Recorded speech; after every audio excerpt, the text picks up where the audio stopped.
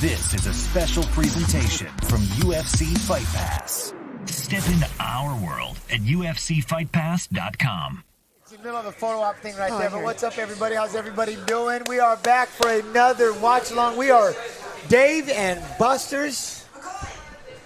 It feels like, did we just go loud in front of everybody? My guests, Pearl Gonzalez and Mr. Anik. How you doing? How's everybody doing? Where are we? LACA, baby. Come on now, LAC. Dave and Buster's. I'm learning about LA part of the aspect, but I'm sure there's Dave and Buster's all around this LA area. Oh, yeah. You know UFC Fight Pass is on that Dave and Buster's train. You can be sure. But, yeah, we're about 4 miles from the arena or from the Dome, from the Intuit Dome in Inglewood.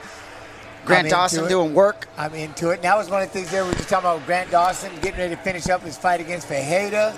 As we get into, like, I need a list. That is the one thing where I will feel weird. I got to have, like, a list. Of the fights? A list of the fights. And I probably should, I'm going to just use my Well, it's phone. funny you say that, right? So I had 3 of them in my room until everything got thrown apart with the main event, right? So it didn't apply anymore. I didn't want to bring it here and throw myself off. Do we just do that right off the bat? We got to do that. Number one, we were just talking about that a minute ago, Pearl, as well. Having a title fight change on the champ. 2 days before. 2 days before. How does that make you? Well, it's just unbelievable. And, you know, we're watching Grant Dawson compete. And I remember talking to Renato Moicano about Grant Dawson. And this is not even that long ago, maybe a year ago. I'm talking about nobody gets up when Grant Dawson is on top of you. Yeah. They're teammates at American Top Team. And, you know, we're watching Dawson on the prelims and his boy fighting for the title tonight. It's just unbelievable. I can't even express how I'm feeling about this. Talk about, they say luck, when time meets preparation. And man, lucky Money Moicano. Like, to me, like, this just, its timing is so beautiful. Hats off to him. He truly deserves it. He's worked for it. He certainly has the character for it. And what an opportunity for him. Yeah, the character part is what I like. It's like he literally, if it just fits in a, I don't give two shit, I got nothing to lose, F this, I can't F and lose, I need to make my money. And then it's like, prove it. Well, this just happened. Now I'm fighting. Now I'm about to be a world. I like how he said, he goes, not only am I about to get a big check, I'm about to be the world champion. I don't think it even about that he's not going to be the world champion. It's just unbelievable. And if you rewind back to April 13th of last year, UFC 300, Jalen Turner blasts him in the first round, and he sort of gets up, finishes Jalen Turner in the second round, then goes to France in the main event, beats Benoit Saint-Denis in France as a huge underdog. You weigh in at championship weight, you put yourself in position to realize a championship opportunity. I'll say about Renato Moicano, that 4-fight win streak, he is 35 years old. Who knows if this opportunity would have presented itself to him. I'm excited for my boy Renato. Let's go, money. Yeah, 100%. As a watch-along partner alone, it's been cool just to watch his leaps and bounds and the way that he put it together. The fight with Benoit Saint-Denis, how dangerous he looked with those elbows. I don't know, in all reality, though, because when Islam grabbed, you know, when it's different. It's a different. It's different. You know what I mean? It's different, and I just don't know. You know, Oliveira just took a shot at it and tried to, and same thing. I mean, when it gets to the ground, he had Oliveira submitted in an arm triangle before he even really locked it in. That squeeze it's just different. You know? So, Pearl, like, Renato's obviously a seasoned grappler. Like, any shot for him to do anything? We all have a shot. You always have a shot. So you, till the last second, I don't care if who was the perfect, Leon Edwards was the perfect example that till the last second you have an opportunity. And so for that, you have to give Money his slot in that spot there. However, as Jen's just said here, like, the level of grappling that Islam has and has showcased time and time again, it's so different when they grab a hold of you. If you've ever, as a grappler, I'm a very confident grappler, but when you have been grappled and grabbed and wrestled and held down by a really good wrestler, it shuts everything down. The ability to control the hips, to shut down every part of your game, it's discouraging, and it's changing.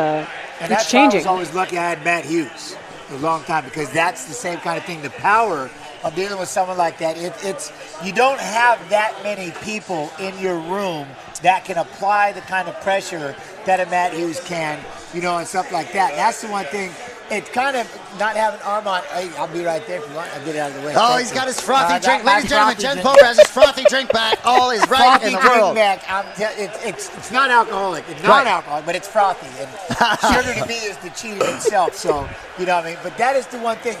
Learning how to just deal with that power. That's kind of what had me excited when it comes to Arman Tsarukyan fighting Makhachev, is this is round 2. And once you get through it once, at least you have an idea of what you're stepping in there again. When I was talking to Bilal Muhammad, he just talked about the dual threat of Arman Tsarukyan juxtaposed to Renato maybe not being a threat on the feet. And, it's Islam. We talk about the grip strength. We talk about the wrestling. But Islam, how about the striking, too? Oh, my God, incredible striking. Everywhere. Because look at toe-to-toe with Poirier, and that's, again, he's leveling up every day, getting after. You can just tell, and now this is another part that, does this set him, what defense is this for him? I believe the 4th, which would put him above Khabib. He's already above, so was Khabib 2? TJ could chase it for. TJ probably knows. He's an encyclopedia from time to time. Khabib, 2 title defenses. This would be Islam's 4th, right? Islam. 4th, yes. But when he defended it the 3rd time, that put him above all of us at 155 pounds. I will get back to you on that. And I'll tell you why I say that. Because I defended it twice. Let's go. And so then nobody had done it. I don't think anybody's gotten past 2. I don't think Khabib stayed after. He did 2. And then Makhachev, I think with 3, became the one to solidify. He became the lightweight king. And now going for his 4th.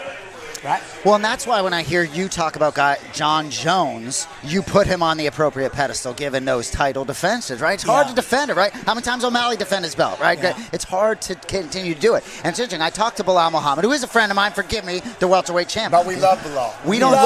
We don't talk about a title defense. There's a new belt in the building. It's not a defense. There's a brand new opportunity to win another championship. It's not about defending it. So Islam, I just can't get enough of him, that gladiator mentality that whoever is in the arena is who he will, and oftentimes the guy who takes that fight, Renato's getting plenty of credit, but Islam should deserve credit too for accepting whoever's, Well, you're accepting a fight with somebody as dangerous as Renato Moicano, who is on a roll, who does have those dangerous elbows. He carved up Benoit Saint-Denis. No disrespect to Benoit, but he carved him up. Those eyes were swelled. I say a lot. Those eyes were swelled pretty quick. They were closing fast, and that's, again, he has that kind of position. If he could end up in a good position, takedown defense wise, and end up on top the way Renato started getting after those elbows, could pose a threat. And you again, as you said, you cannot sleep on Islam's grappling or his striking. He's an incredible striker. It doesn't get as much shine because his grappling is so significant, but he has incredible striking as well, and he can go toe to toe. 4-way tie, all of them have 3. So it was 3. I thought it was 2. So 3 defenses. So what? So Jen Pulver's in 2nd place? Is that what you're telling me? Yes, we got mad love for the OG no matter what. 2 and whatever. He was there for a minute. Exactly. Jen's question: Have you ever taken a fight on 2 days' notice? I took it on 3. What was that like? What was that experience like? It's funny. I showed up in Japan. I was no longer had a leg lock specialist in Imanari, and as we got this striker, Kenji Arai. I'm going, all right. It didn't change the way I was going to train. I'm going to just go out there try to knock you out anyway. So I guess I just don't have to sprawl as much, So, but it didn't bother me at all. I think just the idea that I'm here, I'm fighting. What can I? What are you going to do? Say no? No, let's just go. We're going to punch and kick and. I feel like the last-minute fights like that, you don't get the doubt to set in. You don't get the nerves. You don't get to think the fight through a million times. You just get to go in and be you. And for me, I feel like that's just when you're your most dangerous. When you don't have all the other X factors, you just get to go and be. And it's like, I got to show up. Just be me. And I'll tell you what, that's a great point. And I had the privilege of being at Renato's house, actually, before his last fight. We were doing a little the content for the UFC. And when the cameras left, this was before the fight with BSD, and I was in his kitchen with him, and I know Renato pretty good, and he is so much fun to be around, and his energy's electric, but he was very pensive, and I said to him, I was like, you just sort of nervous? Well, where is it just so? He's like, I just think about BSD every minute of every day, right? So to not have to think about Islam, I'm sure he's been, and Benil Dariush, no slouch that he was preparing for, so I'm sure he was ready to go, and I could go on for days, but Pahumpa, his head coach at ATT, talked about the shape that Renato was in sort of going into this even opportunity with Beneil Dariush. And Beneil Dariush was an elite championship-worthy fighter. So 100%. you can be sure Renato, this was a huge opportunity, and he would have been very ready to go in an enormous fight anyway. So I think he'll be ready to go. The question is, can he level up? So we'll Can he rise to the occasion? And we have seen that happen. Like, I think for me with the women, one that will never leave my mind is the Holly Holm. And the way she rose to the occasion against Ronda. Ronda was so unstoppable, and she just showed up and shined. And you get, you just don't have the nerve. She didn't have a last-minute replacement, but, you just don't have those nerves when it's like there's no pressure. Right. I just get to go be me. And that creates a little bit more is it dangerous, the word? There's a little bit more like danger for Islam in that sense because he's taken this fight on a short notice. Yep. And I will say, Renato says I cannot afford to lose. Well, interestingly enough, you actually can, because I'm sure you got a bag to do it, and you got your title shot. And frankly, you probably get another shot with Dariush or whatever it is. I think you land on your feet here. You going in there with pay-per-view bonuses and everything else. He's gonna get. That's what I love. You're gonna get it. Yeah, get it. All right, we got a fight coming up. There's Buff, looking buff. All right, so Billy Elana. Couple weeks found out about this. Billy Elana, 7'1", 6'3", 200 pounds, fighting out of Las Vegas, Nevada. He's a plus 310 underdog. That's a good position to be. Yes, it is. In a lot of ways. If he's taking this on shorter notice. Yeah, and I said this off the air, so apparently he walked into his gym, whether it was last Friday, the Friday before, and he had no idea that he had gotten the call to the big show, and everyone's celebrating him as he walks in and says, hey, man, congratulations. He's like, what are you talking about? It's like, you haven't heard the news. I think you got a shot in the big show. So, but I met this dude, Bogdan Guskov, in the hotel. I would not want to be inside a cage with this man. You can be sure. He's horrifyingly scary, isn't he? He's the salesman of the NPC scary guy in any video, in the fighting video game. Look at him. He's perfect. He does. He's perfect. Gotta love it. So welcome to the UFC. You get the 13th ranked contender. We'll see. But again, these are those opportunities. You can't go wrong. You just go out there and have a showing. You'll get a second opportunity. You can't go based wrong. on that, and then you get a full camp and train and get at it. But it's always the opportunity. If you can get in there and have that moment to get in there, you got to do it. The experience that 100%. he's going to gain, like he'll never, and that's to me the only goal when I step inside of a ring, a cage, anything, is to leave that canvas better. And there is no doubt about it that Moicano is going to leave that octagon significantly better. I love it. Yep, 100%. When he feels that power at one time, he's going to learn to just go, okay. And that might be it. Does it shock him? But like right here, righty versus lefty, you got Guskov pushing forward with the number 13 by his name, trying to be the aggressor. And already, see, I like that because what else you have? You got football in the ham at the same time. I mean, we'll give out every now and then. Thank you, Washington Frankie. And, I'll tell you what, how about Washington these guys versus UFC Lions? Fight Pass taking drink orders as we're on set? You know what I mean? Shout Thank out. you, I love guys. Fight Pass. And as we were just talking there, Elana's got the Wow. already taken the back, has the wrist, and looking to try to go ahead and apply the rear naked choke. Beautiful wrist control here with that underhook. He's doing a great job of already has one arm kind of halfway under the neck there, but that beautiful wrist control, if he can contain that and hold that, he can definitely lock his leg around that and lock that on. Dominant position early. I tell you what, the calendar turns to January 2025. This guy's not in the UFC. He could have a ranking before the month of January's out. 100%. Now, the one thing about the crossed feet, I don't know if Guskov's going back there trying to go cross his legs over the top of the. You always hear about that, right? Don't cross your feet inside on the rear naked choke like that and snap the ankles. Yeah. But Always he doesn't get look nervous. like he's bridging on it. No, I think he's doing fine, but he's doing a good job to try to land some elbows to the side of the head. Elana doing a good job of sitting out and finding a better angle for that There he goes. back take. Yeah, that's 100%. Switches it to the figure four around the waist. Now, see right here, we start to flatten him out. Still got a lot of time left, 3:09. Tons of time. Yeah, that's what he's going to have to be careful with the, I don't know. When you're sitting there like that, someone has you figure forward around the waist, it's hard not to panic. Because you're like, you know what I mean? You just don't want to be there. It's just suddenly you have like a calf slicer. And I have to say, Elana, right, and I'm sure he's in better shape than me, but he said at the fighter meeting he didn't train in November, barely trained in December, right? I'm already seeing him mouth breathe a little bit, so working hard here. We'll see how he holds up, but certainly won the first half of round one. Yeah, beautiful elbows there. That's the other thing with Guskov, just keep fighting these hands and realize that he is going to fatigue. He should fatigue. How much pressure is that on that foot, keeping that thing locked up like that around the waist of Guskov? Guskov's doing a really good job of switching his hips here and creating a little space from that lock, because that lock is tight, but he's doing a good job of constantly moving his hips, which will eventually help him open that lock up. Now he looks like he's going to try to, I thought he was going to go after it there for a minute.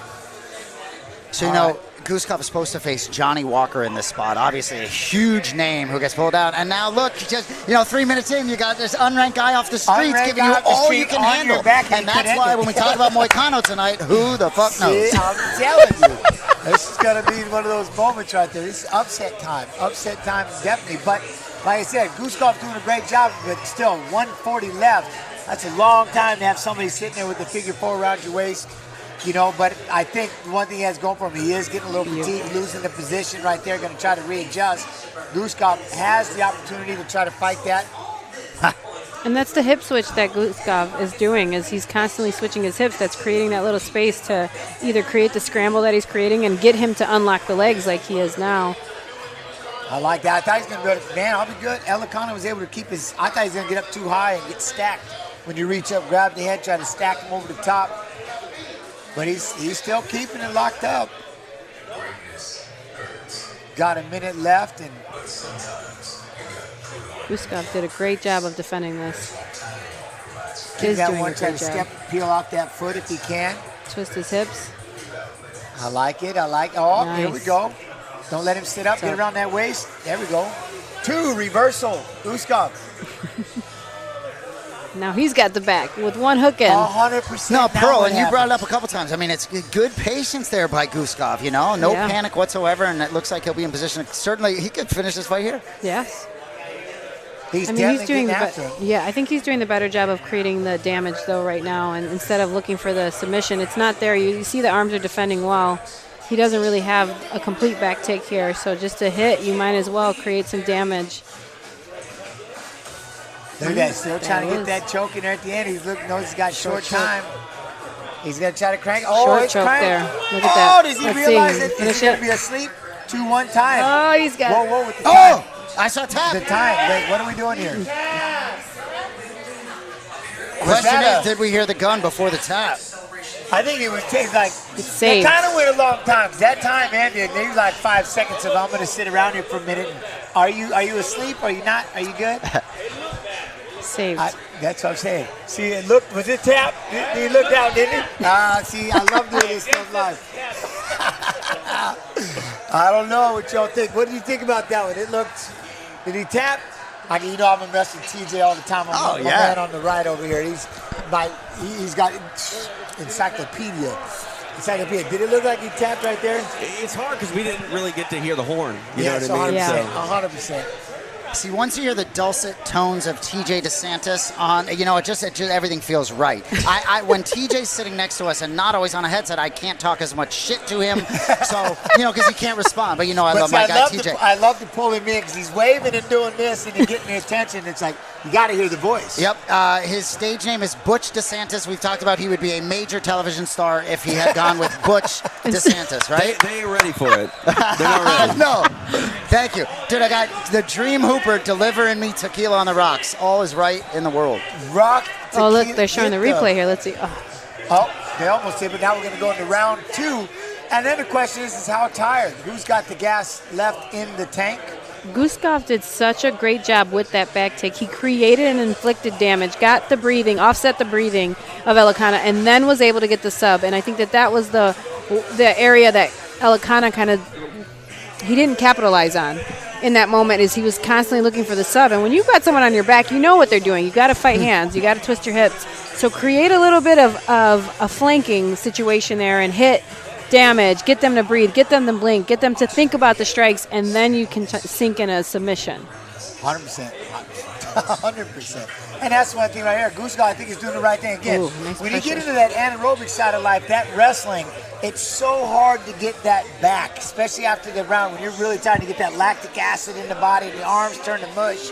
And so it's just so hard to get that back. So I think Guskov's doing the right thing by pressuring Yes. forward. Because like I said, Elana's going to, he's striking, but look at that, he just takes a deep breath. It seems like one or two more entanglements there, tying each other up, and it could just be enough. Good one, too. Tell you what, Yeah. Elana looks a little fresher. Looks like maybe a second life after that, maybe tap after the buzzer. Look at that, little feints on his way in. Guskov, shoulders. Doing a good job of dealing with the pressure. Guskov has incredible forward movement right now, trying to push him to the cage, but Elana just doing a great job of angling off, creating a little space when he needs to with that jab, that clean 1-2. See right there, feint back, come back with that lead hook if he can. But he's never really going all the way back to the fence. He's moving around, and that's what you need to do in that environment. 100. I wish that the one thing, like if I was Guskov, we got to get in there and again, get back into a pummeling situation instead of just kind of playing with him, plodding along behind him, allowing Elana to throw a shot. I think if he gets in there and we start mixing it up a little more, like really try to melt it. Yeah, he's doing a good job of pressuring, but he's almost following him. He's not corralling him. Now he's got him frozen on the fence. Go. Trying to load up that right hand to the body. I like that. Dig to the body there, Guskov. He's freezing him, and that's what you want to do. You want to freeze your opponent right there. Then you can really get to work and do what you want. And then you see the way that he's breathing, Elana, that is, he's like he's right in the middle of a situation. Just no scramble. Just don't scramble with me. So, Pearl, like when I look at Guskov here, it's like, is he just being patient here? Or it's like, because I look at him, I'm like, why don't you just go to town? Well, I guess he's getting aggressive. Now he just did it right there. Hook the head, throw some uppercuts. You see how he ripped He's two body cooking him. shots? Oh. Now he's starting to bring in the 5, Beltran 6, taking 7, a close look. Yeah, he's starting to cook him now. I like that. Get on the head when we got one knee down. That worked. But you see how that tie up and snapped him down? That little bit of wrestling was just too much. He's on all fours. He's doing a beautiful job of maintaining his range here, maintaining his space. He's not grappling. He certainly could in this position here, but he's keeping that space to land these damaging strikes. And this is that situation. At what point does intelligent defense start to step in? Right. grab a leg. Stand him up. What are we doing? He should grab a leg. He's that close. He's got the leg there, but Guskov's almost baiting that. Just because he's got. Well, now he's going to be heavy. Nice guillotine. Yeah, good move. It's tight. I get Yeah, quick tap. Wow. Okay. But you see what I mean? It was just too much. He was so tired after that good grappling. That's the best way to wear somebody out, especially on short notice. You get into that anaerobic side of life, add in that wrestling and that scrambling. You just don't get it back. But, Pearl, you were talking about Guskov all throughout round one, and, a path to victory. I mean, like, he absolutely, I'm not suggesting he was in great danger, but fought a very smart fight to not have this end up being a really silly night for him with a guy off the street coming in and taking your number 13 ranking. Hey, real quick, guys, how good does this Intuit dome look on television? Oh, my God. I like it. Beautiful. I'm into it. Yeah. So, I'm not going to stop saying it's corny. I'm going to keep doing it. I'll tell you, this kid he is so sharp at 50 years old with that Intuit. But no, so I will be heading in there, and my brother was talking about these meetings that were sphere-like, some of these pre-production meetings at some of these Sphere components with this big curved screen. So I'm excited to get in there, because I will say the Sphere was the best night of my life with respect to my wife. I've said that over and over again. That was that experience. Dana's got to go back to the Sphere. I love it. I am so jelly that the Sphere looked incredible. And I did see some clips. They showed some previews. One of the media channels showed some previews of this, and I was like, oh, my God, this is amazing. Dude. Always a lot of fun to watch the show, everything they did with it. But wow. Yeah, I like it. Look at that curved screen. Yeah, that's so dope. I went to the Chargers game, so the Chargers have that same screen. I was blown away. And the sound that comes from it, it was amazing. I can't imagine what that's like, though. I kind of want to go in there now a little bit. I mean, I love my D&Bs right here, but man, I kind of want to see this screen. Y'all are selling me on this. So, Jens, I don't really know how to react to you. Are not live chatting right now. Or do you feel lost without your chat? Chad, I love you to death. I miss you. But they said it yesterday. They're like, oh, well, we're not really going to get to chat with you. And I'm like, yes, but in spirit, you have me, Chad. I love you. I appreciate you. I got some really cool things we're going to talk about later when we get back. And, and hopefully there'll be more on the horizon as far as a busier schedule of streaming. Do you play too as well? Do you game? A little bit. I'm scared to game live, though, because I'm afraid some of these little smarty pants are going to say some things and hurt my feelings. You know what I mean? Little smart asses are going to come in there and say some stuff, and it's going to hurt my feelings and really ruin it. But I love gaming, so that's why I don't game. I don't game live because someone's going to say, you saw. I mean, you can comment about my fighting all you want, but don't rip on my game, and that hurts. I love my game, and that's my TO. That's my timeout. I can't be having. That's why I don't stream it. I'm like, and if I do, I gotta have 1 or 2 people gaming with. I can't go solo. I'm a coward. I am a coward when it comes to that. But yeah, no. So yeah, why you gonna stream? You want a game? I want to learn. I try. I mean, I die all the time, but I'll try. That's the beautiful thing about it. We spawn back up. We go again. That's the best part about it. So what do we got coming up next? All right, I'm gandering in here and get my list up here. Okay, exactly. It's what okay, this is the fight. Okay, so this is Azamat, Bekov, Zach Reese. Bakoev, and against Zach Reese. So this is Sucker Punch's new Azamat Bakoev, I want to say. Butler's probably like, you muck, but so we got it. But he's got a really cool story how he got in there, and he met Mick, I think, out there, like at the casino or something like that, and was able to talk to him. And he like his own money and everything, his own dime to come to the UFC, and he was able to meet Mick, I think in an awkward spot, and talk to him, tell him like, I'm the LFA champion and this and that, and he's like, yeah, you want a shot? And he's in. I believe that's the story. Butler could tell a much better version, obviously, but then of course they're throwing him in there against Zachary Reese, who he's not a short individual. Zachary's like, he's like, what, 6'3", 6'4", something like that? 8-1, 18-3. Yeah, he's 6'4". So 205-pound division at 6'4". Wow. So Zachary Reese, yeah, he's a big one. You know, it's weird. For some reason, for a minute, I thought the crowd was going crazy for Guskov. And I'm like, oh, wait, no, we got the... Right. We're on the 10-yard line, and he just tripped and fell and almost had a touch. We were going for the touchdown right there, but... Trip foul, we got a flag, we got bumping in. The Lions and the Redskins are having a moment right now.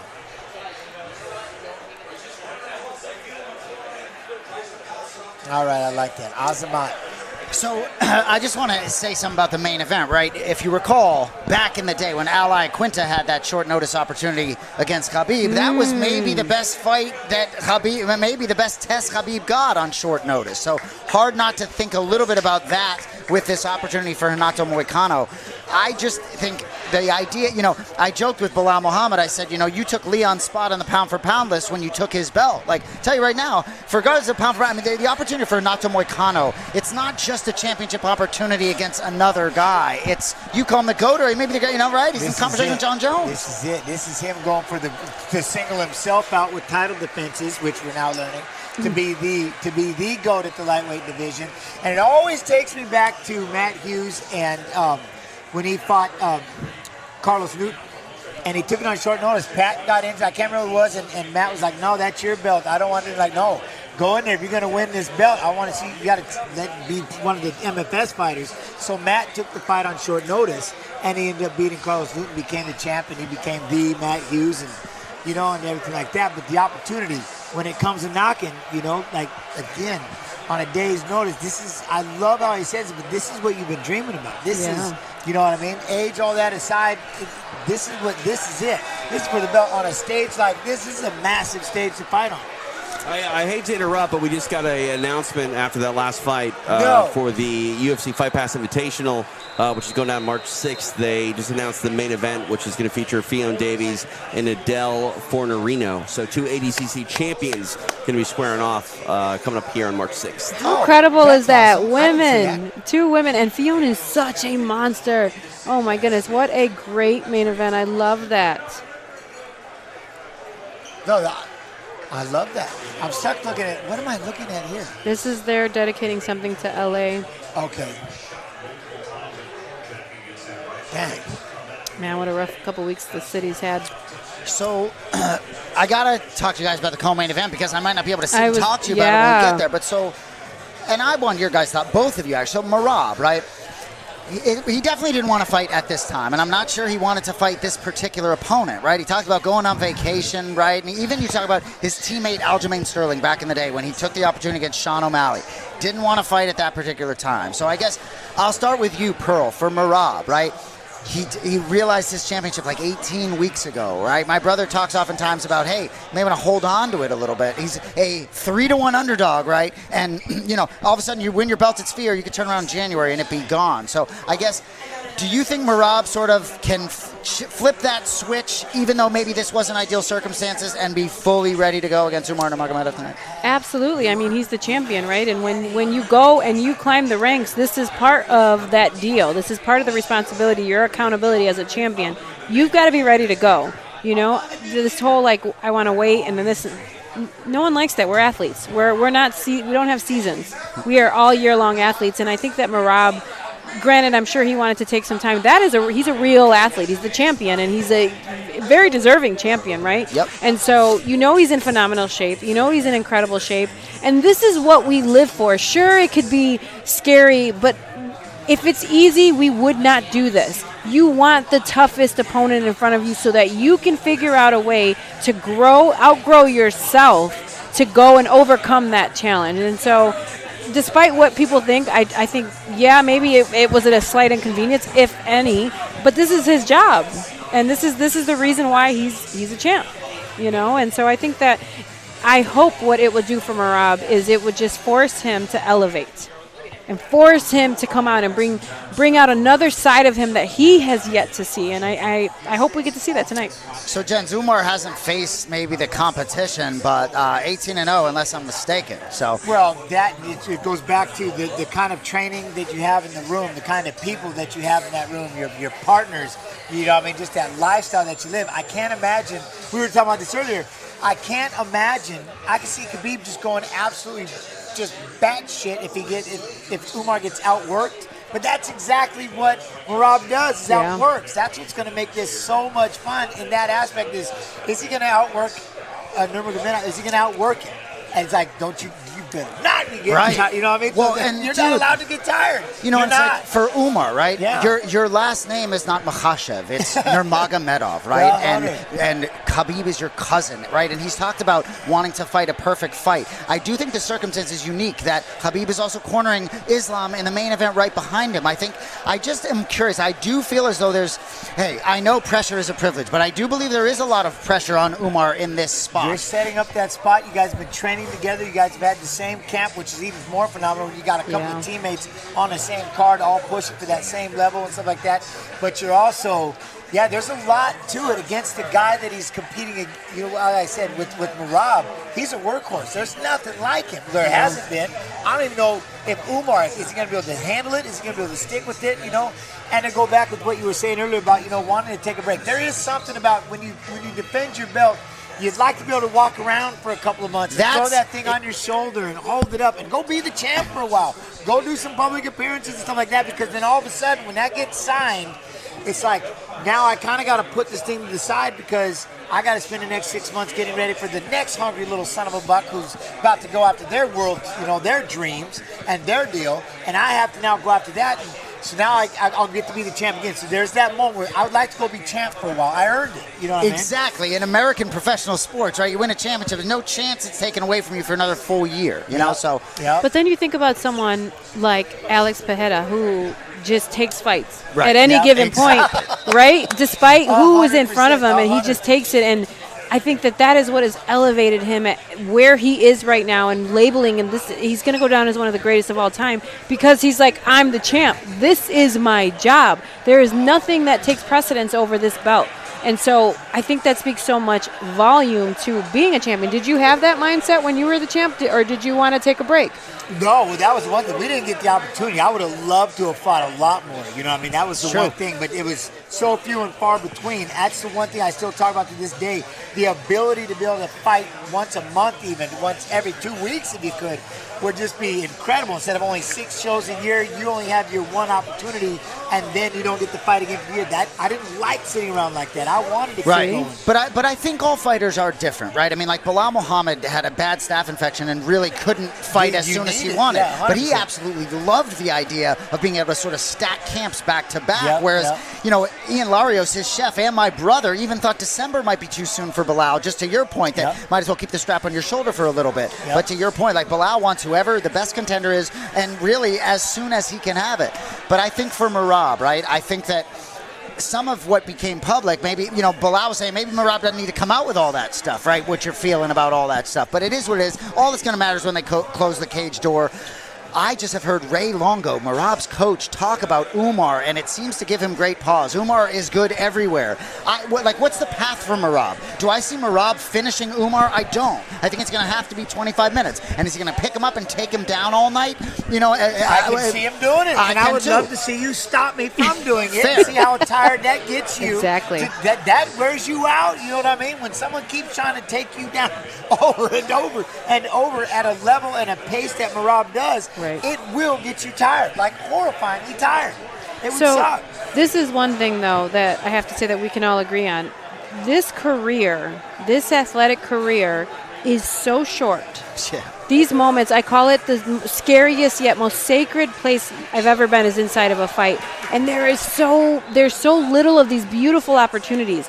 If you are at your peak and at your best, you have to go now, and you take advantage of every single opportunity, because who knows where you are in a year? Who knows where you are in 6 months? And so I think with Merab having such an incredible performance as he just did at Noche, to having this opportunity, you just keep building on all of that momentum. You know, momentum is king. It's what keeps you going. He has a ton of momentum. Yes, he has an incredibly tough opponent ahead of him, but what he has that he can certainly rely on is that momentum. Sounds like you guys like Merab to win the fight. No, I don't. I just, like I said, I just want to see, when it comes to the work, is how do you start? We know Merab sets records in how many takedown attempts and how many takedowns. So you know that he does that. So it's, what do you do? My whole game plan, I don't necessarily know if I'm going to try to outwork you. We're going to find out. Right. I'm down, but that's tough, because that's one thing we know Merab can do, just like on a whim, is just outwork you. So that's what's going to be so much fun about it, is what is it that Umar is going to do? How does he nullify it? What is he doing here? And it could be a straight shot and a kick to the head. This whole thing could be over in 30 seconds. Right. Maybe. But I'm just saying, the one thing that we do know is somebody that's breaking records with takedowns and takedown attempts. That's a nightmare day for anybody. It just is. Yeah. Well, and like Umar, I think 100% takedown defense. But if you're asking me if I think Merab can take him down, of course. Like Merab take it, right? And it's just how it rolls. By the 15th time he shoots in, he's got to get one, right? Exactly. It'll be cool to see, because I don't imagine we're going to step back and end up seeing a great boxing match. I don't know if that's going to be, but you never know. You see two wrestlers, you think we're going to wrestle off, and they go striking. Yeah, I think Merab better hope it's not a boxing. And, you know, when we think about Khabib, though, if, you know, it's like Islam and Umar, their striking is different than Khabib's. And Khabib's career was shorter, too, but these guys are just mixed martial all around. I could see him skipping one off the side of the head of Merab, just boom, punting one over. I mean, he's got those kicks that are quite impressive. Merab did such a great job in that last fight when he won the title at constantly feigning, constantly creating a little bit of movement and moving at a different angle and like feinting the takedown. And his feints were so beautiful, and it's the movement. And a lot of people don't take that into credit, that the movement. Every time your opponent in front of you moves, your eyes move a different way, you breathe a different way, you tense up in certain ways. That is taxing. That plays a dividend in the fight. And Merab did that incredibly well against a very calculated Sugar Sean. Great point. I do like it. I know if you're sitting with Osmat, that is one. I'm excited to see this. I know they were just kind of showing it a minute ago, but Zacharias Osmat. Let me see what's you have. Let me get a look. See, I know what it was the LFA champ. He's 18-3, making his debut from Russia. 6 feet, 205 pounds, 72-inch reach. Okay. 45-inch leg reach and a 77-inch reach for Reese. I like it. 8-1. Last fight coming off a win. How about it, guys? We're finally here. Our first pay-per-view of the year. I'm telling you. You know what I love, too, is what the city has been through in the last couple weeks. The UFC has always done this. They've been a leader in this. They stay true and they stay strong and they continue on. They don't let things affect them, and I think that this gives so much encouragement and motivation and you know, joy and excitement to the city after what they've gone through. Like, we're still here, and it's such a blessing. I love 100%. That. I'm so grateful for that. They carried the sports world through the pandemic, and this feels a lot like it. It was like all the questions, there were different things shut down. It was like, there's no way Dana White was shutting this thing down. And it's, you know, you don't think the people of LA are happy to have us here? You can be sure they are. Yeah, so, absolutely. Give them something to think about. But it is crazy, right? So I know I talk about Bilal a lot, but there are these stairs in Chicago. You've probably done them, the stairs, right? Yeah. Have you done the Santa Monica stairs, by the way? I've not. Okay, so I was going to go do the Santa Monica stairs, which I think are a little tough. It's a workout where you can go upstairs or whatever, you go up and down. Bilal waxes me on these stairs. But the ones in Chicago? The ones in Chicago. But we were going to go to Santa Monica, and then my wife said to me they may not even be there anymore because they're at the bottom of the Pacific Palisades. So we didn't make it over there, but you know, I lived out here for 3 years, so it's special to be back here for me, being in downtown LA, and now Inglewood. Can't wait to get in the building. Is that where we are? Are we in Inglewood? I was wondering what side of LA are we in right now? So we're about 5 miles from Inglewood. We are, I believe, in Los Angeles, actually, where we are now. But you know, you could. I'd be exposed if you start asking me too many questions about the West Coast. I'm clueless. I was a Seattle kid. That was all. I never came down here on this. Isn't Jen's from Pacific Northwest too? Seattle. I was Seattle. Yeah, I mean, and Chase Washington. too, right? Sorry, Jen. Is Chase from up there Chase, too? Yes, 100%. Yes. All right. Yeah. Yes, and his wife Anna, my best friend on the planet, Scotty, is her dad. Really? Yeah. So he's been my best friend since we were No way. Did you guys did you introduce them or did they meet on their own? They met on their own and everything like that. I was already back in Iowa and stuff like that. Goodness. And it's just kind of cool. So I'm like, it's like my niece over there. Dude, I love it. So, but no, I love them to death, both of them. So UFC's going to Seattle. Let's go Fight Pass. Like, let's go do something there. I already told them.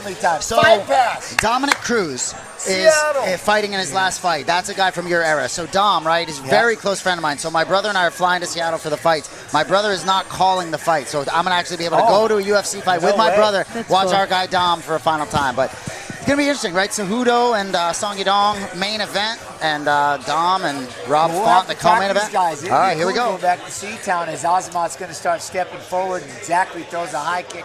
See what I mean? Look at the size of Zachary Reese. Look at that frame at 6'4" to 6 foot? Yeah. Wow. And then again, when this is your debut, you got to get those nerves a little bit, right? You've been wanting and waiting and can't wait to get into UFC and fight in UFC, and then here you are. Middleweight. Yeah, look at that frame on Reese at middleweight. Man. He's very big, 6'4", and that's the one thing you're going to try to go in with that knee. Osmond's going to drop in for a single leg. Are we going to try to run it across or we dump defense. I do like the defense. And that was Pereira at middleweight. He's 6'4" as well. Yeah. And now we're going to try to... He doesn't get the elbow in, but I think he's setting up that other arm. He looks like he's going for the one arm, but I almost think he's baiting that arm. Yeah, that was what he was looking to do. But now he covers up, and that's the one thing right there. Osmond, pass the legs by, maybe get off to the side. Yeah, Beckhoff doing a good job of shutting down the hips of Reese. Good ground and pound, though. Reese got it locked up. Nice overhooks there. Not bad with 3:33 left in the round. Wow. He's got a really active guard. Constantly switching angles, switching his hips around, looking for an opportunity to some nice do a couple of backhands right there. I like that. I think he swung that kick around and dropped it on the back of his head. I like the way he's moving his hips in this fight. He's doing a good job of constantly creating angles with his hips on the bottom here. A lot of elbows. Refusing to stay flat. Always on a hip or a shoulder.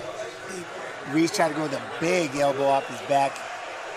And again, that's one thing you got to be careful. Even if they're down there throwing elbows, they'll cut you. Yeah. Azamat's going to try to posture up a little bit and ground and pound. Both seem key to kind of be in this position. Yeah, Reese doing a good job of never allowing for his hips to be flat on the canvas there. Constantly creating angles with his hips here to kind of create openings for him. And He's got a really active guard. I really like that, especially for such a long, lanky guy like him. Yeah. Yeah, it's a really good point. Bakoyev almost just losing this last minute, even being in top position. Yeah, he is. He's doing a good job of continuously nullifying the hips and staying heavy with his good posture. But Reese on the bottom is doing a great job.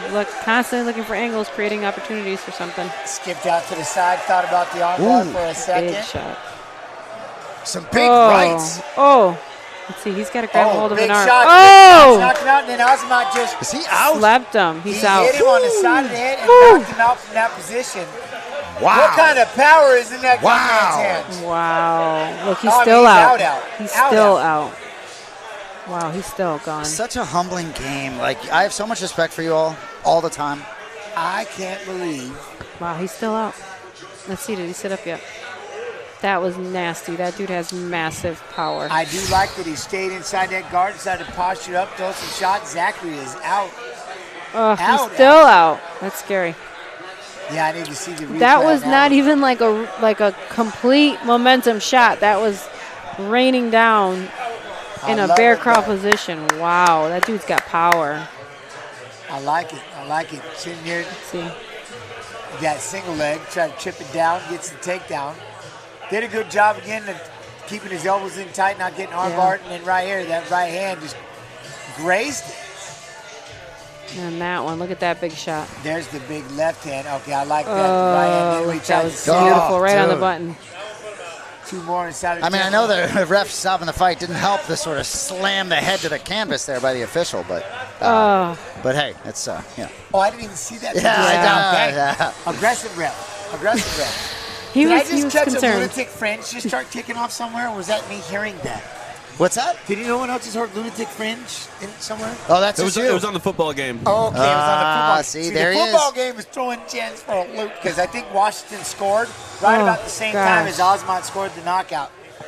That's scary. But boy, he really did him up. And I wonder if that has anything to do with this man's weight cut for how big he is in this division. You know,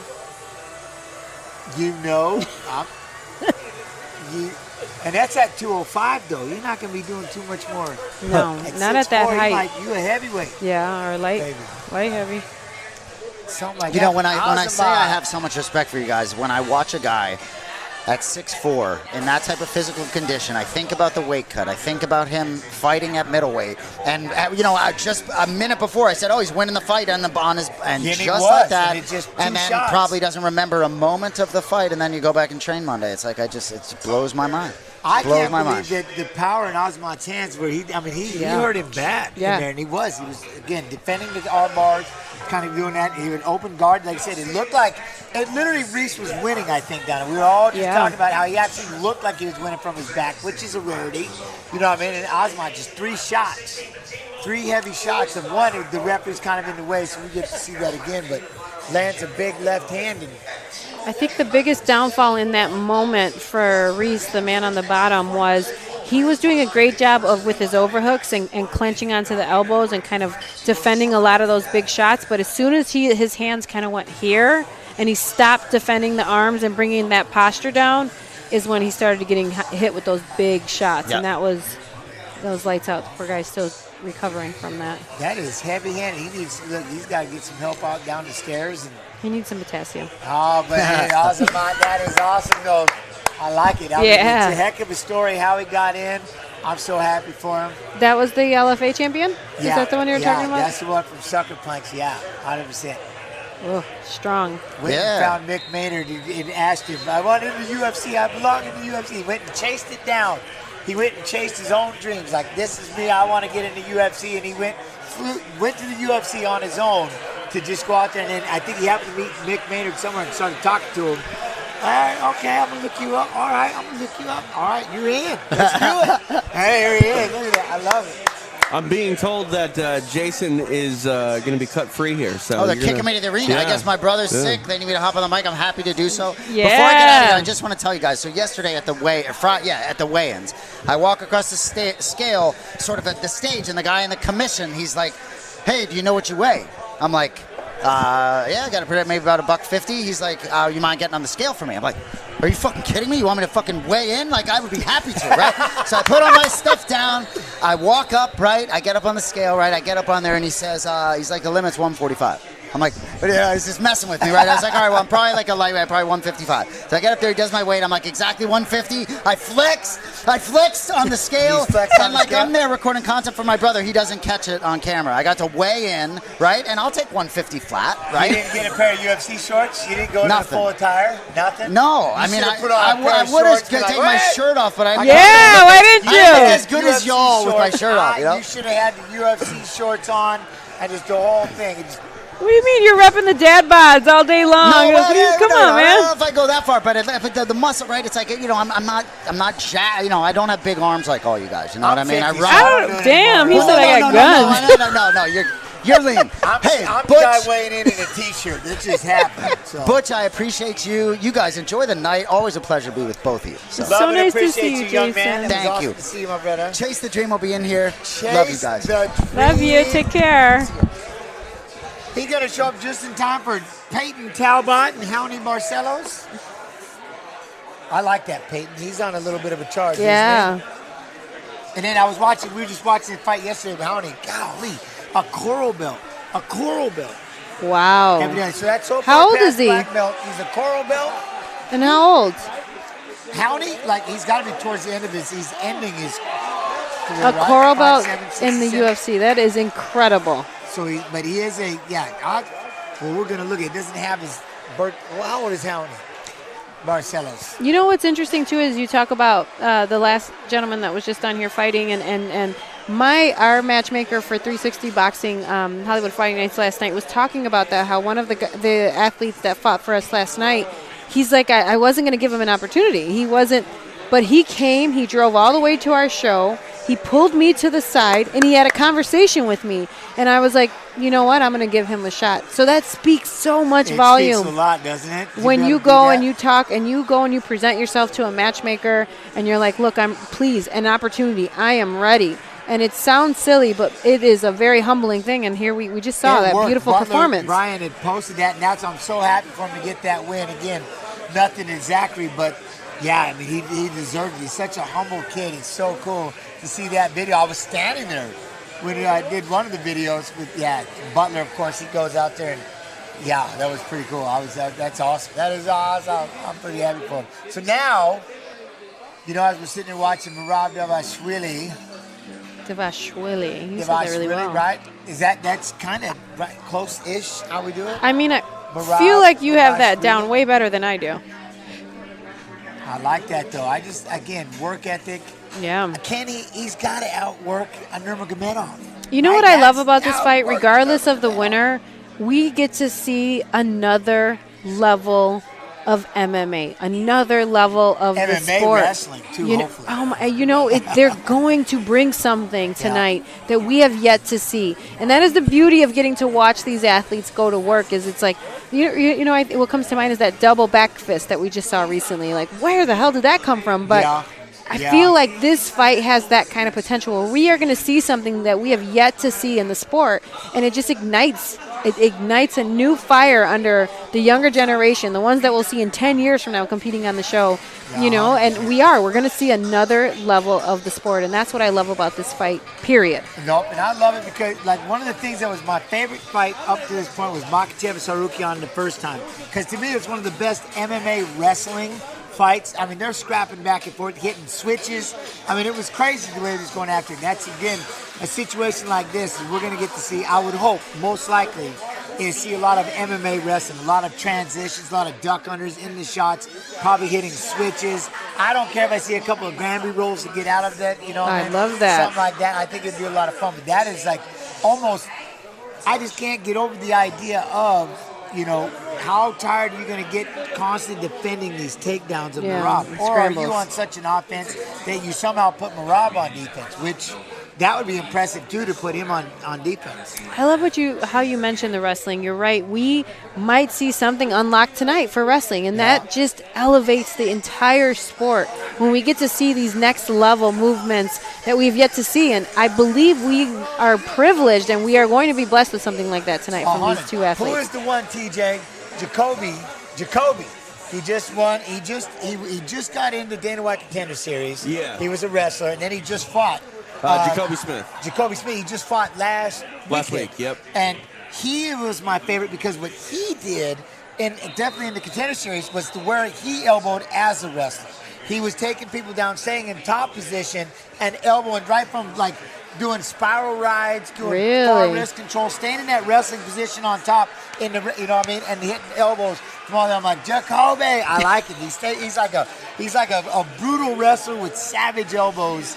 You know what I mean? And I love it. I'm like, oh, Jacoby. And then you get an awesome coach like you that gets to study that and see that. And now you take this to your athletes, right? Oh, yeah. You're the younger generation. Yeah. Exactly, the wrestlers in high school. What do we see from them based on you seeing that and teaching that to them in 5 years?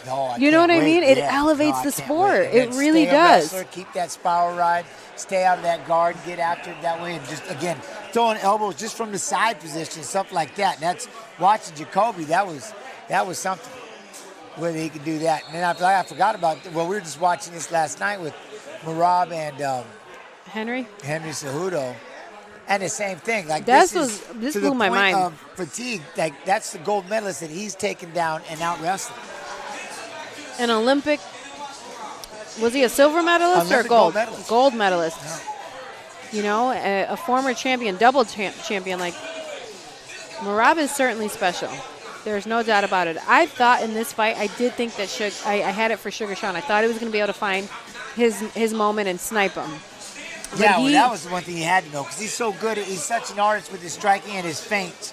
And I love his feints, how he can draw that out of you and get you to overextend when you try to go in for a shot, boom, right there. But again, Merab just stayed tight the whole time. And he feinted. He kept feigning the takedown. He kept feigning these movements, and it was throwing off the calibration of Sugar. And that's where, to me, that's that athleticism that you keep talking about, how hard he works, how hard of a worker Merab is, how he will outwork you.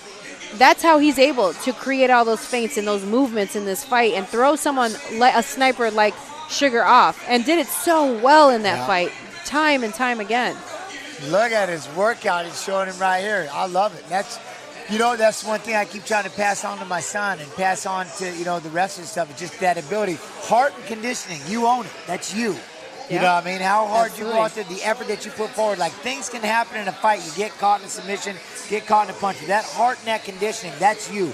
Every day, how you train, how you work, how you push yourself, how you set yourself up mentally to get out there and get after it. You know what I mean? And again, things will happen in the fight, but if you did everything that you can control going into that fight, and that's one thing Merab's always done a great job of, is being ready to go. But Umar, he's got pressure. And speaking of, this kid right here, this Peyton Talbot, done. Peyton got a game, doesn't he, TJ? He does. He might be the most buzzworthy up-and-comer right now. People are really excited about Peyton Talbot, and for good reason. I think he's got devastating striking. He's a good, well-rounded fighter. You know what I mean? Athletic. His personality, too, outside of the octagon is really interesting. He's sort of an alternative type of ego and personality compared to maybe other MMA fighters. I think he's really intriguing. Did he just do that show where he did the dating show? Was that who was on? Was he the one that did the dating show with? I think it was like Full Violence, the media channel. I don't know. Where he had there was 10 girls and he had to go on a date or something. I didn't get to watch it, but I'm pretty sure he was the one that did this show. What? We got the sidekick. We got the sidekick, and I love it. We got new commentating. We got new commentators coming in. Oh, there you go. Appreciate you. Oh, hey, how's it going? We were just talking about the Peyton Talbot and Hownie Barcelos. Yeah, that's a good fight. I'm interested to see where Talbot goes. I mean, he's only had 2 UFC fights, but 2 finishes. Fun. A lot of hype behind him. Yeah, fun personality, sweet tattoos. Did you see him on the dating show? Was he the one that was just on that dating show? I don't know. I feel like he's... Why am I the only one that knows? How do you know? I don't know. And maybe. if TJ don't know it, then we definitely got a problem. How does TJ not know? TJ watches all the dating shows, right? Right? You know all the damn dating shows. So it's the only dates I go on are the ones on TV because I just sit at home by myself. Oh, no. What? Get out. So we have what, top of the hour? The pay-per-view starts. Oh Lord, it's been fun. What's been going on over here? Like now, I got an opportunity. 24-21. She got a little too intimidated. Is it too loud? Nah, she's just a little. She's a great little sleepy. dad. I love it. Now we got over here. I don't know who we have out Whoa. there. She'll We got be back. Redskins or Lions, but it looks like, what is it? Is it the Lions are up? Did he just sweep around the side there? Talk about him. Oh, he just took off. Oh, we got some Dave and Buster's power cards for anybody in the area. Come TJ, through. what game do you want to lose? Each one of these is like 35 Connect 4 bucks. basketball. I will Connect destroy all 4. of you. Let's do it. We got what is this? 35 cards or something? And maybe it's less. I don't know. Yeah, come through, dude. If you guys are in the area. Down here at the Dave and Buster's. Where are you? You need to come in here, come hunt us down, come after it. They're power cards. Yeah, DMB, dude. I don't know the exact location, but we're at the one closest to Inglewood. We're in Culver City. Culver City. Thank you. Culver City. Come on down. I want to see somebody actually come down here. Oh, all right. We're not allowed to keep these on the table. Some of them might disappear. Oh. Just kidding. Look at. Really? All right. So, a coral belt. That's a thing. Okay. Is it? Yeah. Who's the core about here? I heard Howdy Barcelos is a coral belt. Oh, I don't know. I haven't looked into it. That's impressive So what gets at you his a age. coral belt? As It's, a non-jiu-jitsu, I It's mean, like I didn't. 5th degree, I think, of the black belt. Yeah. Or it's like No 3, doubt. 3, 3. Yeah, no, it's a very, like, only 4, like 4. the older, right? Me personally, I've only seen coral belts that are like very older jiu-jitsu men that have been in the sport for 40, 50 years. That's really impressive. All right, well, now I'm going to need to look at chat. Or somebody would see, I'm used to having a chat who would look at me and go, is he a coral belt or am I just making this up, just making myself sound worse? I swear it was coral belt yesterday when we were watching the fights, the fighters fighting the Saturday's pay-per-view fights. But I was also trying to figure out, I was a little tired, but I swear coral belt came through and I was out there trying to figure it Where's out. the wheel? The wheel. The wheel. Oh, that's that weigh-in show wheel that they do, right? IFW. Oh, man, we forgot the wheel. Howdy Barcelos. That's it. I'm going to still call him Ronnie. I don't know. Marani? Where do you get Marani? Regular Ronnie. Hey, Ronnie. Hony Barcelos is not a coral belt. He's a 5th degree black belt, but his father is a coral belt. What's Maybe coral? it's 6th Okay, so degree, he's I a don't know. 5th degree, so then how many more is he? Yeah, how swear many they do you were saying need coral. to be I a thought it was coral? 5. So I think the first 3 stripes at black belt are 3 years apart, and then it goes 5 and 5. So that's 9 plus 10, right? So that's 19 years of the black belt. For Mr. right. Barcelos to be a Telling you. 5th degree. Sounds right, yeah. Somebody was mentioning it when we were watching fights of fighters fighting. I said, I wouldn't even know what that. I didn't know what one is. So somebody had to say If you're it. not Brazilian, you're not going to get one. Okay. Really? Probably. Dang. Good thing I'm learning Portuguese. I have a white belt, so I'm. I think if you marry a Brazilian, maybe, you know. If you change your last name to Gracie, then you can probably get one. What's Crone up to, you know? Handsome fella. Right? Jens? My wife, like, no. No. Probably not, but. Oh, let me see with Peyton Talbot. Wait, what just happened? Hey, another handsome fella, dude. I wish he would have kept the same look. But that's like people telling me, like, oh, you should always fight with the afro. Which, logistically, it's not the best. You know, it gets in the way. Real quick, to be a coral Understand. belt, you have to be a black belt for 31 years. Wow. See, I'm like, I've only known. So then they couldn't have. He couldn't be. Maybe it's like a 7th degree black belt or something. I don't know. But I swear they were saying something about coral belts, and that's why I was. All right. I stand corrected. My fault. Everybody out there. You know, Peyton Talbot 9-0. What? 5'10". All right. 70.5-inch reach. Ooh. Wow. Okay, 7.5-inch Barcelos, reach, huh? Yeah. That's a lot to get through. 5'7", 55. 67-inch reach. Dang, he's gonna give up about 3.5 inch. Yeah, Talbot's pretty long for 35. I'd like to see kind of where he stacks up. We haven't really had to see too much grappling from him, and that's kind of what we're going to hopefully get a little bit in this fight. Yeah. I like it. I like it. Because then we're going into, then one of the things while we're getting ready for that, and we're having this building up here. So after that, though, then we go into Kevin Holland, Reinier de Ridder. Yeah. Off the card. Any standout there? I get to hang out with some Belgians. They're big de Ridder fans, so I'm pulling for de Ridder. They're nice guys. They bought me some chocolate. Yeah. Yeah. I like that. All right, I do like that. I'm running with de Ridder then, yeah. Okay. All right. I do think, though, I do think he probably has the edge. I think it seems like UFC's kind of giving Holland a lot of the newer guys that are, like, really good, but from other promotions, like the same thing that happened with MVP. And Holland will never say no to a fight, I don't think. No. You know, which is why he's fighting all the time and why I think he'll be around a long time. But it's why his record is also kind of up and down. But, hey. It'll be a fun fight. If he's feeling sharp today and getting after it, you can close it out. I love Kevin. Kevin doesn't talk too much about his story. I do. I really love his story. Kevin is a single father. And his parents, both of his parents, you know, had a really tough time, were in jail. Like, he has such an incredible story. And the fact that he is doing this at the highest level as a single dad, to me, is so impressive. And he's doing such a great job. So I got to give a lot of credit to Kevin Holland for that. I like that. So, yeah, Barcelos is 37 years old. All right. He can be Coral-ish. Coral-ish right now. Hey. I'm telling you, they were talking about Coral Belt. I can't unhear it.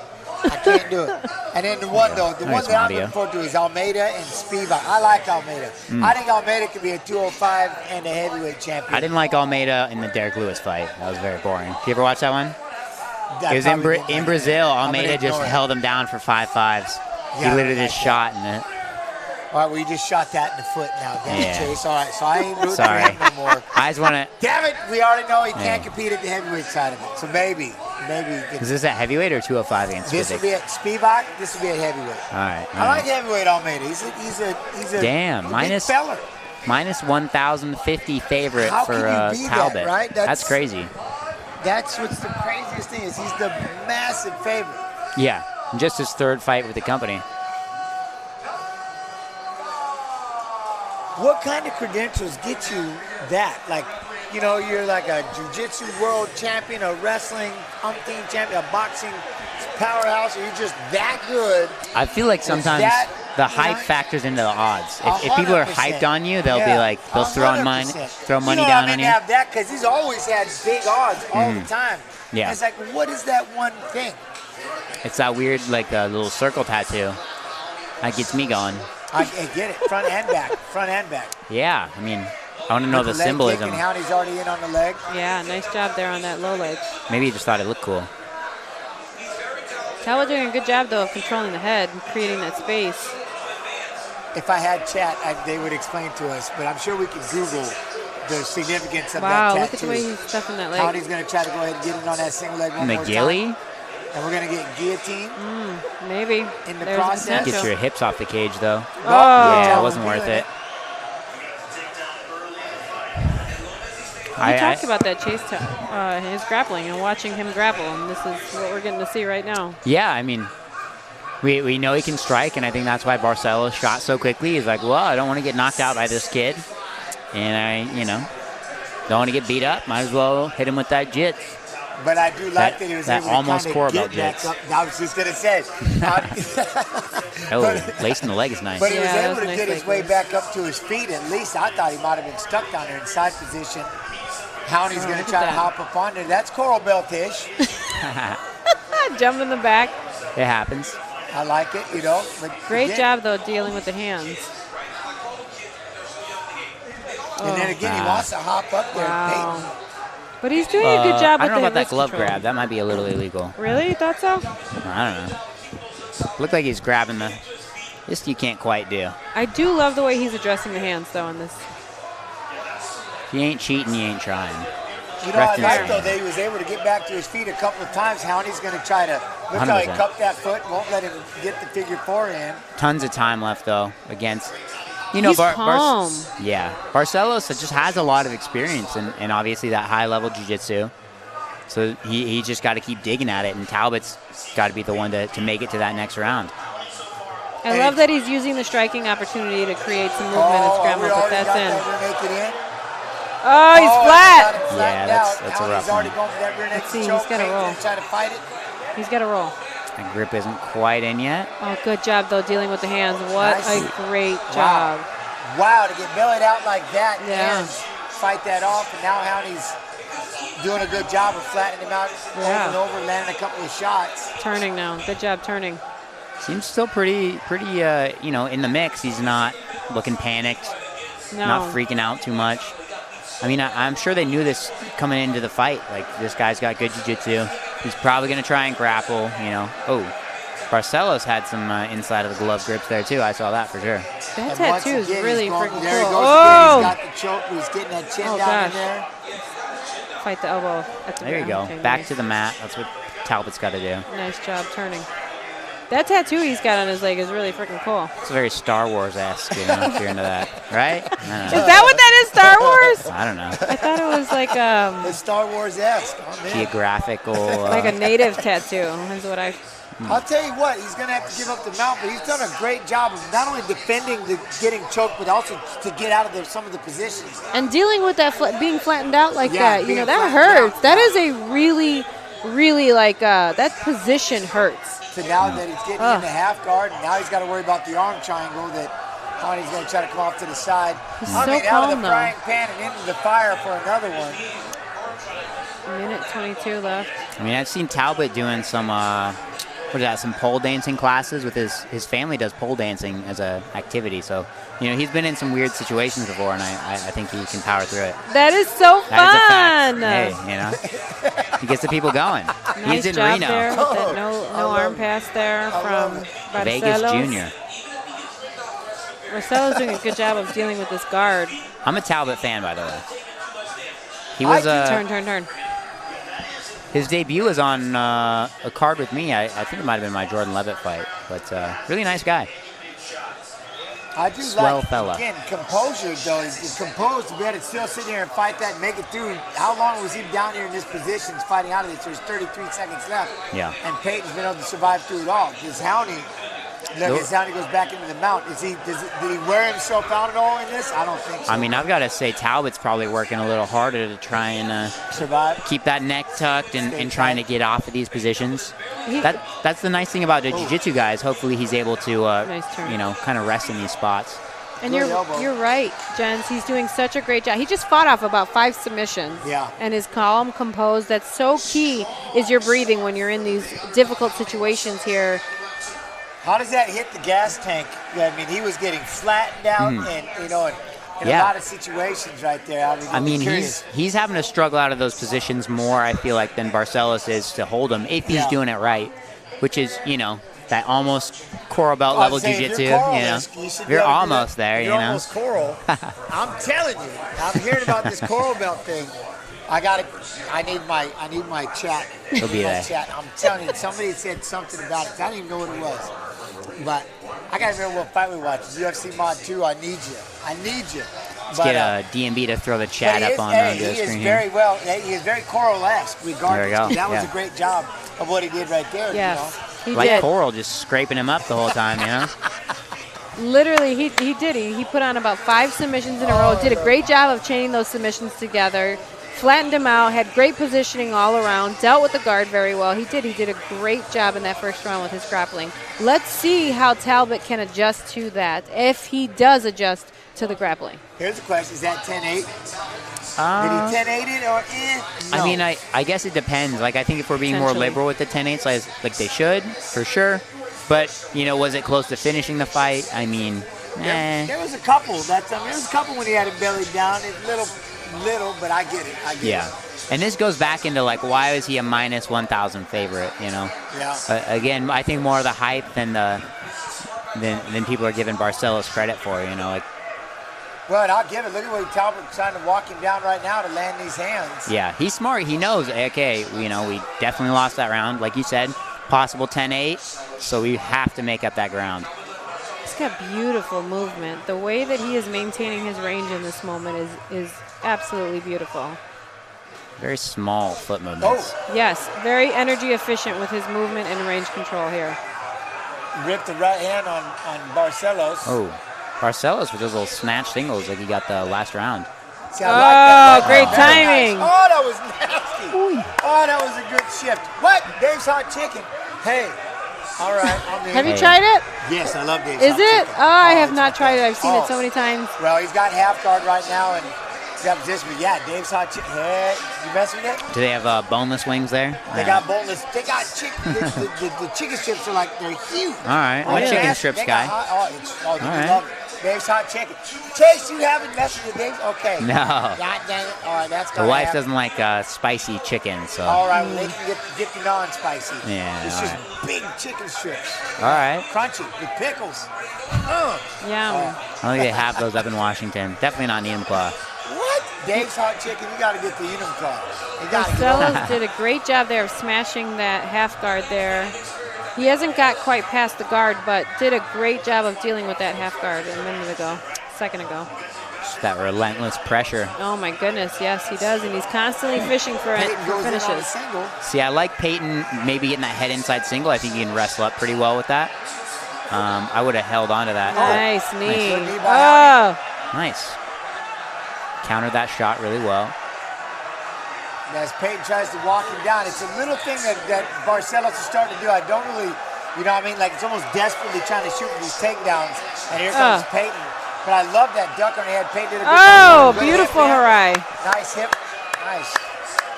Good takedown, I think when it comes to the striking, Talbot needs to implement an uppercut to slow down those shots and slow down the range change. Uppercuts or Yes. knees. We want to see something like that. Maybe some teeps up the middle.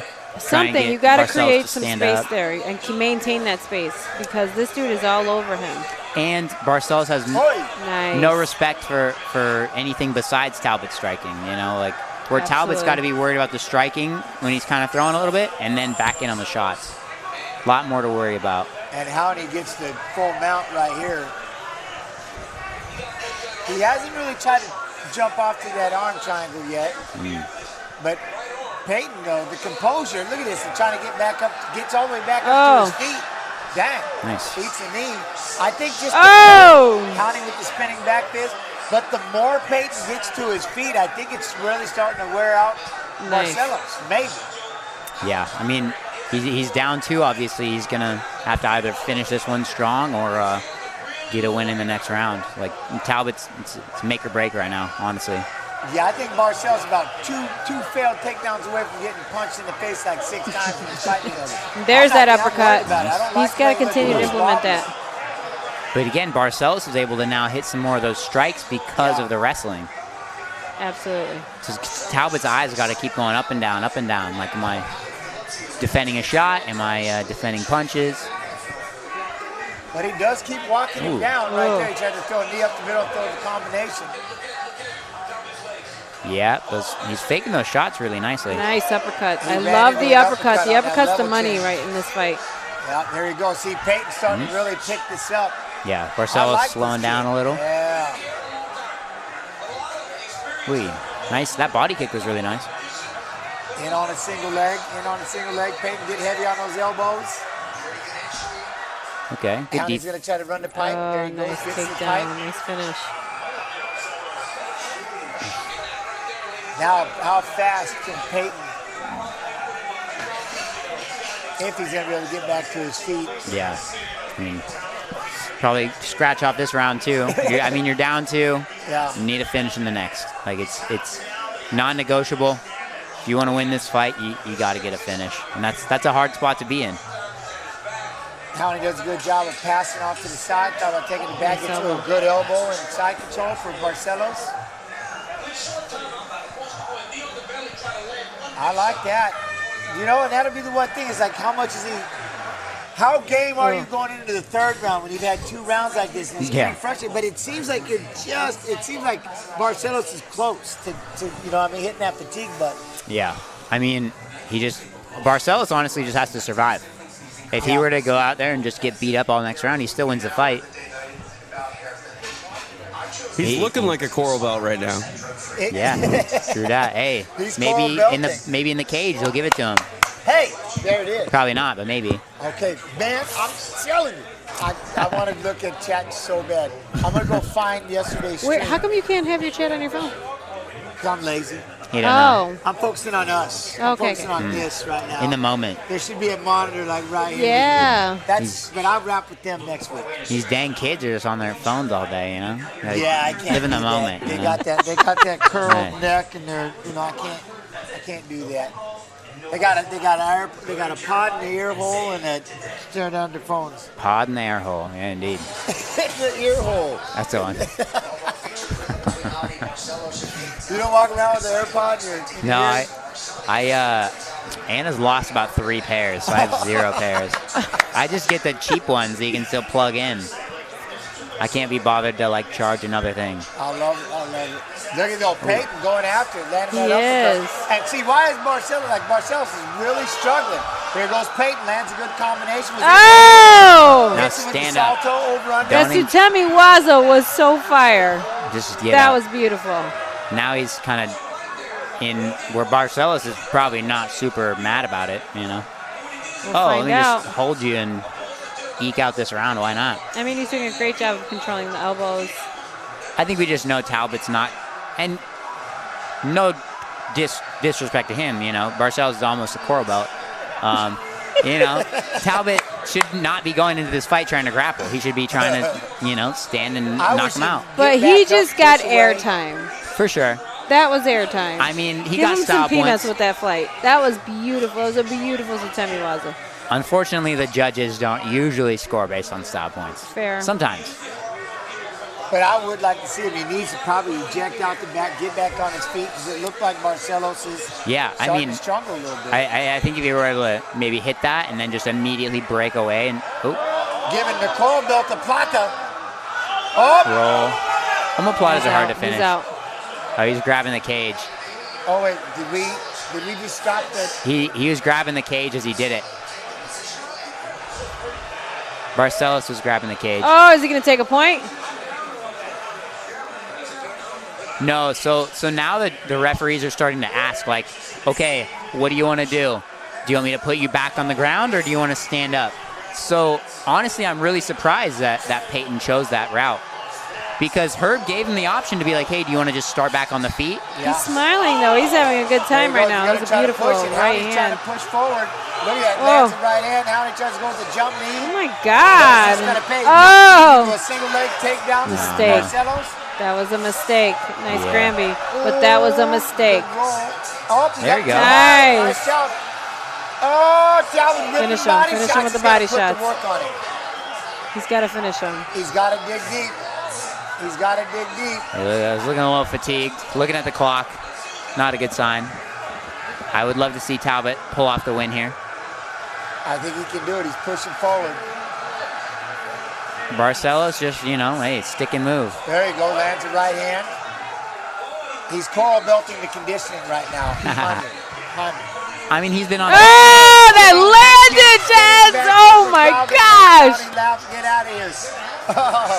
He's got to go, though. He's got to go. There needs to be some urgency in this, and maybe he's got to figure it out. But I think his arms are probably a little fatigued from grappling for about 10 minutes. Beautiful Change. job on that double. Good takedown for Howney. And how long now can he hold him there? That conditioning has got to become an issue. 100%. He's got to get up. He's got to get up, and he has to get up right now. He could be tired in 2 minutes. He's got to get up. And that's it. Like Howney, he's just trying to hold on to the position. Come on. Try to throw a foot in there. Oh, we got a leg in. That's going to be a lot tougher situation.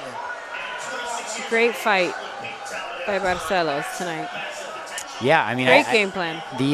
It's just the veteran, that amount of cage time is paying off. Experience. What a big moment for Barcelos right now. Trying to go into the mount position. I mean, dare I say he's corralling himself to victory? No. Scraping him up, dude. There it is. Look at it. It's now like the coral. He's got the mount. That's that why takedown was big. we're the aqua socks usually. That was a big takedown. That was a big moment in this fight because I feel like that discouraged Talbot in this fight was that last takedown. And it all happened because of a flying knee. Barcelos set that up. He threw the flying knee. He baited him into the flying knee, which led to the takedown. And this is where this fight is going to potentially end, is right here. Wow. He's got the leg in, ripping the right hand, so as he starts to stand up, he's got to be careful. That choke now. Choke. High up, maybe. A little high, a little on the chin. I don't think he can put Talbot out in 30 seconds. Uncomfortable. And he's scooting off to the side. Yep. Good defense from Talbot. Oh, now he's going to sit up and throw some right hands. Flatten him out. Again. That's a lot, man. A lot of right positioning hands. is incredible in this fight. Oh, wow. you got elbows. Houndie's trying to put it on him here. What a moment for Barcelos in his career. He's not just resting on his, you know. Beautiful job there. Oh, my goodness. Wow. Wow. What a moment for Barcelos. Pull high. I give you a performance of the night. Now, that was how big of an underdog was it? Do we think that's more than a 30-27, like a 30-26? I'm curious about that, yeah. 30-25, if you call that last one a 10-8? He had the back two. Oof. I hope not. I mean, I could see it with one of the judges for sure. Somebody's going to throw it out there. Somebody will have it 29-28 Talbot. Right? There's going to be a split decision. Hey, you know. You'd be surprised. Yeah. Absolutely not. That's why this will be a split decision. Somehow Peyton got one of these. Boom. Houndie did good. I thought he was looking a little wobbly, but he really picked it up. Really picked it up in that last 2 minutes. Last 3 minutes of that third round. But I do like I like this Talbot.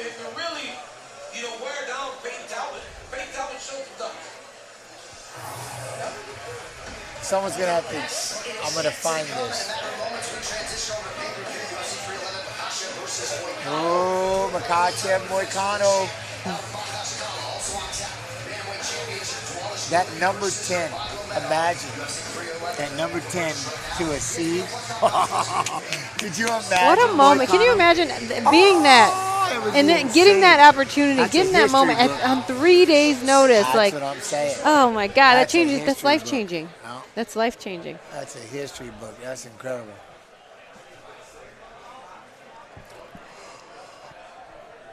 Someone say it.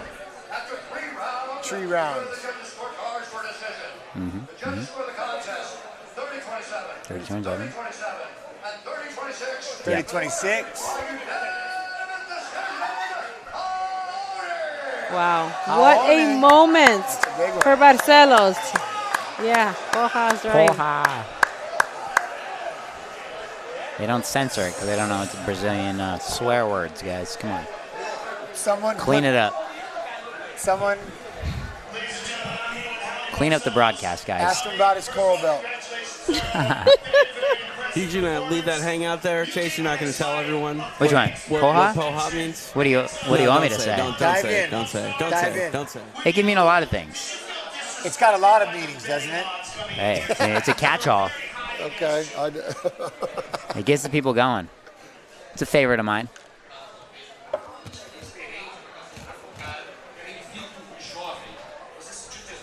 What a win, though. That was incredible. That was an incredible, so smart fought. Such a smart fought fight there from the veteran here. Did a great job. Even when it looked like a couple of times he was getting overwhelmed by the punches and taking a bad shot, he had a couple of clean takedowns. He did such a great job. He knew that Talbot was more skilled than him in the striking, but he knew he could lean on his experience, and that's exactly what he did in this fight. Is he brought the fight in tight. He took him down. He really established positions over hitting, especially in that first couple of rounds. I mean, it was a fantastic job here from Barcelos. That's veteranship there for sure. I'd hate to be that one guy who put down $10.50 to win $100, because right now he's at $10.50. Oh, yeah. Wow. Man. Ooh. Oh. Shout out Mikey. Hey, Musamechi. Look at it. I like it. With the lady. Khalil. All right. Oh, he didn't know if he was going for the shadow box or the like, what's up, guys? All right, awkward. there, Marlon. Okay. And then we got this Kevin Holland, the Ritter. We've got Almeida and Spivak. Prohashka and Gil Nurmagomedov, Makachev and Moicano. All starts in 30 seconds. Starts in 20 seconds. I'm into it. Are you? You catch it. Nice. That's good. You like? I've The pun been was trying. intended. I was trying. I've been trying on that. I'm kind of getting bored. I've said it like 4 times. So. See now. Wait, what? What? Makachev and Dariush. I think they screwed that up. That's a little weird one there. I think they screwed up that graphic, right? I'm going to have to say, wait, is this something we don't know? I don't know. I hope not. That'd be a twist. That'd be a big twist. That would be a super twist. That would be, yes. That'd be a one-sided twist. Sorry. Respect Dariush, but I don't think that'd be a competitive fight either. But why we gotta keep What are we getting here in D&B right now? I think a film has started. We need to change the channel. Oh. It's 1991. How old were you in 1991, Chase? You were negative 8. Negative. Yeah. 8? Are you serious? I hate that. Get Oh out my here. God. It's just, What about you guys? no. You weren't a, No. I actually I hadn't was graduated 8. high school yet. I was That's just at least regular that. 8. all right. Hey. No. We're gonna, No, that's his answer. No. I have to ask. I don't know how old I was. I really wonder what movie this is right It's now. a This is Winter interesting. Soldier. No? Is it? I don't know. It's starring George St. Pierre? Yeah. I mean, starring is a Oh, broad term. That's the yes. only part I've watched of this Whoa. movie. I saw the red star. That what, really did just happen. what are they? Oh, Yeah, we what are really they did doing? just lose our paper. Oh, because they haven't changed it to the They're fights. figuring it out. So after this, who's getting crushed in Connect 4 basketball? You? I don't think so. Connect 4 basketball. Yeah. Explain. I've never seen this movie. Me? Okay. Uh-oh. Look at this. Bye, I'm in Chase. trouble. Sorry. We've got issues. They're worried about it right now. Okay, 1991, I was 20. Duke! All right, somebody give me the coral. What, Tatiana? I was 2. Whatever. All right, because I'm watching. We got the Winter Soldier, so I don't know what's happening. We have no fights. Is this right actually now, the Winter Soldier? Jens can see chat right now. He's stuck. He's staring a little bit. Jens is staring at chat for a second. Because somebody's going to tell me about yesterday, and did we not hear about Coral Belt? I know we heard about Coral Belt. Y'all better quit playing. I'm looking back, and we're going to find out. Jen's pickled pepper. I'm a little bit, but we're waiting. Oh, UFC 211. Oh, There we go. There it is. We're changing over. We're changing over.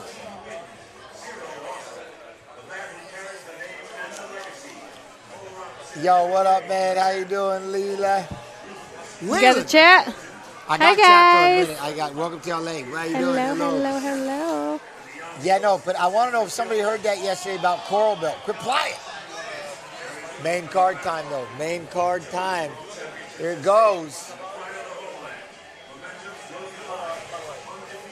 I'll pay attention in a minute, but we get Chase back. We've got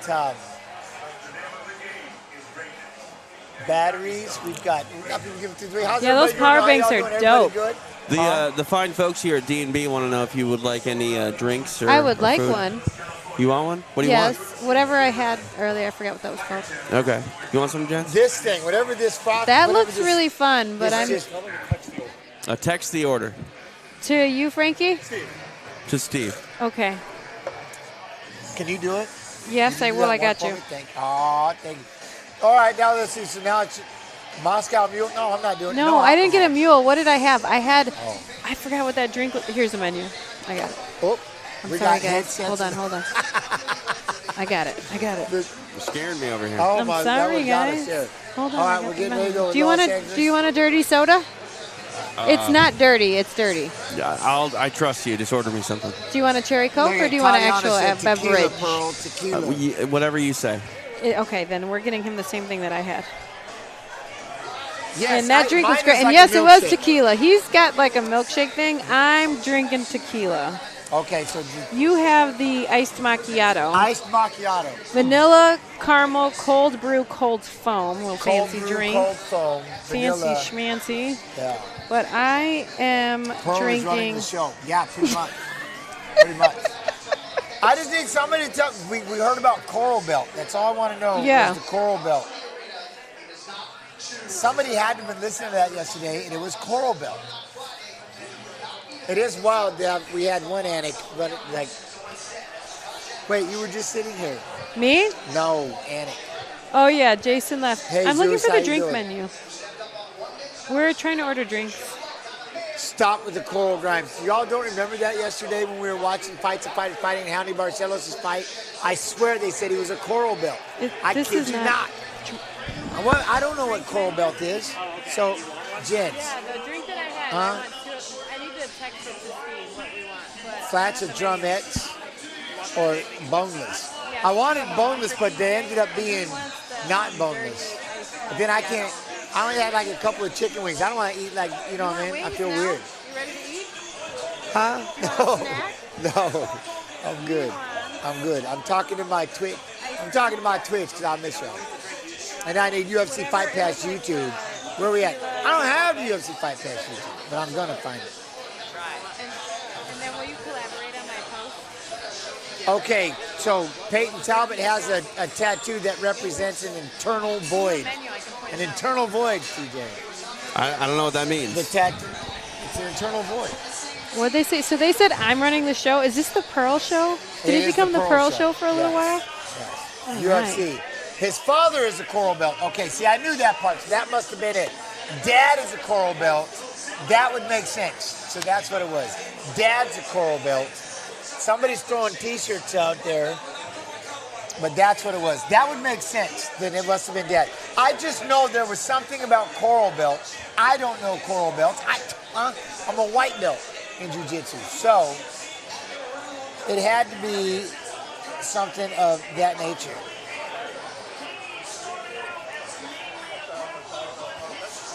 What's a real, I don't know. Are you ready for snacks yet? Not on this camera. Yeah, after. I know. Wait. I'm not on camera. I'm ready for snacks. You There want go. some snacks? He wants Yeah. snacks. what do we- Okay, so you got any I have- fried cheese. I'm not I like messing that. with anything.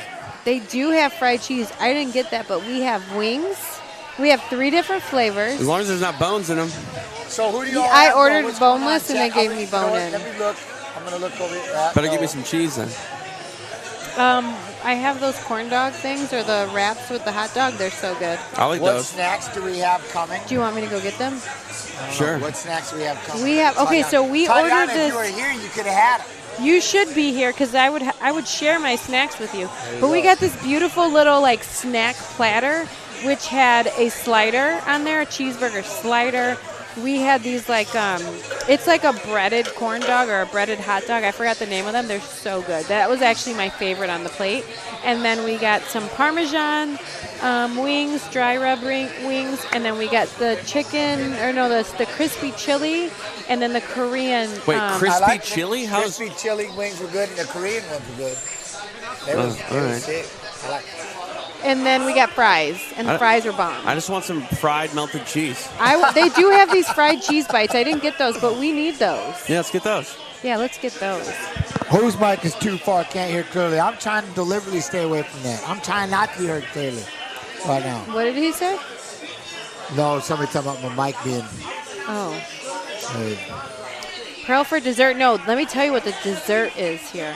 The dessert that I want is a s'mores cheesecake. That shit sounds so bomb. TJ and those mott sticks. No, he wants fried cheese balls. He wants like a I fried prefer cheese curd, curd. but I'll take a mozzarella stick if I need it. What? Yeah, I'll take it. All right, I like it. I didn't get any fried cheese. That's actually really good. This is like my cheat meal, guys, because I don't have to be on camera tomorrow. I've had to be on camera and prepare for this all last 3 weeks. So So I've been on point with my diet, and now I'm just going to eat whatever I want. I get a couple days off before I have to go back on camera, so we're just going to eat. Or you could be like me and just not be on camera, but still be on the show. I wish I was that talented. I am not that talented. Or you be like me and just don't care. I look like a fat little squirrel. No. First off, you literally just talked about losing 30 pounds. I'm 37. I'm 30 pounds down. So you can't even go there. You can eat whatever you want right now. I know. I'll get there. Wrestling's a great workout. Main card, no bets. We got the main card though. It's not a margarita. All right. It has I got the Chase making his way back. All right, Jack, I'm going to pay attention a little round. Oh, no. You need a new face on that watch, Jens. I just noticed a little crack in there. What? A little crack in that's that? I need a new plastic disc. Okay. You know what I'm saying? Smart. Yeah. The watch itself, it's the guard that's shattered, yes. You notice that? What? You notice that? Oh, I'm okay. Thank you. Can't. I got an old man's bladder. Oh, general broadcast. Poor Jens knows the menu by heart and can't eat. I don't know the menu by heart. I know that they got an assortment of chicken wings, which that's all. Those little pocket like things. Wings, Those look fun. You know? But if I could do boneless wings, I would more of those. You know what? I'm telling you, I ordered us boneless wings and they gave us bone in. No. I'm not going to complain because I'm not a complainer, but they certainly gave us bone-in wings. I'm a boneless guy, but the wife orders bone-in, so I got to just man up and take it. Hey, happy wife, happy life. I mean, Well, I'll be honest, the bone-in is actually healthier for us because it gives you that collagen. The bone that's in there, you get a little bit of the blood from the bone, so it is technically better to have the bone in it because of the collagen. But for our sake, and we're on camera, it's easier just to eat the one without the bone. Get messy. The bones cause mess. Yeah, they do. And I got these darts on, so look, I got like food from my last snack in my nails still. Bone-in aggravator, it is better, but ask the chat, boneless or bone-in? They all. Let's kill the debate right now. Chat, boneless or bone-in? We gotta get to the Fight Pass chat too. I'm pretty confident they're gonna say bone-in, and they're gonna say boneless is for children. Boneless is for children. That's okay. I accept it. I like boneless. I'm a child. Bone-in. But that's okay. Your nails are lovely. Woo! Thank you. Boneless. Oh, we got a boneless. Yes. Scrambled eggs and boneless chicken wings. Those are for children. Look at all the bone. Fine. Bone-in. Extra crispy. Yes. Right? You know what? I wanted a spicy wing, and we certainly didn't get a spicy wing. Oh, no. Get Steve on that. Ooh, yes. If Moicano wins, it's going to be nasty. You know, that's watch along family. All right, we got again, though, Day Ritter. If Moicano wins, it's going to be an immediate rematch. Can it not be? Oh, yeah. It'd be an immediate rematch. And that's a hard one. He's going to hold things up for a little bit, but that's a lot of payday for Moicano want money. Yeah. You know what I'm saying? That's a big payday. I'm sure you got a pay bump from the Dariush fight to fight the pound-for-pound #1 guy. And pound-for-pound #2, I don't remember. I don't know which one, him or John, who's #1 right now. I love you. I'll come diving back in. I'll come check in on you in a little bit, but I can't be staring at this phone all the time. Got people to talk to. Well, talk to them. Can't you multitask? I don't know how to. I thought it was a chatter that was saying that. I was like, just have one of the eyes on the chat, and then the other one up here.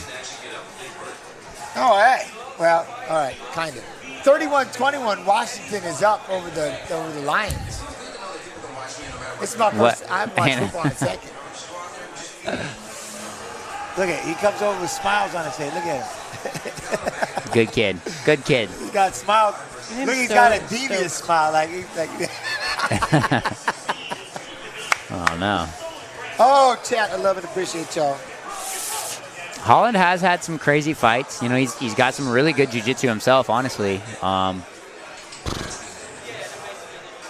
I mean, the DeRitter thing is like just how big of a fan of ONE FC are you? And it's like, I'm not waking up at 5 a.m. to watch MMA, but yeah, I mean, so I haven't seen all of his stuff.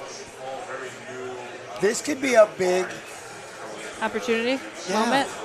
Yeah, this is like something Holland would do. He'd have fun. He might talk a lot in this. I love that. Do a lot of talking. How difficult do you think that is? It'd be to be horrifying. that freaking comfortable that you can just talk. Well, you can it'd just be talk while you're horrifying, but fighting. he's I'm just- In the I'm fight, in mad. a UFC fight at that. Like, But to then me, he that is smacks you in the face. mind-boggling. And he's calling like, "Now you like," and you can't do nothing about it. That Yeah. would really start messing with you. Then you start crying and swinging. Yeah. Alright, like- It gives me like memories of my mom hitting me with the chancla. What did I say? Bah, bah. You know what I mean? Like, Oh, no. no. Oh, You didn't get hit with the PTSD chancla? on show. You didn't get hit with the chancla when you were a kid? No, I don't think we Did have you get hit with the chancla. chancla? It's a white people. Yeah, it's a little Yeah, different. no, Like a slipper. Yeah, you know, yeah. they take off the slipper, they either throw it at you, and my mom had such great aim, or she would just like hit you with it as she Brushes, taught you the there were lesson. some I brushes. think that's more of a Latin thing. Oh. At least the chancla specifically. My dad had term, that at horse least. whip, and that thing hurt like never before. Right? You That got hit with a horse whip. chancla too? No, man, it was Belt? a horse whip. Ooh, but you got that's hit what with they a ride whip. horses with too. Ooh. That thing was. Is your dad a Yikes. jockey? Yes, he was. Oh. He knew how to pepper that bad boy. Oh Nice. It left- gosh. It left some boo boos. That thing was Yeah, horrible. that's PTSD right Oh. there. What happens? That's a bad. Yeah, me and spankings, man. I No. love the smoke that they've added into No. the show, man. Oh. The smoke is amazing.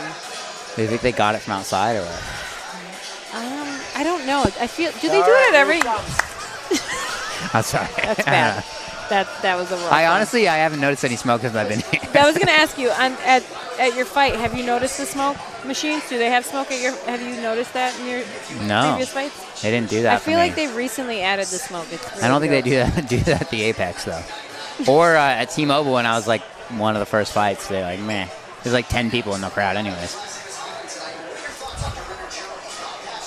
I love this fight. All right, he's making his way out. I forgot, like, a lot of you guys, okay, a lot of chatting. The Ritter's making his way into the cage. The Ritter making his way into the cage. Why he got legged? He laughing. What? Inside industry business stuff. The Ritter, though, back-to-back wins from her, one championship, light, heavyweight, and middleweight champion. Wow, She's so he's making a wins, 4 two-division knockouts, champ. 12 submissions. That's a big, Hey, that's a big, hey. 12 hey, subs. Out of what, 16 wins? Or 16 finishes? 12 subs? he needs to smack it. What is I'm up with excited that right now, guys. production value? They really are using the Jumbotron to its full extent here. See, this is why I love my jobs. I love my life. What a great life I have, guys. I'm so grateful. I love it. Dave's Hot Chicken, though. He's right on the Dave's Hot Chicken. Hey, Perfect. Hey. Thank you, babe. I appreciate you. Cheers, chat. Cheers to fight night, to our first pay-per-view of the year. Salud. When Jens makes me a mod one day, you got AK Smooth. It's Tatiana, you're in. You're the mod. Or you should be here live. You're Thank mod. you. Got all the drinks out here. Oh, is this me? Oh. Cheers, Jen. Pretty good. You got- Salud. Mix it all the way, though. Non-alcohol. Yeah, I know. I'm mixing. Look at, I'm making it. He's non-alcoholic. He wants you guys to know that. Like, you need to mix that. Like, now. Well, hey, I just want you to have a quality experience. You don't want to be just drinking drip coffee, do you? Maybe. I don't know. No, you got to get through the top. It's like a cold foam. You Salud, gotta have it at the TJ. top. Yeah, hey, that was thick. Cheers. Damn it is. That was straight whipped cream.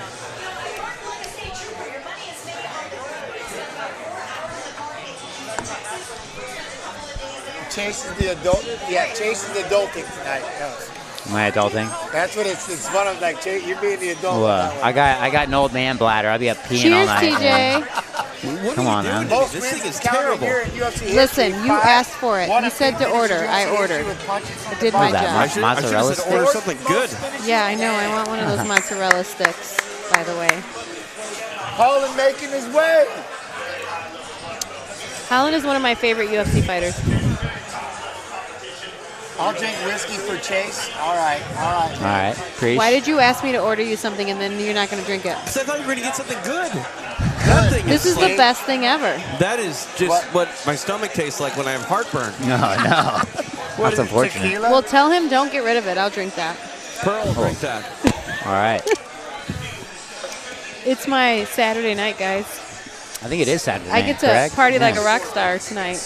with the We got that on DMB's deck for crew. you in queue, Pearl, when you want it. They'll bring Thank it back you. to you. How's your I gotta be in cheese? the airport at 4 in the morning. I haven't even. I mean, it's figured out fried how to cheese. use, You can't screw it Uber up. yet. It's not that Me hard, I and Uber? promise. Odds are a lot I closer can now. teach you. What, Plus Uber? 100 for Holland, minus 120 to Ritter. Pretty much a pick 'em at this point. I'm content with that. Chat, can you please 183, help 184.5. Jens? He has never taken an Uber, No, and he's terrible. just I a little tried, I concerned. didn't- It's yeah. really easy, I promise. You can talk to your Uber driver. I failed at an Uber already once. You've I'm never not taken buzzing, an Uber? by the way. I'm No, not I buzzing failed yet. at Uber and had to take a cab earlier. I don't know how to do this. Wow. I'm nervous. Oh, I'm a protected young man. 25 now. I just rented a car this time. We were out here all week. Wow, Mom, 25. You can rent cars now. Congratulations. Without the extra fee. It was a good time. I need my wife. She helped me out. I do remember that moment when I was like, I can rent a car now. I was like so stoked to rent a car when I was 25. Yeah, I mean, we've been out here all week, so it's like just saving money. What did you guys do? Did you do anything exciting? Disney, we hit up Oh, that's Universal, amazing. we hit up the zoo, Wow. you know, all the kid stuff. Yeah, no, that's amazing. That's really fun times. Yeah. Did you have? I have personally never been to All right, Disney. gotta say my bad. Let me Or check Hollywood. in a minute. Both of those were good times. I mean, yeah, Universal and Disney was still fun. Even like, I don't know, being an adult with a baby, you can't really ride the fun rides, Yeah. but I mean, it's still cool. Just they really commit to the bit as far as like the areas go. Yeah. Like they got like a Simpsons world in Universal. Oh, wow. That's pretty cool. What was the other one? The Mario one. That was cool. He's So- only a plus 100 underdog. Go ahead. Yeah, I think the odds have evened out a lot more, which makes a lot more sense than I think Holland was a really big favorite earlier. I think he was like a plus 400 last time I checked, Dang. or minus 400. Minus. Yeah. Oh, crowd's fired up. Crowd is. Crowd was I fired was up. gonna say the crowd. Look at how Oh, what do we got? Frank many Trigg? people we've All got right. in the arena now. That's awesome. That guy used to fight or something? Frank Trigg? Oh, yeah. He used to fight? I'm just kidding. Yeah. I heard he fought Bruce in the elevator one time. I think that story's actually on UFC Fight Pass. If anyone wants to Yeah, check it's on that the out. what is it? The Fight Lore. The fight, Lord. That's the one. Oi, right after that, he goes in on a single leg and try to take Kevin down. Wow, gets it. But Yeah. look, Kevin doing a good job with that high guard. I told him if they wanted to do season 2 of Fight Lore, I'd draw the pictures. Not very good, but I'd give it a shot. I like it. I Really like bring it. down the production cost. Nice elbows from the Ripping guard here. elbows. These are nice. Oh, maybe a triangle here. Yeah, Oh. he's Potential trying. armbar. Look at, he's doing a good job. Yeah, Ritter's trying Holland's to back his way out of there and maybe pass that leg by. Holland's did a good job of his grappling's really underrated, honestly. yeah. Holland is doing a great job of shimming his shoulders back, if you watch, and that's creating that little bit of space for him to continue on with his jiu-jitsu attacks. But he does got to watch out and be mindful of the fence behind him. Nice job. Now Ritter's going to push him up against the cage. Right on that Dave's hot chick. I mean, dang. Just You are all over place. that chicken I'm spot. telling you. 2 shots in every can, and now Dave's hot chicken all over the place. Dang it. It was like the fastest growing company in 2024. They opened over 70 locations last year alone. So Oh, I'm a fan. I'm a fan. I've yet to Oh, try it. Yeah, it here we was go. a pretty cool fact to hear. I have yet to try it. Yeah, a little simple sweep action. Nice job. Hooking the leg, controlling the posture. Just get up, dude. Derek Lewis style. Just feet in the hips and just Nice. push him away. You know, that's the one thing with Ritter. There he tries to drop an elbow down. That was a fun one. A little like trying to hit that nasty little elbow there. Sneaky. Seems like he's just kind of having an issue staying like then he try to drop down and throw that elbow down there. Fool me once, you know. Well, that Kevin's one doing might a have good done job of something. controlling the posture Little cut right on now Holland. of the rider. That's what he's doing. He's doing a fantastic job of either keeping some kind of wrist control, grabbing the leg when he needs to, shimming his hips around. Like, he's doing a good job of controlling this posture right now. That's why his head's down. Cut on the left eyebrow, Holland. I think probably from one of those little elbows where he's just switching that. Is he cut? Yeah. Oi, 1, 2. It's the shots. benefit of not being super pale is it's hard to see the damage as much. Downside of being a pale white fellow like myself, a little white kid, You touch me wrong and I turn red, you know? Oh, nice little. Good pass That was by a beautiful there, switch. though. Yeah. Take the back. Nice. Take the back of Holland. DeRitter looks like he's been hitting the tanning bed a little bit. Oh, but he's up. He's going to get up too high. He's going to be able to get that leg in there, sit back. Yeah, he's definitely too high up. Holland's going to pull on that arm. He's staying up there. He's got to shimmy him off. Yeah. Shimmy him off. There he goes. Holland's almost out unless he tries to switch to that arm bar like he's looking like he's trying to do. Yeah, I agree with that. He can't get out the back door. Oh, he's going to hold on it. Wow, he's able Nice to. roll. Back control with the Kimura grip. Oh, wow. Good. He put him in all kinds of trouble. Locked up that figure four. Dang. Really nice transitions from DeRitter. It actually is. He had really good wrist control too there, controlling the arm. Especially from being so high up on that back attempt. That's tight. And he's got him. Choked him out right there. Forearm across the chin. Wow. Wow. Dang. Got him just like that. One and done. Wild. Okay. Good for DeRitter. Nice. Have you worked with Curve at all, Jens? What's that? Have you worked with the fellows over at Curve? They just messaged. We just talked about it. Curve, and I'm gonna decor the wrestling team. Yeah. All the stanky little wrestlers. They're like, hey, what do you think? I'm like, I'm in. If you guys are down. Yeah. One of the Curve homies just said to say what's up to you. Oh, I love the Curve homies. Much love and appreciation, TY. Yes, and we'll get back to you on Monday. I had to talk to Wes, so we're gonna have the whole PV wrestling team. Yeah. Curve. Nice. You know, gotta do it. Help them in it on the mats and off. Hey, it was my philosophy. You just don't have to smell bad on that mat. You know, you can smell good. Pick up all the other wrestlers' ladies. You know, pin them and then take the girls. Smell good. You can just smell good at all times. No point in stinking. You know, dude, I'm telling you, there's a Monaco and a Dave's Hot Chicken. Like you just boom, just put them right. I can't unsee. Hey, that's a good logo. Unsee that Dave's Hot Chicken. That's a good logo.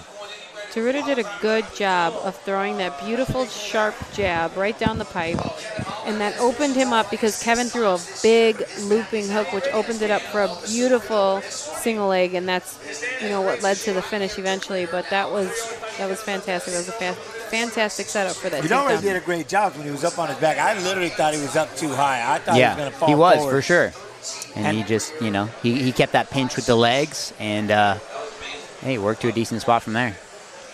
I want to see that cut on Holland's eyebrow. That's a bummer.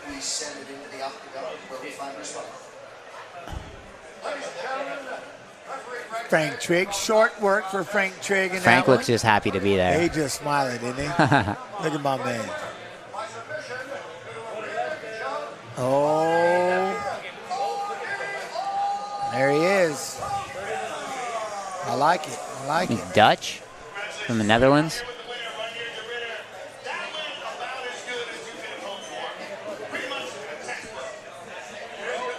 Maybe DeRitter's not as tall as I thought.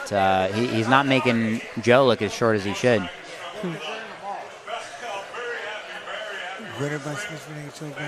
How tall is DeRitter? I'll go look for it. I like that. He's probably like 6 foot, a little shorter than me maybe. Oh, Just kidding. Nah, I can't believe it. All right, hold on. TJ. Oh, I lost mine. Can I have a quarter of your mozzarella stick? A quarter, not a whole one. I want a quarter.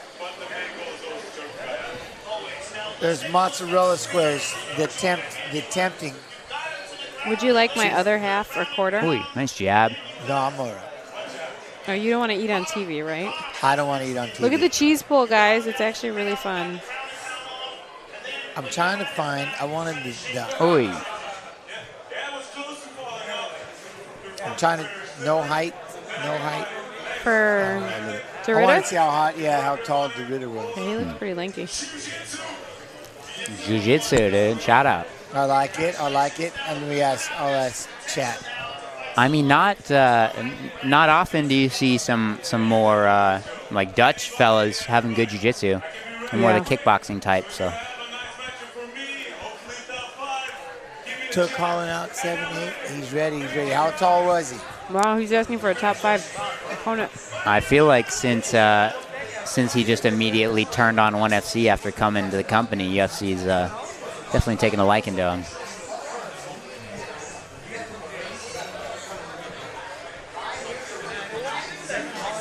What do we got? Thank you. Don't you tempt me with those things now. They're so good. You had a half one right there. How tall is Chase?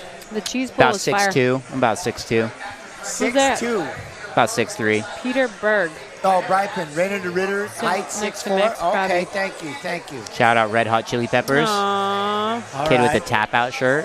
Vintage, probably. Rage Against the Machine. You gotta love that. Audio safe. Uriah. California Kid. Shout out Uriah. I like it. Uriah. The GOAT. Chuck Liddell. Oh. Still my GOAT. I there love that. he is. Gelatin Almeida. He's got to redo himself. Highest submission attempt average UFC heavyweight history, 2.43 in 15 minutes. Fighting Spivak. Mm-hmm. He's about, what, he was like 240-some pounds in this one? Looks about right. I like that. Where can I find the fight? Spivak's a weird, kind of got a weird style, too. 28-3 UFC takedown ratio. What does that mean? 28 takedowns to 3 on him, I guess? Maybe that. So I guess, yeah, that kind of is interesting. Like if Almeida can't get him down, like Almeida's very big in the jiu-jitsu side of things. Right. We see him grapple a lot for heavyweight, so I'd like to see him have to stand and bang a little more with Spivak, who's got a weird style of his own.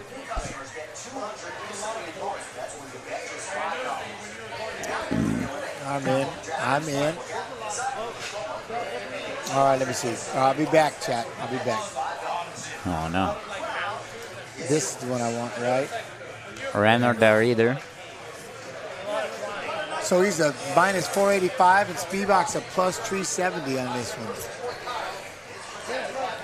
Now that we got these, look at that though, Makhachev Moicano. Mm-hmm. Oh. I'm honestly more excited for the co-main. I want to see Merab and Umar. What are you looking forward to now that we're live and chatting about it? What is it that you're? I know. As far as what I'm looking forward to, yeah, I mean, with those two, I just want to see the pace, the scrambles, the cardio. You know, 100%.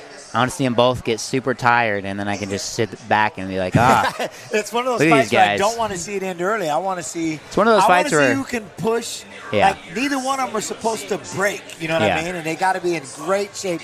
I want to see who can break the other one almost. You know, I want to see who can push it. It's one of those fights where I wouldn't want to be in there. I wouldn't want to be one of those guys. Just having to push that hard for 25 minutes. Yep, 100%. It's one that I don't want to see nothing ended. I want to see you two go after it. Is Chuck in the Hall of Fame, or is he being inducted right now? I thought he was the first thing in the Hall of Fame. I thought so too.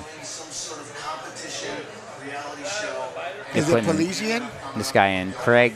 Is Craig Pelesian doing it for creating this? The tough guy, yeah. For creating tough. Tough was the whole deal. This is Craig Pelesian. Like a baby Forrest on there. Look at that. Leave in. Isn't that crazy? And this is the one that obviously, man, remember this? Changed up everything. That's Pelesian. Get out. Is that who's getting in there?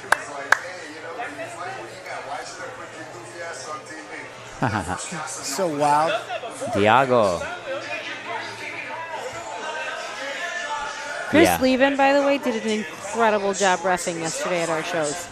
Amazing job. He did so good. I was like, wow, that's so cool.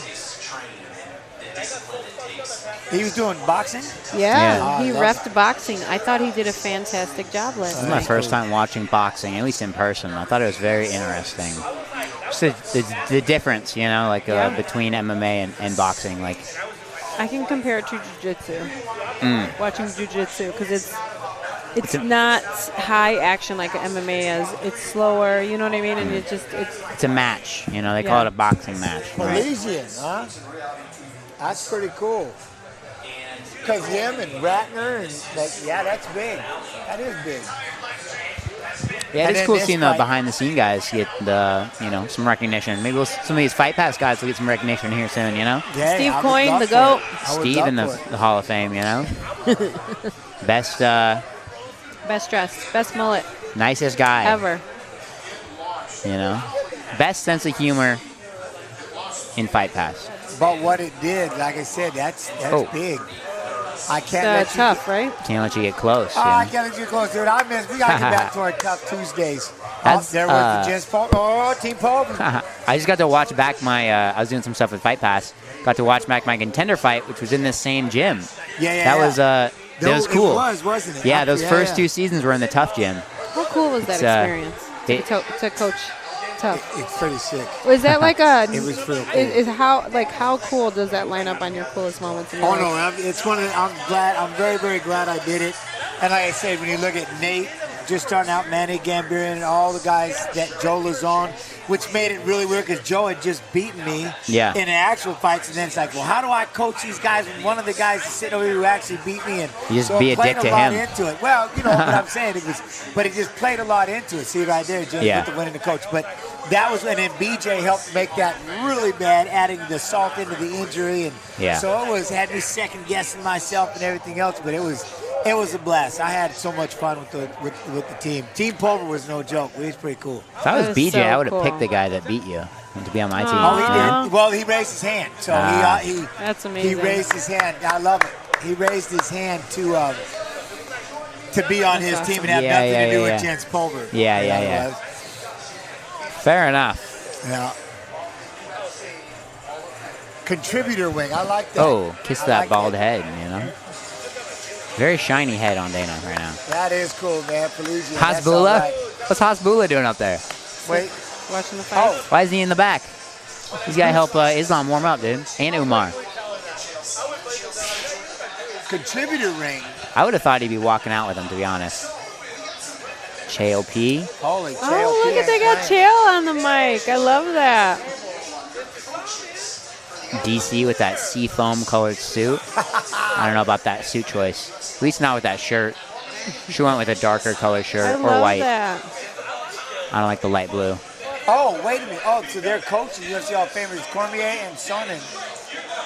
Are they fighting at the end? Are they going to fight at the end? Probably not. But so they're coaches. Yeah, DC get ran through by Chael. Oh, I like this. I didn't realize that season. Okay. Then we gotta get caught up. What weight classes? Have they announced the weights? I have. Who is it? Do you know what do you know about this? I'm just finding out right now. I didn't know that this was even happening with Cormier and Premieres Sonnen. May 27th. Okay, well. I love this. But see, one of the things I want them to do if they do a season would be like the season, let's say season 5, me and BJ, against another season coaches. So you have to get along and be on it. So now me and BJ be on the same team. Let them know. And coaching against another season. And I then tell them all day on get the stream. same fighters from those seasons, and then they got to fight again. Ooh. Right? Oh, hey, I'd be down, but that'd be the one thing. But have the coaches, and then you can bring in guests, obviously, from your team and stuff like that. Make Joe Lozon do tough again. Well, I definitely would have him out there as a guest, with Nate and Manny and get you know Nate. What I mean? OC, he'll rest in peace, but and Maynard and lots of the rest of it. But this fight right here, 21-3, Almeida at heavyweight. Dude, look at him. Mm-hmm. Look at him. But then the Spivak, though, can he? I don't know. We'll see. Oh, I know. I like Almeida at a heavyweight. Is that Greg Hardy? Yeah. Dang it. Dang it. That was a fun one, that. And yeah, this is the fight that I wasn't a fan of. I didn't think he got the finish. I thought he just held him down for 5-5s. He's got, but I mean, just you look at him. Look at him. Yeah.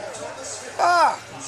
That's what makes you wonder. Like, are these Brazilians getting drug tested the same that I am? Like, or do they just have way better genetics? Well, it could Come be on one now. of those. Look at that. It could be like what you were on a year ago, you may not be on now. But you can still keep what's. I'm just saying. I don't know. I mean, they haven't caught me yet for the drug testing stuff. Yeah, like I haven't been caught yet. Yeah. You are so asking for it, Rock. I love it. I'm trying to get to my 50 tests. I want the little bomber jacket or whatever. Letterman's jacket. Is that what they give you? Yeah. No shit. 50. I peed in a cup 50 times. You know. No way. That's cool. Yeah. Okay. I wonder what they're gonna do for 100. Like I don't know. Damn. Like a Honda Civic or something. Maybe. Those are cheap. That would be awesome. Give you a Civic with Pee Clean or something on there. Yeah, hey. Pee Clean or Drug-Free Sport International.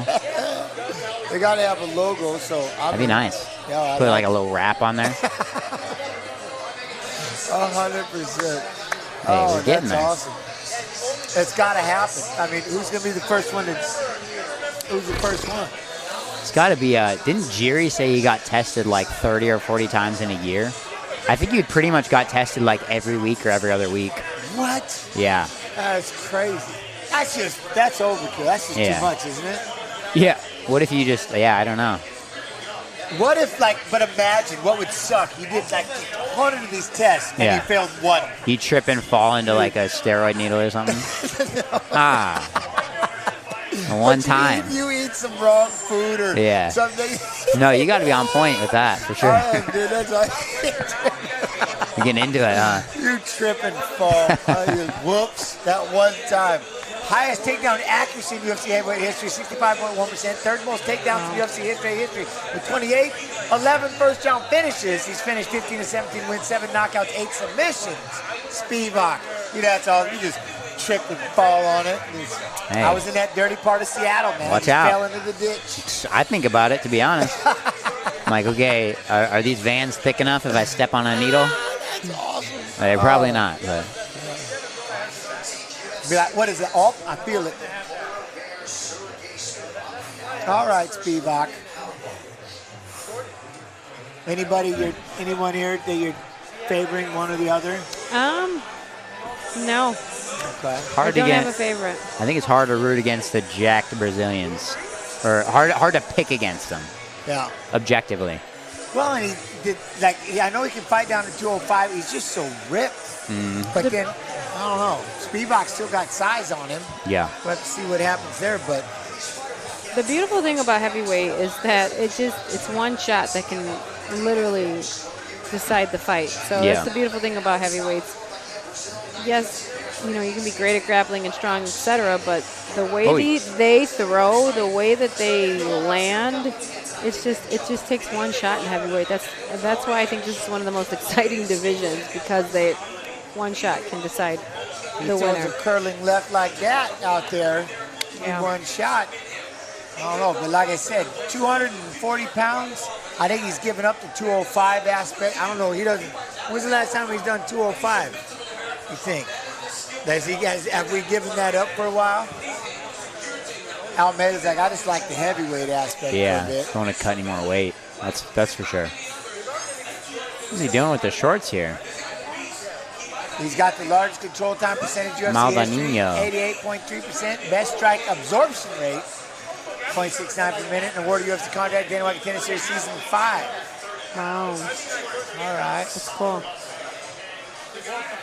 2021. That's amazing. I like it. But he does, man. He is.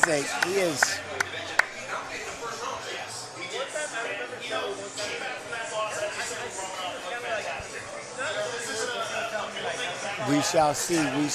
What's up, though, everybody? How's everybody doing? When's the last time he's done the 205? February 5th, 2022. Okay. So I guess we're just going to go heavyweight for a while, most likely. I wouldn't want to mess with Aspinall. I mean, again, I'm not counting out Bones Jones. I love Bones Jones. Bones Jones, my guy. But Aspinall. Yeah. Aspinall he's something else. See if that fight ever happens. Athleticism, size. He's a big boy. Yeah. Big, athletic, fast moving. And I don't know if he can get even at 240.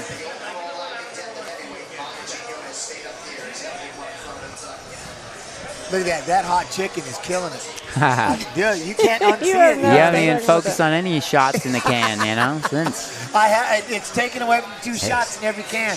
Literally stolen it. 33 years old, 6'3", 235. And he's only got a 1-inch reach advantage, but 6'3", 233 for Spivak.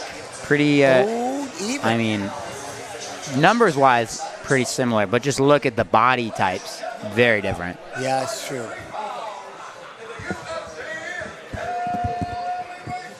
I'm in. Oh.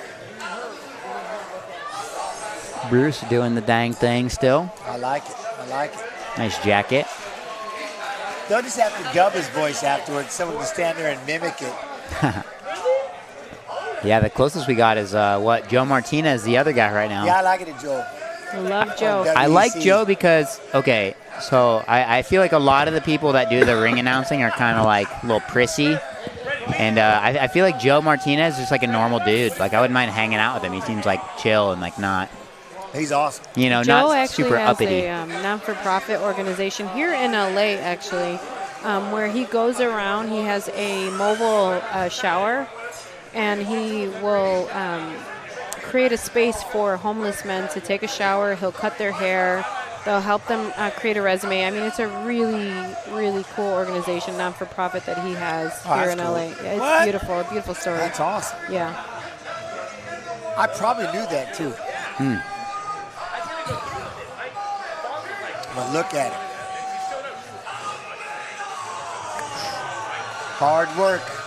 Hard work. Did we just say, did Weidman just retire the other day? Yeah, officially. I mean, his last fight was on the same card with me last month against... Incredible career. Eric Anders. Eric Anders, yes, Shout out yes. to Weidman. I think his fight was like a couple after mine, so I didn't get to watch it. Or it was when I was eating dinner or something like that. You know, Spivak looks good. Look at him. He looks thinned down quite a bit. Yeah, he looks in good shape. Spivak. I like it. All right. He seems to be the bigger athlete. 100%. Throwing that left leg upstairs, going to try to kick somebody. Moldova versus Brazil on this one. Or whatever country is repping on this. The red and yellow looks pretty cool, I'm not going to lie. It's like red and gold. Got back and forth doing their jab, 2 shots in every can. Monaco. There you go. Trying to step inside Plum. Oh, beautiful Harai gauche. It backfired. That was a beautiful Harai gauche. It's all just hip toss to me. I don't know the lingo. I'm not with the judo folk. Yeah, no, I like that. I'm a hip toss. Some sort of hip toss. Right, gauche. It's a Harai, so it's where they throw that far leg over the thigh. Harai is on the thigh. That will help you remember it. I like it. I like it. Well, now he's inside the guard of Almeida, who's just going to double overs. I am not a fan of double overs. He's doing a great job with his butterfly, though. He's trying to kind elevate. of a stalling position, if you ask me. Yeah, but you can also create the sweeps. Butterfly hooks for sure. Double overs, I'm not a fan of. He can still post. You're just holding him at that point. I mean, but you can also keep the body in tight to create that butterfly sweep there. We're going to try to lock the body up. Grabbing the cheeks. Maybe not. Where's your underhooks? I want underhooks for Almeida. There's one. You got to face that side, though. Kicks the leg out, lock up the guard for a minute. Spivak doing a good job of controlling the hips and staying strong. Couple of big elbows for Spivak in there. You must have watched the Ritter fight. The bow's on top or the move. Notice, so the minute Almeida closed his guard, he popped up, started throwing those elbows. So, he's really swinging. Little short on those. Got Almeida diving in for a leg. Yeah, I don't like Almeida putting his arm under the leg right there. Try to pinch that and get it stuck in there, right? And throw some right hands. Now, it's good sometimes if you're going to go deep half, but I think the way Spivak's basing out, that was nice. Nice switch up. Nice, beautiful sweep there. I like it. Now we got the half guard by Almeida. Nice. Overhook for Spivak on the side where I would want him to have an underhook per chance. Push on the face. Underhooks are the king, in my opinion. At least no-gi in a MMA sense. Underhooks are what's going to get you up. It's what's going to keep you on top. Oh, we got a full mount for Almeida. Now he's going to make Spivak turn his back. No. I love it. Turn. Pulling on that wrist and try to pull him over the top. He's got to whip him off here. He's got to whip him. Oh. Nice far arm control. Just twerk a little bit. Just twerk a little bit. Kind of helped him not lose that Almeida position. was able to reach across, grab that wrist, and then was able to weigh him back over the other side. Gets the back. Let's see how he addresses crossed the ankles, hips. though. Some white belt moves right there, Almeida. If he can shimmy his hips like he's kind of doing, that will create this create an opening. Why does he keep doing that? He keeps crossing the ankles. That's a white belt move. If Spivak knows what he's doing, he can hit that weird little ankle lock. Right over the top of him? Yeah. Just hook over the top and rip. Turn inside. Oh, we got a reversal for Spivak. See now, Almeida no, the Donkey Kong punches. Look at that. Now he's going to try to pass the legs by. Got to make up for lost time here. Nice head position here from Spivak. This is a close round. I think if Spivak's able to stay on top and hit some stuff. If he ends it like this, he wins it probably, right? Yeah. I mean, he did get the takedown. Oh, there's that butterfly sweep I was talking about with those Almeida did a good job of catching legs, stands it back up. We're both on our feet. Lands a right hand. Shot. Almeida with another right hand. Oh, he's hurt. He's hurt. Let's see if we can finish him. He's got 30 seconds to finish the fight. Hook the body and start throwing some left. Back off of that. Oh, beautiful double leg. Got the mount. 30 seconds. I think Almeida should have just stayed on the feet. Oh, I wish he would have in that aspect. Let's see, he can put two hands together. He could. Oh, that was great. He's on the way, but he's a little stuck. The weight of Almeida. He's got to keep going, keep moving. He's going to try to flatten him out. He might survive. 10 seconds. Are they going to stop this? 10 seconds? Don't stop it. He's 5. Don't stop it. No, it's over. No. Wow. And they stopped it. Almeida threw the legs in, flattened him out, just played there. What a fight. Powerhouse. That was fun. I wouldn't have been mad if they let that keep going. I wouldn't have. Herzog knows what he's doing. He does. He's a good referee. Oh, those shots standing up. I wish he'd have stayed standing up a little bit on that aspect. But that was a good fight. We don't normally get to see that much, high-level grappling at heavyweight. No, you're right. At least not back and forth, at least. A lot of time it's like one-sided. That was awesome. Not bad, not bad. Monaco, 2 shots, never can. Never can, right? Makes you want to Have you tried it? No, I don't drink. I haven't, but I don't drink water. I don't drink Gatorade. Are you allergic to water? That right hand nothing. Right there. Boom, yeah. You're allergic to water? No, I don't know. Another right hand. Another right hand. That one punched him right in the shoulder. That uppercut was sneaky. That was a nice uppercut. That's what hurt him. Left to the right to the ear hole. And then he was able to just kind of work his way back around, take his back. How's the chat doing? Oh, I stopped with him for a little bit just because we're not chatting, huh? Oh no, we'll get back to it. I was just focusing on fights, but now we're gonna have some time, obviously, because we've got 3 fights: Prohaska, Hill. Oh, guess what they just announced?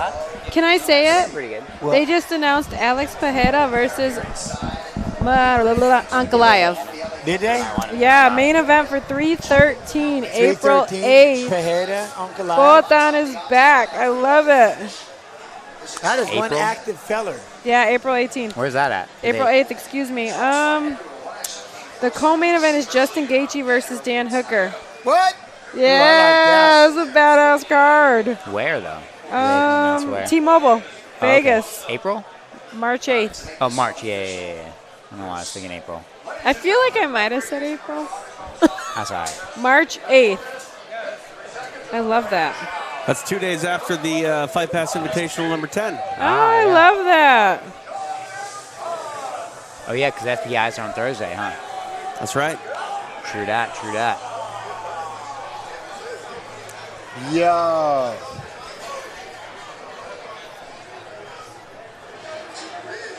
Very cool. Almeida. All right, so then we've got... what do you guys think we're going to see here in this Jamal Hill and Yuri fight?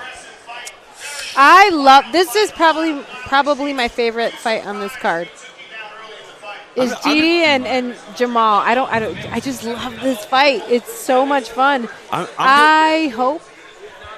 Go ahead. I don't know, because I like Jamal. I don't know. I'm just worried that Alex broke Prohaska.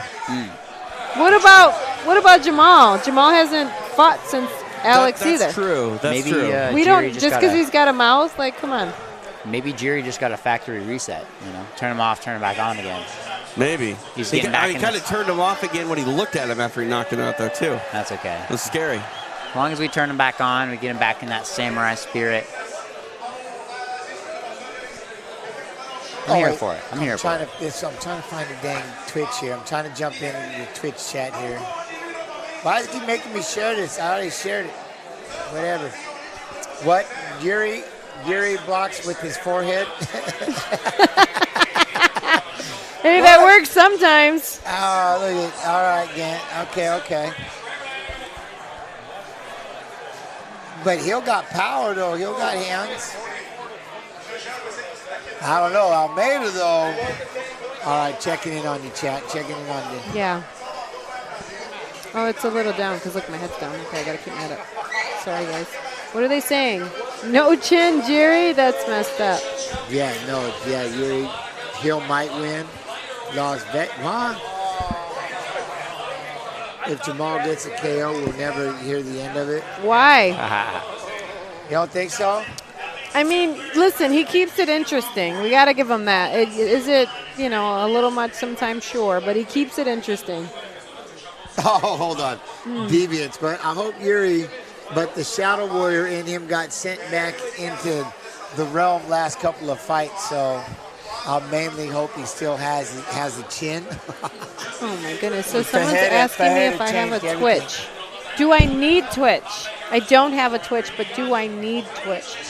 I can play Call of Duty for about 7 seconds, and then I die. But I do have a PS5, and I have Call of Duty, and what's that other game? GTA. You got GTA? But I die, instantly. I've tried for a couple hours, and it just doesn't work. You can game on the UFC with us. Really? Yeah. The game, the actual game? No, on the UFC stream, we can play a game. We can game. They do have the UFC game, though. Yeah, that's what I'm saying. PC, though. I mean, if you teach me how to hit the buttons, then maybe I can figure it out, because I know how to fight. Yeah. I know how to fight. Oh, below. Look at the champ. Champ in the house. There she is. Challenger. I love her. Now, is she going to be able to get it done? Pantera.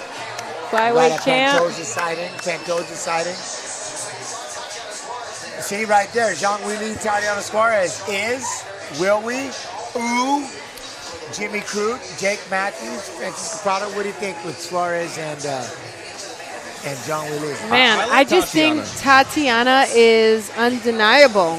When she is on, she is undeniable. She's such an incredibly talented wrestler. It is so hard to deal with her pressure, the resilience that she has, the way that she comes forward, her aggression. She is just so difficult. And she is extremely big for that division. Yep. Weili is incredibly talented. She's such a workhorse. She works hard. She's constantly working and constantly improving, but she's smaller for that division. And that's what kind of scares me with that fight, because Tatiana is a massive strawweight, massive. And she could easily fight at 125. Why she's choosing to go to she got 115, 125, and 135. She'll be a three-weight champion. You know what I mean? She could do that. She's that talented. Look at the man, Botan. At 115 is kind of getting shuffled up right now, or would you rather fight Shevchenko? Take the easier division first and then work your way up. They just announced his fight, man. That's so cool. Ankalaev. Oh, 313 in the T-Mobile. I like it. Where are we at in March? Oh, we're at Madison Square Garden, TJ. I'll be at the FBI 2 days before this, though. So. Ooh, you get to be there for it. I'm jelly. I'm excited. Ooh, Joe Rogan's got his own labels on his primes. JR. That's fire. Nice. I mean, I think he should. I don't think he's drinking them, but. Gaethje and Hooker. Look at the man. Gaethje versus Hooker on that. The co-main. That's a badass fight, man. I like that. That is such a fun fight. That was a good fight. Five round co-main. Oy, that's a banger. They might only need one. Most likely. Where are the boneless wings? No, we didn't get them. What? We don't have boneless. But did we settle the debate, bone in or boneless? Bone in, I believe. Oh, yeah. It was all bone in. Look at the two get to travel together. They were training together. They're going to go fight co-main and main together. What? I mean, that would be sick. You and your teammate, Yeah. That would be really cool. Third longest active win streak in UFC Bantamweight division with 6. Makhachev, UFC lightweight champion. It is something. And then with it being on, I wonder how big of a break they'll take in between fights with just And then the money man. Moicano, nothing to lose, Longest everything to active win gain. streak UFC lightweight division was 6. I love it. Is that one? Is he got one pod? What? In his ear. Is Yeah, one he pod? does. See? You need the peripherals. Prohaska and Jamal, former UFC lightweight champion, 4 first-round finishes, 7 wins by knockout for Jamal. Ooh, former UFC light heavyweight champion, 23 first-round finishes, 29 of 30 wins. They never fought each other before, or did they? I don't think so. Because I know they were talking all that smack a little bit. But where does Jamal Hill rank in worst tattoo rankings? Oh my God. This one. Listen, I got really terrible tattoos that I'm removing, but I don't know, because I kind of dig it. I'm doing the thumbs up. I might is do it thumbs up or it. is it like pointing, you know, like, hey, this guy? I think it's more the second one. I love Jamal. I'll be like, look, I'm gonna have a thumbs up. Listen, he's got money. We know he's got money. Yeah, but you can't. Those just what? things You can't what? fix. Yes, you fix can. No, you gotta keep them because you, at some point in your life, that was all right. It's like my Never. idiot stamp on my hand. I would never get rid of that because I was a dummy, and that was just. That's just very part of it. different. But That is it's very keeping different. You got to keep the roadmap. You know what I mean? He's I got made money. bad choices, and then I made good choices. You know, and No. that's how you got to do it. He can just cover that up. No, but what if you don't want to?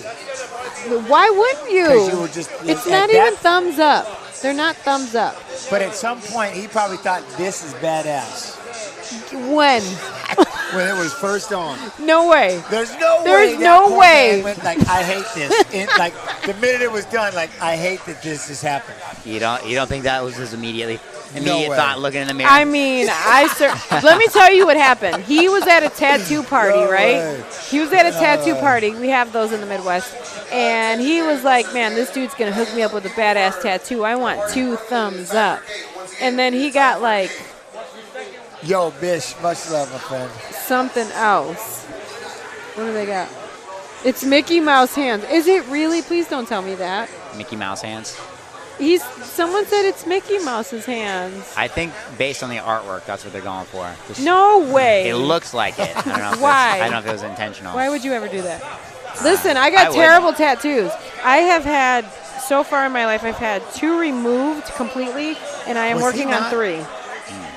What? You know, it is wild how it does hide the crowd a lot. When it's dark and they turn those lights on. It's beautiful. So, yeah, it's crazy. I just wondered, like, is this something she filmed beforehand, before, like, the crowd got in there? Potentially. No, but I think they she's do these live. all live. It's, just, it's yeah. really No, cool she's how they're live. hidden. As a, That's my I did favorite video fight, production man. in high Favorite school. fight of the card. I think aside these from camera the- shots are very cool. That's my favorite fight on the card. One of 2 I didn't know he was born in Chicago. Contender interesting. Series alums to win. Yeah, It's you didn't know him that? and O'Malley. Yeah. Yeah. Just trying to think of the other one. Shout out Contender Series on Fight Pass. Pretty Shout sure. out the Contender Series. I love it. It's one of my Pretty sure favorite on Fight times. Pass. Did you? right? Did you? Yeah. You came from the Contender. That is so cool. Back when they were in the Tough Gym, it was a lot cooler than the Apex. I got to see the door that Rampage ripped off. Look, I want you to take a good look. Tell me why you would ever want that. Jamal, I love you, but 'Cause no. he's got 'em. I'll No, do they it. got to go. Throw them up there. But it is Somebody expensive. Somebody said that and goes, why would you ever want that?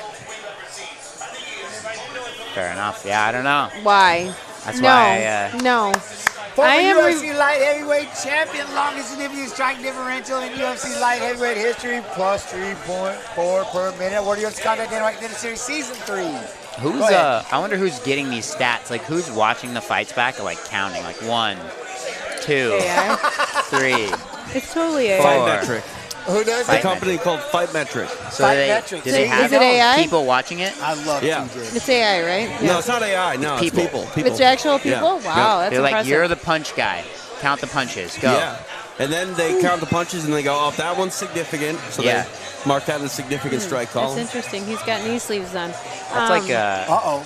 yeah, that's Why? I will give him this, though. To remove tattoos is extremely expensive. I'm currently removing 3 tattoos. I've been working on them for about 2 years, almost 3. And it's going to cost me, when it's all said and done, probably like 10 to 12 grand. Oh my Why God. would you remove just? What do you mean? I don't want them. One moment, Doesn't it but hurt? at one moment in your life, you did. Yeah. So just enjoy. This is when I was 20. This is when I was 19.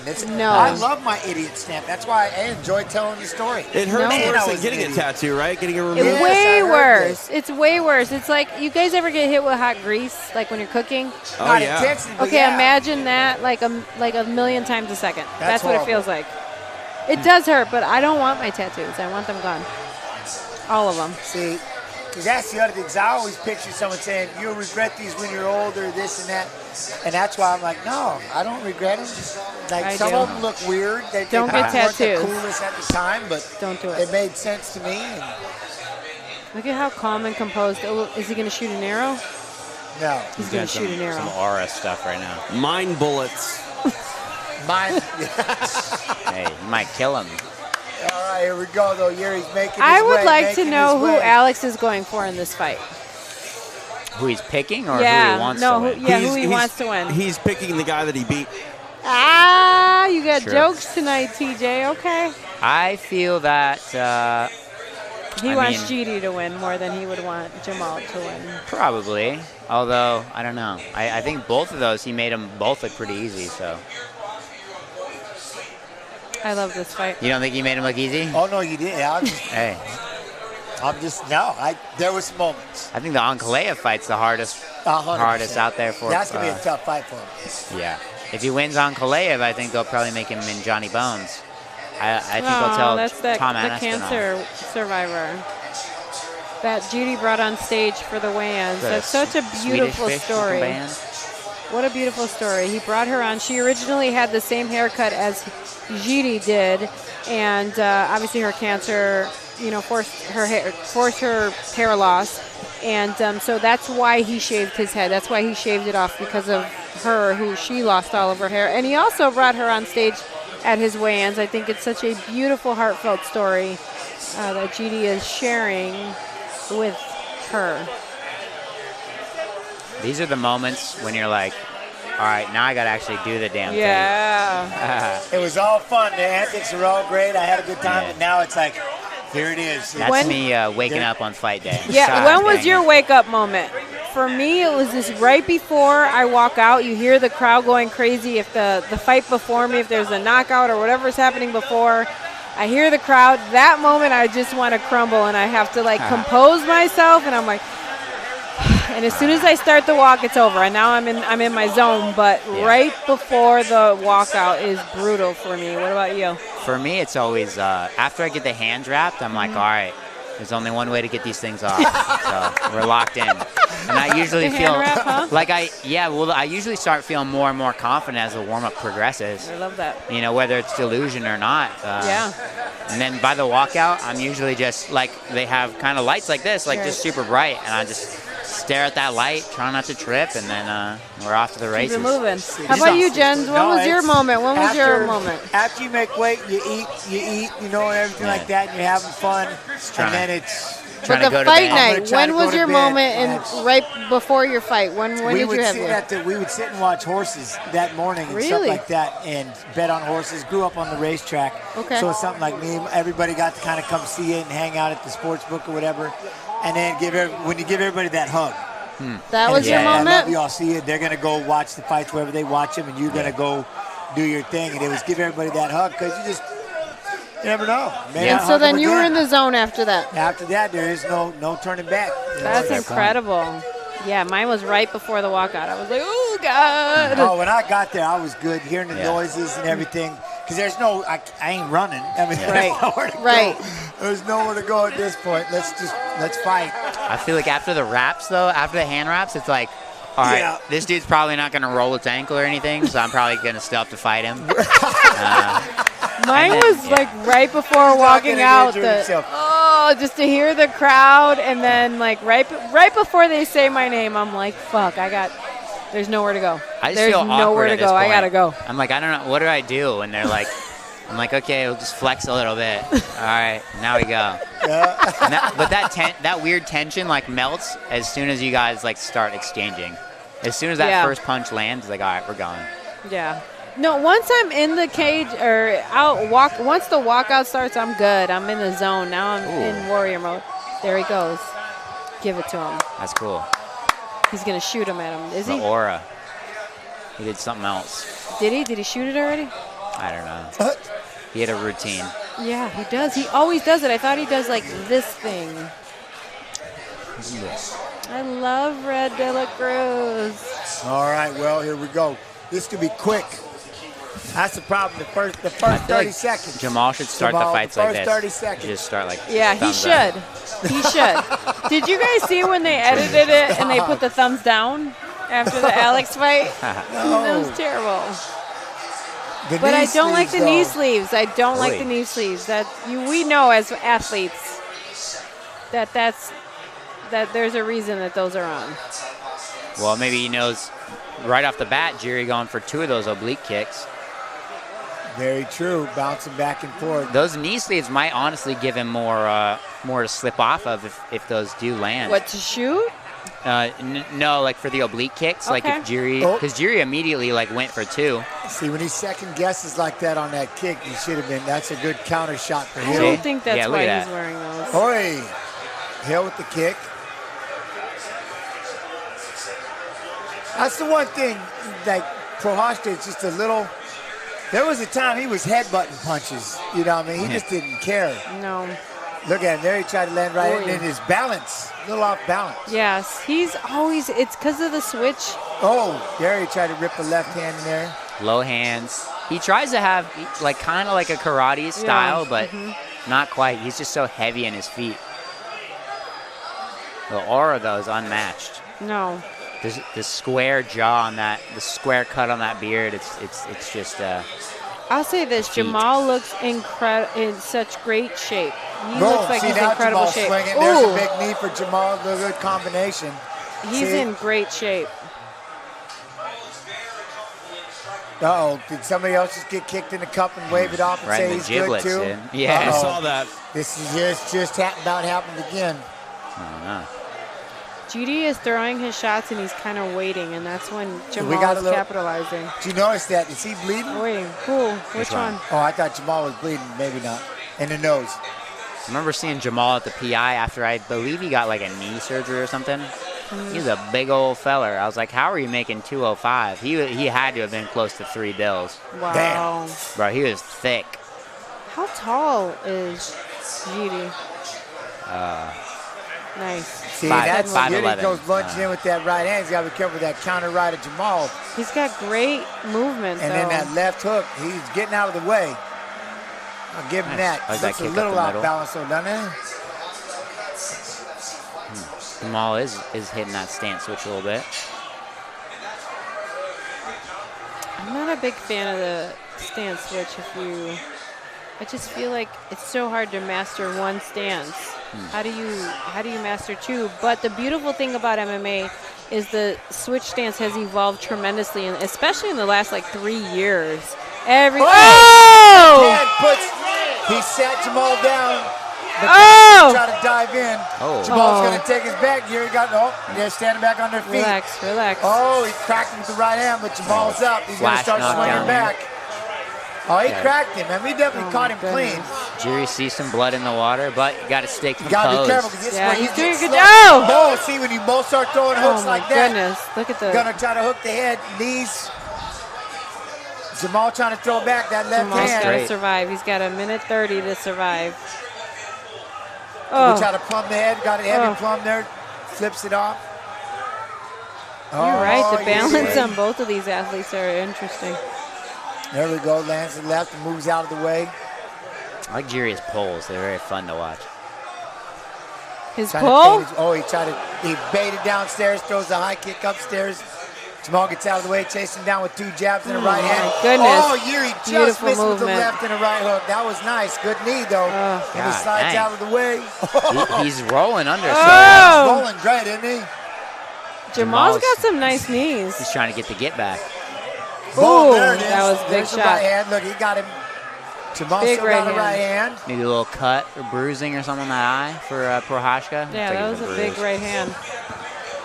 Jamal's trying, but you know the thing. Oh! Jamal trying to really crap there with that lead uppercut in the left left hand. I love this fight. I knew it. I knew this was going to be the one. Jamal, his stance is so upright. That's so hard to defend when you're that tall, standing straight up.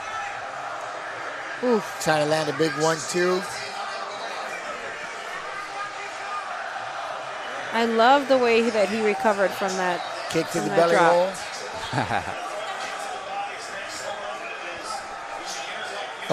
Oh, that was a big shot for Jamal. Jamal trying to throw an uppercut right there. Really good instincts on the head movement from Jerry. It is, but that was a nice shot. The kick and the open mouth breathing of Jamal right now. Oh, there's another one, another left. Woo! Look at that, the swelling of that left eye, the blood in the nose, fight of the the night. open mouth breathing a little bit, you know, it's a little nerve-wracking. I knew this fight was going to be a banger. Look at he's that busted. cut on the top of that nose, right on the crown. Well, what do you think of that one? I'm going to give it to Judy a 10-9. I thought that it was a very close round. Jamal had some very big moments. He recovered so well from that flash knockdown. But I just think that Judy had the more significant strikes in that one. Got to be careful, don't blow that nose, but this right here. Yeah, 100%. Oh. Right when he was trying to throw that lead uppercut, Yuri cracks him with the left hand. I mean, it's a lot easier to knock guys out and knock them down when they're trying to do the same to you. Like, if Jamal was purely focused on defense, you're not landing those shots. 100%. Trying to get him on the way in, and did the now what thing. happened to the left eye? How did we get 2 shots in every can? But how did we get? You know what I mean? That's the one thing we got to figure out is what happened to that left eye. Yeah. It was that short right hand that you had called it. You called that short right hand. You did. You called the short right hand from Judy. The short right hand, the right eye, but I'm talking about his left eye is. Maybe that's straight, something like that. Yeah. Yeah, the right hand from Judy is what the eye you're saying from. Yeah. From Jamal. Okay. It was a short right hand that Judy threw. Okay. Oh. Nice high kick. Thought about spinning back with the elbow. Yeah, he's looking for that. I like that one. You can see Judy has some confidence and some momentum going into the second. I want to see him start stepping on Jamal's feet. That's underrated in this open stance here. You step on lead foot to lead foot. You step on their foot, especially the UFC canvas. They can't pull it out, pull away. I like it. And then you hit a long 1-2. They can't back out. Trying to keep those busy hands. Jamal trying to stalk in a little bit. Oh, well, he's allowing that. Just Jamal missed. comes back to throw a See, kick he's and got to double throw jab. those off-rhythm shots that he's throwing. Did we just try a jump knee? Yeah. Switch knee for sure. They both move so awkwardly. Yes. They do. They have very off-rhythm movement for Jerry's the like rigid one, or I'm sorry, Jamal is a little more flowy with it, but still very awkward movements. Oh, we got a poke? Dang it. Poke? All right, fresh fade for Jamal, though. Faded up. I want to see. Oh, yeah. What was it? A thumb. It looked like, honestly, like a little thumb knuckle. You thought it was a thumb knuckle? You didn't think it was the actual tip? It looked like he kind of hit more here. Let's see that replay. We need to see a different angle. I don't know if that finger got it. Looked like a thumb. Jamal wants some rest. Need a little breather.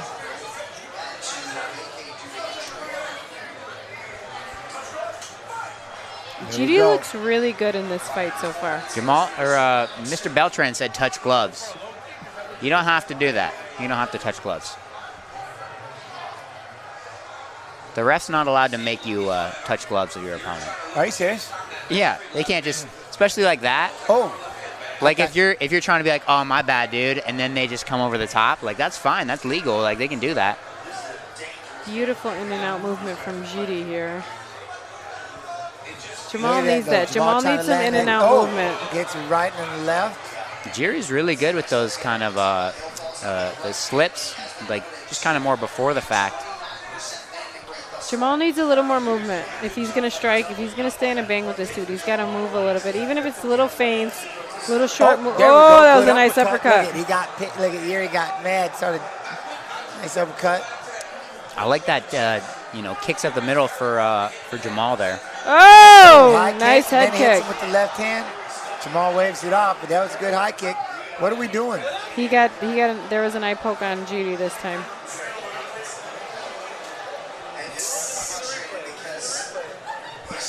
Dang it. You get one. One each. Except now they don't take points or anything. So you get one unless you get look, two. That was straight on. Oh, that was straight on. That's that a point. was a legit one.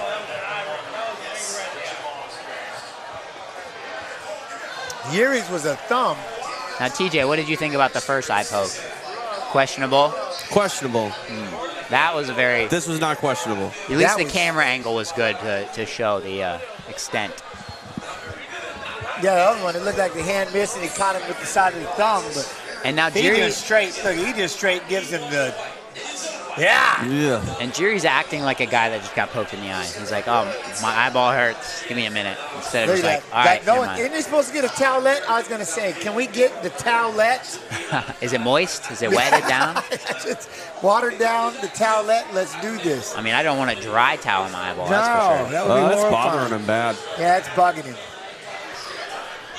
See, that should be a point. This is the worst place. So wait, they eliminated eye poke points? You cannot have a point removed from eye poke? The referees just never do anything They about never do anything the first time. Fence It should grabs. be an automatic point. The doctor's coming in. Now they don't do anything about fence grabs or, He's glove got grabs. a couple minutes to recover. I don't understand why. This is the one thing I don't understand is why do the doctors come and check on you right after the poke? You have 5 minutes to recover. So I don't know if California is a little different or not. How does it work here? They bring in the doctor to check on you after the foul. If there's a cut, can they still bring in the doctor? Because you're only allowed one doctor visit per round. I have no idea. That's probably. I didn't think about that. We don't. Why is he checking his eye? Why He's is he got checking 3 it? He minutes. says I'd be fine. like, dude, give me a couple minutes. But you're not going to take the point away, and you should have, because we've all known about watching our fingers long before we got into the fight. You don't need to, there shouldn't be a free eye poke. You know what I mean? So you used to not be able to get the 5 minutes after an eye poke. And I remember Eve Edwards would tell me when they would check his eye, he would say, well, I can't hear you. I can't hear you, just to stall him out a little bit longer. I would be like, listen, I have a couple minutes. May I please have my few minutes, if need be, to recover? Just let him know, hey, I'm tired right now. Just give me a little Give me a couple minutes. I'm taking 5 minutes. Look at Jamal trying to grip the Yeah, right you hand can on that take your lazy 5. kick. Oh, nice. Trying to lunge in with Nice that lunging jab. Look at those fingers. You better watch it because it's about to happen right there. Yuri's starting to open up his hands. Yeah, they're both headhunting right now. I'd like to see one. There's the jab for Yuri. A right hand. And the right. Oh, he's trying to land a big right hand right there. Okay, nice little head movement there, Judy. Jamal. Nice. One right hand, just boom. Good trading action there. I like it. That's nice. I like the feints. I like the feints from Hill right now. Oh, I thought he was going to spin that off. Caught the kick. Jamal with the high kick.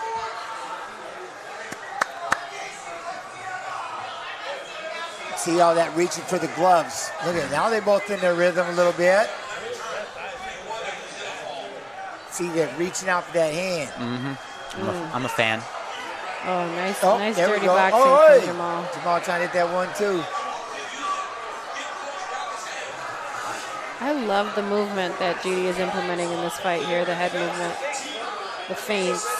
Jamal has some really nice feints. I think he's finding a lot of success when he utilizes the feints and the short movements. Now, this round, I'd say, is a lot closer than the first, for sure. I agree with that. The last minute.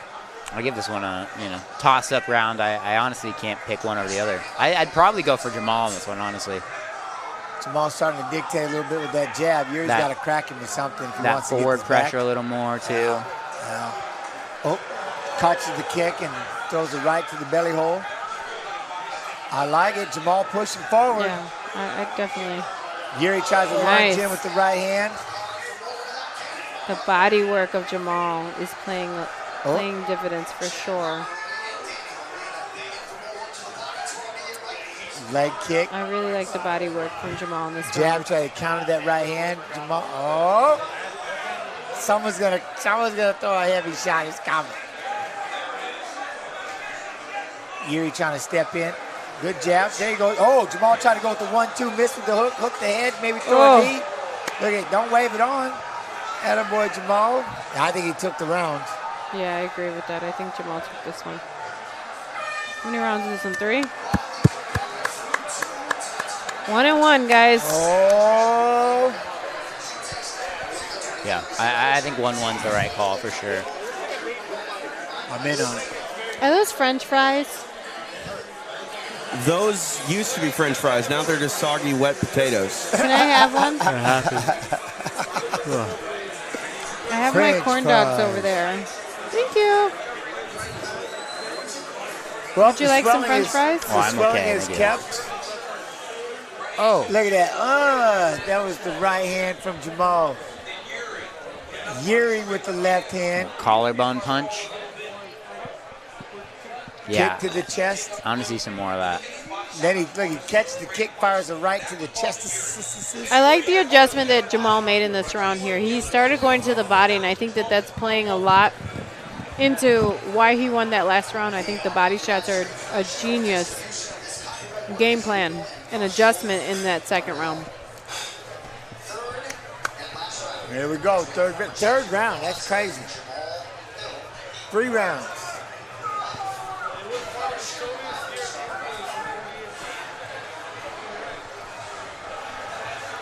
Who do you guys got in this last round?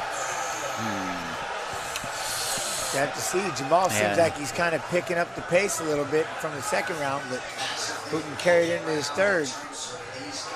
Jiri's back in the zone. Yeah, get back in those oblique kicks. GD was so fidgety in that last round. Trying to bring that kick upstairs. Jamal trying to land the right hand. Do you give that first round a 10-8 though? Because he dropped Jamal. He dropped him, right? That's a whole nother deal. Depends. Again, I think the they body have to shots are money, kind man. of change how they score. Like, you got to make maybe some more drastic point changes as far as because right now it's just like if you won the round. Oh, nice, nice. There you go. Oh, he's on skates right now. He's on skates. He's got him still. Lands with an uppercut. Gonna try to cover up. I like that though. Jamal trying to throw back with 2 uppercuts. You've got to do a lot now in order to get a 10-8 round. I think they should make it easier. Like if it's a really close round, that should be 10-9. Yuri trying to plumb that head. Jamal still punching in there though. If it's one-sided, it should be 10-8. If it's like, you know, a knockdown and you almost got finished, maybe 10-7. Like let's just get some wacky scores in there and start, you know, actually using the point system. Like why not just do like, if you're just going to do 10-9 all the time, just be like 1 point, 1 point. You won this round, here's a point. And then now it's like 5-2. I don't know. Doesn't make any sense how they do it now. Leg. Oh, lead hook. Oh, Yuri gets out of the way.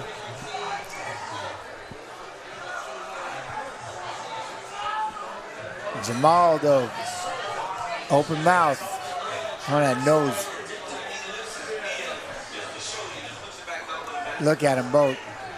Oh, dang it, just missing. Come on, Jamal. Oh, Jamal goes for a big 1-2. Miss. There you go, walking down. Here's an idea. Huh. 5-point rounds. 1 point for every minute.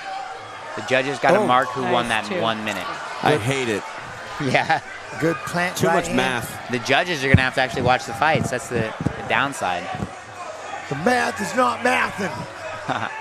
Well, we'd probably see more wild scores from that. Jamal like that. Throw the right hand and then plumb the head. Look, he's trying to do it again. Oh! Oh! He tried to throw. Oh! Push Jamal on the canvas. Oh, that was a counter. Now he's going to try to stand up. Jerry's starting to throw right hand. Jamal's going to have to get to his base.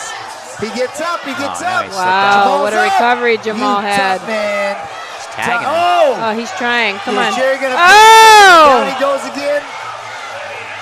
Jamal's sitting on all fours. Jerry's going to start throwing right hands. It might be over. He calls it a day. Early stoppage. Early stoppage. He just picked it up. Dang, he just picked it up. That was good. That was nice. Hey, that was all right, wasn't it? That was back and forth until that last bit. Oh, man. Fight of the night. Man. Okay. Can you pass those? Thank you.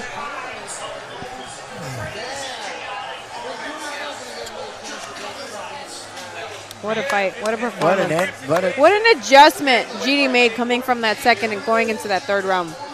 He had a hard time dealing with the rhythm and the straight and the body work that Jamal had in that second round, but he came in, he created opportunities for himself, he pressed forward, he used his off-rhythm, what do you want to call that? It's not orthodox, it's certainly unorthodox rhythm to really set up that last shot that what put him down. That left right there. Look at the right hand. Boom. Big right hand come back on the other side. That was big. That was it. He had him on. Put him on the floor. Look at Jamal swing with that right hook. See that counter come back with that left. It was the right hand. And then cracks him with the right. Oh. That was nice, man. Left, right hand. Tried to come up on top. And stood on him the entire time. Didn't give him any room to breathe, and any room to. This problem right here, when you hit all four, you can only cover your head for so long. You gotta. He's over. Yeah. Wow, that was a lot. That was impressive. They're gonna. Dang. That was a great performance from Judy. Both gentlemen, actually. Jamal had really good moments in that fight too. You can't take away from Jamal. He had some great moments in that fight. I thought the body work from Jamal in that second round was beautiful. That was a masterpiece. That was a great game plan. But he left it. He left it going into that third. He went back to head hunting. What do we see next for Jiri here? I don't know. What's he, number 2 right now? Yeah. Does he get the loser of Ankalaev and Pereira, or does he get the next shot at the belt? Do you wait and then get a shot at the belt? You wait and just beat the former champ? I'd keep going. I'd get as much experience as you need. knocked out the former champ. I would sit. It just depends. If they're fighting, when are they? They just announced it, so what are we, a couple months away? March, right? I'd fight again. As fast as Pereira likes to fight, he might defend that belt, defend it again in 5. He'll defend it a month later. IFW. I think Judy needs more experience. I think he needs to get another one of these big performances under his belt. As much momentum. Who would it be? You know, just because it's whoever. Yeah, just give me someone. He's 0-2 against Pereira, right? Yeah. It's just, what do you do? We're here right now. I mean, you just beat the former champ right there by KO or TKO. Second most finished since 2020 in the division with 5. He looked good. He looked pretty good doing it. Maybe him and Khalil, just bucket. There you go. That's a fun fight. There you go. There you go. Not a rankings fight so much as just like a why not. Oh, why not? Just do it. Stay active. Yeah. I like it. I mean, because Khalil just fought Pereira. That was a great fight.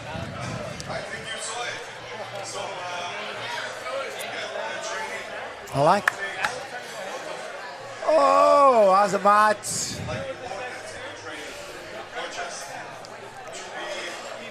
I like it. Not bad, not bad. It's a good fight. Good fight. Now we have 2 title fights coming. I feel like one's going to go to decision, and I would say one is not going to go to decision. That's my prediction. We got a video, too, before our co-main event. Oh, do we? Yeah, we'll play that here in a minute. Very nice. I'm predicting Umar and Merab is going to decision, and the other one is not. I'm hoping it does, because I'd like to see the puzzle figured out. I really would, between Umar and Merab. I'd like to see him play the game and just the puzzles and the punches. Go ahead. Do you guys think Merab at plus 210 as the defending champion underdog is the right line? I can see why it is, because of the mystique of the Nurmagomedov and being undefeated, and stuff like that. I could see it, in that aspect. Do I think it's deserved? I don't. I mean, that's something that would have to piss you off here, Merab, right? What are the odds on that? They got to be really close, honestly. Odds looking at him right now. Plus 210 for Merab, minus 258 for Umar. Interesting. Wow. And then our main event, Islam, minus 1,200. Moicano, the money man, at plus 750. Gotta give it to the money man. Yeah. Shake up the world, money man. All right, Twitch, let me check on you real quick. Let me see what you're doing, Twitch. Can anyone? He wants a third fight with Pereira. All right. That's what he asked for. I didn't hear it. What did he say? He wants a third fight with Alex. Let Pearl, what? They're saying let Pearl know it needs a what? What? Where is it? Why does my shirt need adjustment? I have no idea. Thank you. I have no idea. Y'all got this. What I pop into? Y'all better quit playing. No, they're looking out. I They're appreciate looking out, the but I fan. felt. I'm like, what? I'm clueless over here. Looking in the sky, like what? So I missed it. He said he wanted to fight Pereira next. Yeah, of course for he the wants third to time. fight Pereira. I'd want to fight the guy that's knocked me out a couple times too. Would you? Well, you would, like you want to get him back. You know what I mean? That's like what's his name? Izzy said, I got him once. That's all I needed was one time. There you go. He says, please just stay at 205, by the way. Do not come back down. Who is that there? Marshawn Lynch and Kei Hui Kwan. Who's that? Ortega, always with the ladies. Ortega with his wife. Is that? Does he have a wife now? Yeah, that's his wife. CM? That was his, look at CM. I love CM Punk. Nice guy. I commentated with him in CFFC one time. Yeah, he's a great guy. He's Look at awesome. the man, Lopes. Diego There, Lopez. Lopes. Nice guy. Lopes, that Matt Brown right in the back. Yeah, shout out. Oh, Uh-oh, Michael Chandler. Kenzie Dern over there. Uriah. Gaethje. Very busy. busy room. I What a like fun it. Busy night. room, yeah. All the cool fighters I've heard are actually here at the Dave & Buster's instead. But Yeah. Well, we are having a lot of fun at this game. Yes, I'm we not are. hating it. This is When do we actually play pretty. video games? Oh, wait, I've heard about this. There's video games around here somewhere. Yeah. And we got some power cards. I don't know if we're still. I think we're still giving them out. And We do when have do power we get cards. the s'mores cheesecake? Huh? S'mores cheesecake. S'mores cheese? What? The s'mores cheesecake. I'm When do not we get that? Oh, you don't want any? Okay. Yeah, I'm not saying no. What? I'm not saying no. I'm the third best strike absorption rate in UFC bantamweight history. 1.41 per minute means he doesn't get hit. You know what though is But that ain't got nothing to do with takedowns. 2 fights ago he fought a debut guy, and then his last fight he fought Corey Sandhagen, and now he's fighting for the belt. Come on now, he hasn't really been tested in the UFC. Not saying he's not going to beat Merab, but This is a big test. I think it's a big step up. Very big. Very big. I mean, it's the best test you can get. I Very am big also rooting for Merab. Shout out. Nice guy. I love the Murad.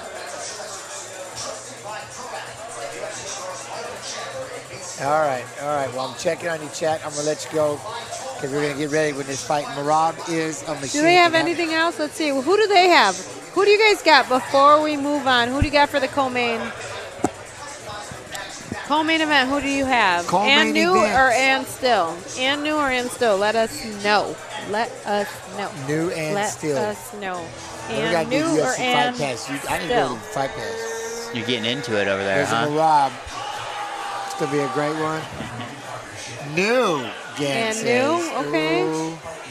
Let's go Merab and still. And Merab. still. Oh, we got stills. Oh, look at all those stills we got. I'm taking Merab. Oh my goodness, we got so many and stills. It looks like and still is the vibe that we've got to go with, guys.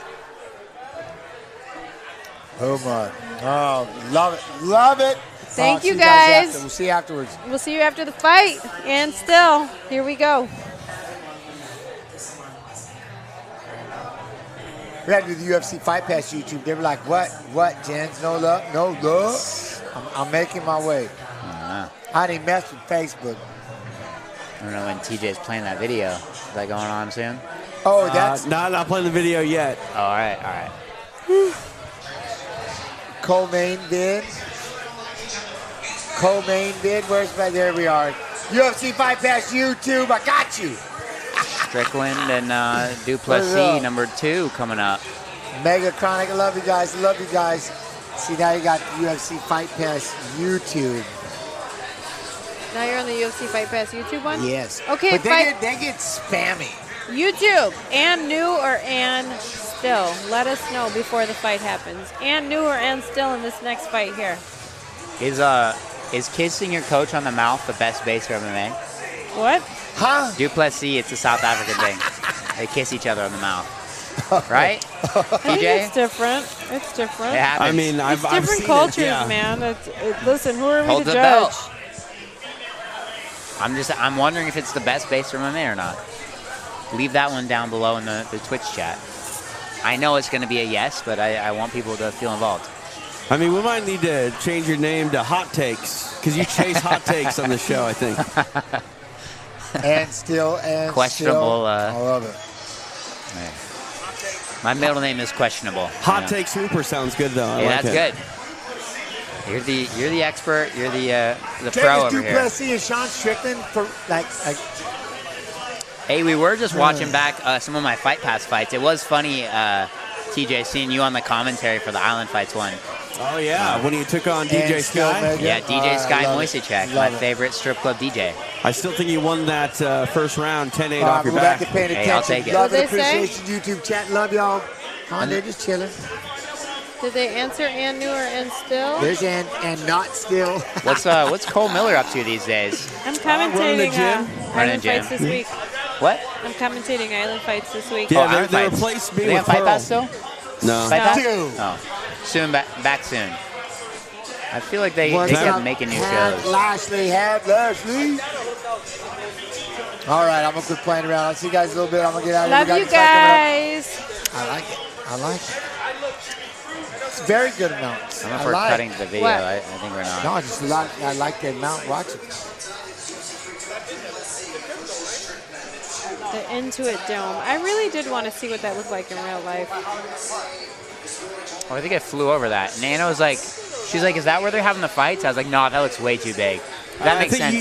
You probably flew over SoFi. Maybe. I'm into it, though. Yeah. Was it on the right side of the plane?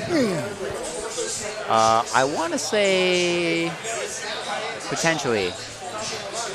Huh? I don't know. I'll trust you. You're the local. Noah, can I have one of those corn His name's dog Viper. Viper. Corn dogs. Corn dogs. No, she wants the water bottle. Water bottle. You're telling me to stop eating? I said water bottle. He's telling me to stop eating. She wants the water bottle. What's happening here? No. I like this. Look at this. You're good. No, I want these. This is cool. What kind of? Are you telling me to stop? That was on the. No, I said they're cold. I don't know. I don't care about that. They look a little over. I like. What is that center dome? Okay. They got videos.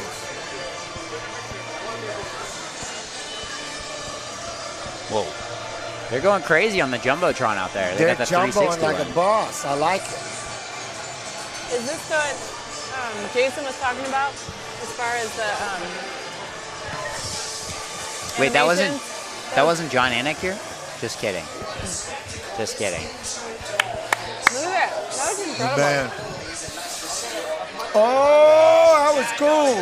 Okay, I'm in. I like that. I like the idea of the Seattle thing, though. That'd be pretty cool. Which one? Seattle? Going to Seattle. Oh, yeah.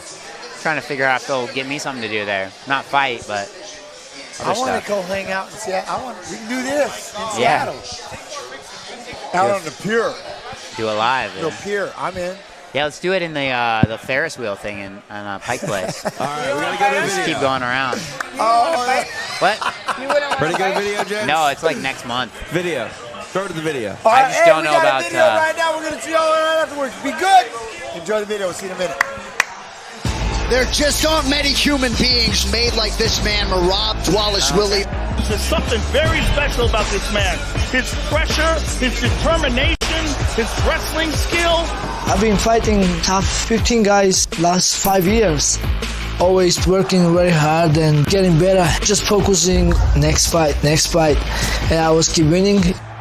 So when UFC told me I was main event at the Spear fighting for the belt, I was very confident because I believe my power, I believe my hard work.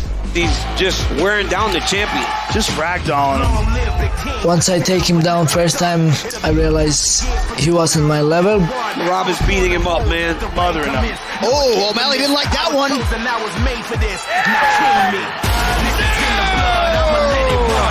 He's a nightmare for just about everybody in this weight class. Next in line to defend your belt, most likely, is Umar Nurmagomedov. Give us your thoughts on that matchup. I respect and I love Dana White, whatever he wants. it is going to take a big effort from Umar Nurmagomedov and anybody else to dethrone the new champion, Merab Dvalishvili. When Joe Rogan said next opponent, Umar, what do you think about that? He doesn't say nothing. He just said thank you, Dana White.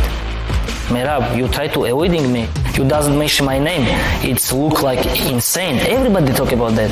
If you know other guys, easy money. For me, he has to go deep waters. His grappling is as dominant as you come to expect from these Dagestani wrestlers. But what separates him is his striking. I will not give him takedowns. He will not control me. And I have better striking. Much better.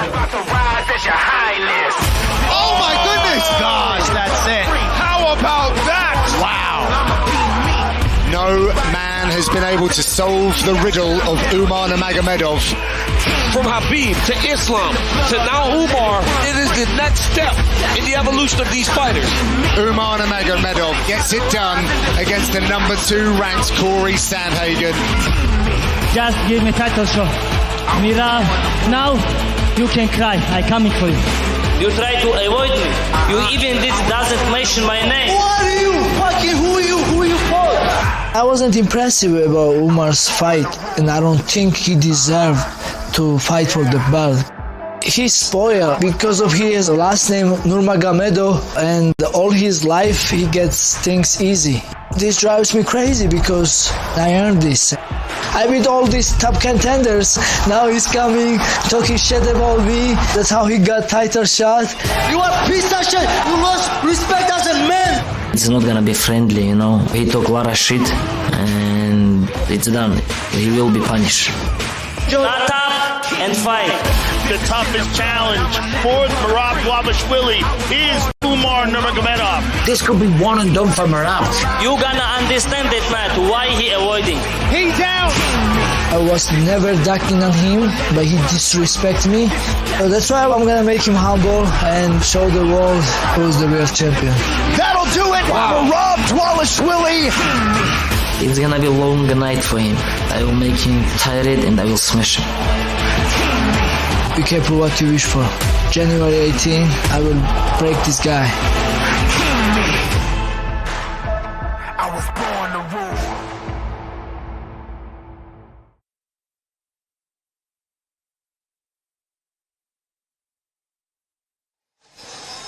They all left me. It's weird, but they left me. They left me. But I got TJ over here, and it gives me the opportunity. It gives me the opportunity, chat, as always, to rep with all of you. Love you, appreciate you. Y'all little badasses. Thank y'all for coming through and hanging out. YouTube, Facebook, Twitch. Yeah, no, it's, I don't know what to do with my hands, but Umar is making his way out to the cage right now. I still can't see it. It's got to be, right? It's got to be. I want to see the condition side of it. Look at that. Khabib making his way out. There's a lot of pressure. I love it. This is going to be sick. Umar, I just can't see it. I can't see it, TJ. You can't see what? Does he outwork? Can he outwork Merab? I mean, Merab's a machine. Can anybody outwork Merab? This is going to be fun to find out. Somebody's about to try. I don't know if anybody can outwork Merab, but you can outpoint Merab. Let's turn Pearl's mic back on. Yes, thank you. You may not be able to outwork him. You certainly can outpoint him, but you can out-technique him. You can out-technique him. Because is that sometimes the Sugar Show right there? Wait, are we seeing it? Hold on real quick. Sugar Show and all the pink. Yeah, of course that is. Sugar. Okay. That's the sugar. Okay. So the sugar. You can certainly out-technique him, right? What's that saying? Work smarter, not harder. And so I think you can certainly outsmart, if that's a better way to put it, or just out-technique him. Fight IQ. If you fight a smarter fight, for sure. There's a way. There's a path to victory, but it's a tough road to hoe. Very against strategic. Someone like Merab. You have to be locked in. Merab is incredible. He's an incredible athlete. He's a next level athlete. You know, he's bringing a lot to our sport that we have yet to see. But if there's any man that can solve that puzzle, that can out-technique him, that can outsmart him, that's been bred for this type of fight and this style of fighter or any challenge in front of him, it's Umar. 100%. But let's talk about that. Real quick. Yep. Third longest active win streak in UFC bantamweight division with 6. Highest significant strike accuracy in UFC bantamweight history, 63.1%. Wow. Highest top position percentage in UFC bantamweight history, in history, 42.4%. Yeah. One thing I just want to throw out there is remember when Leon Edwards became champion and there was that Teddy Atlas quote about how you become 30% better. Merab's a champion now. Is he 30% better? Is he a leveled up athlete? We will find out. We will. That is a great point, TJ, because you're right. And that was what I was talking about. If there's anything that Merab can lean on at this point, at this moment in his career, because he has a very talented athlete.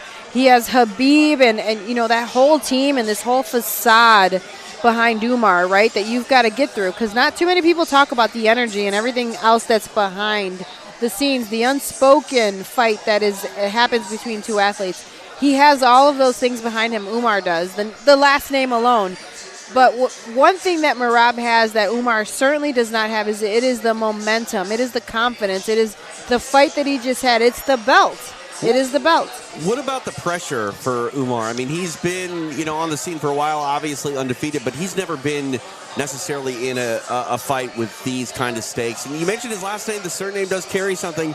Does he feel more pressure on his shoulders coming into this fight than he ever has before? I don't think he does. You know why? Because he's felt the pressure of Makhachev and Khabib in that training room every day. That's like having Pat Miletich, Jeremy Horn, you know what I mean, and Matt Hughes. I'm like, there's nobody at my weight that's going to be able to even come close to what is pressuring me day in and day out in that room, and I can't unsee that. You know what I mean? I can't that's just how do you get past that? That's got to be a confidence boost of Are we saying, your people are just you're in the best camp. Are we saying Dagestan is the new Davenport? I think it's 100%. It's its own Davenport. 100%. 100%. However, though, with you saying that, right? Yeah, and you're right. There's a lot to take away from there. There's a lot. However, regardless of what he's been through in the workroom, this is a very different situation because those lights, the crowd, the environment is something that he's never been in before. Merab eats it up. And so Merab just fought in Noche. There's no bigger crowd and moment than that at this point. When you talk about environments, he loves it. And I love that John Danaher talked about that. He really did. He made a big lesson and a point on this and how it's just all smoke. It's all smoke, and it's the same thing as you are in the training room. But it is this image and this whole imaginative situation that we create. And it really is. It certainly played a factor in my career, the crowd, the noise, the cameras, the lights. That played a factor in my performances. I don't know if it did for you, Jens, but it certainly did in mine. He's eating it up. Merab loves it. That's a whole other thing. You're the champ. You're the champ. Now, speaking of pressure, does Merab have extra pressure? He's coming in as a defending champion, but also an underdog. He may still have a point to prove, and sometimes athletes, they need that. I think when I look at Kamaru Usman, despite being a champion on the pound-for-pound list, he always needed to put himself in that underdog role to kind of feel at his most comfort. Someone made me a 6-1 underdog to the greatest American jiu-jitsu practitioner on the planet, the GOAT BJ Penn. It did something. That made me so mad. Did it? So how did you perform? I beat him. But that's how. But the performance. What was that performance like? Were you locked in? Did you have a little bit more because of that? I was broken at one point. UFC bantamweight champion, longest win streak, UFC bantamweight history with 10, 11-fight win streak overall, most takedowns in UFC bantamweight history with 72. The one thing was I was broken there for about 1 minute. Into the second round when he had those arm bars and the round ended and I tapped him he tapped. I didn't tap. I knew how much time was left. But I was getting up in there for a moment. I'm like, I'm getting beat. I was like, I can't. What am I going to do? And then something just clicked in my head. What are you doing? What are you doing? You're the champ. What are you doing? That was it. Someone did something on the side and just the gestures they were making, it just flipped the switch at me and it pissed me off. And I was like, that's it. I'm not. That was your fire. I'm not. That's it. Yeah, I'm not. I won't. That's it. I'm not losing another second of this fight. That was your fire. That was your fire. And so now that you understand that experience, how do we feel Merab is feeling? I just love the way he's out there. That's the one thing. He might be the underdog literally on paper, but not by him. Yeah, you see that? He's extra. He's extra pink in there. But that's what it is. That's what I love about Merab is I don't think he sees it. I don't think he's worried about it. Look at he's fired up. He is eating this up. I love that. And that's what I mean. That, you know, sometimes we need that. We need that little bit of doubt from others. Because you give it you need a little bit more to prove. Now I got to prove a little bit more. You know, it just gives you a little bit more and then you got to remember who he gets to work out with on a daily and world champion level and caliber people that he's training with too. So one thing I like about Merab too, and Aljamain Sterling as well, they've gone to Vegas, they've moved, they've relocated, but there's never a fight where they don't have Ray Longo, their original coach, in their corner. I love Ray. He's such a great coach, great man, he loves great you person. too, Pearl. My Does goodness. he? I love you, Ray. 34 years old, 5'6", 5'8", 29. Damn. Wow, Merab's 34. He does not look that. It's that, the hair transplant. He did. That's He not did? a joke. He did. He looks good. Turkey. Wow. What? He did the He hair got the Turkish hair transplant. Really? You ought to see him with the before hairline. It's terrible. I'll be Respect. damned. All right. I'm Him in. and Damon Jackson, Cowboy, you know, everybody's getting it. That's Look at that. badass. Look at that Okay. fade. What? I love it. All right. Dagestanis, I think, wanna see naturally Habib. have good hairlines. Do you guys see Habib? Let's see. He I must might be in the corner. racist, but I can't tell them apart. Russians. Dagestanis, sorry. He was right there. Did you see him? I didn't see him. I seen the hug. So I saw know a he guy walked with out a beard, and that was... He walked out with him, so I seen that part. Let's see. Let's see. Where is he? Oh, He's he's standing standing there there with Javier. Javier Ayres. Which, that right there, Yeah. that was the coach for Yeah. BJ Penn. Was Javier? Really? Wow. That's cool. Did he not move around a lot? Seems like he BJ did. moved a lot. Yeah. He was in California for a long time, and then Hawaii and all that, obviously. Because he started off as a Half guy, no? Yep. Half Gracie? Yep. Yeah. Look how big. Big? Close is the favorite in all 7 fights. Oh, 5'8", 135. Dude. Kiziliert. Oh, man. Chats. Is he not actually in Dagestan full time? Oh. Umar. I mean, but just to sit there, you're getting ready with Makhachev in the same camp, and he's going to defend his I'm belt ready. and all that. How do you not just, that's just advantage.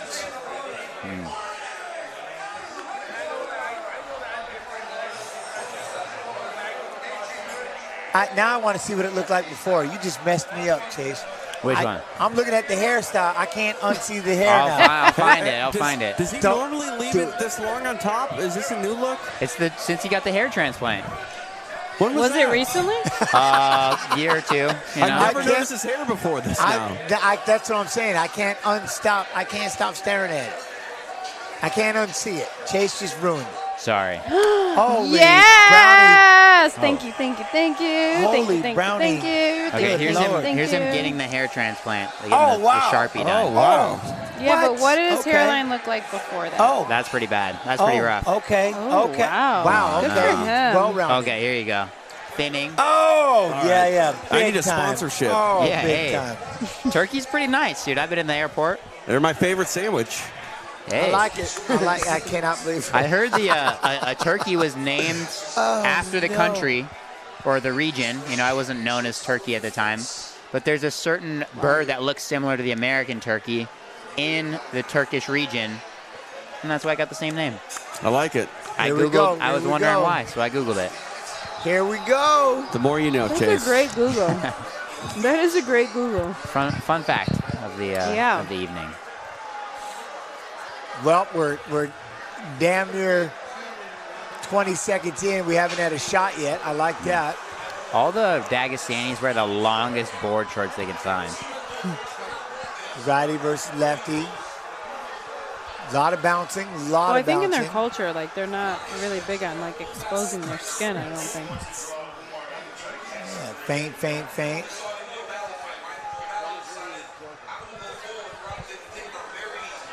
Merab, man. How many pairs of those shorts are going to Georgia? Probably all of them, huh?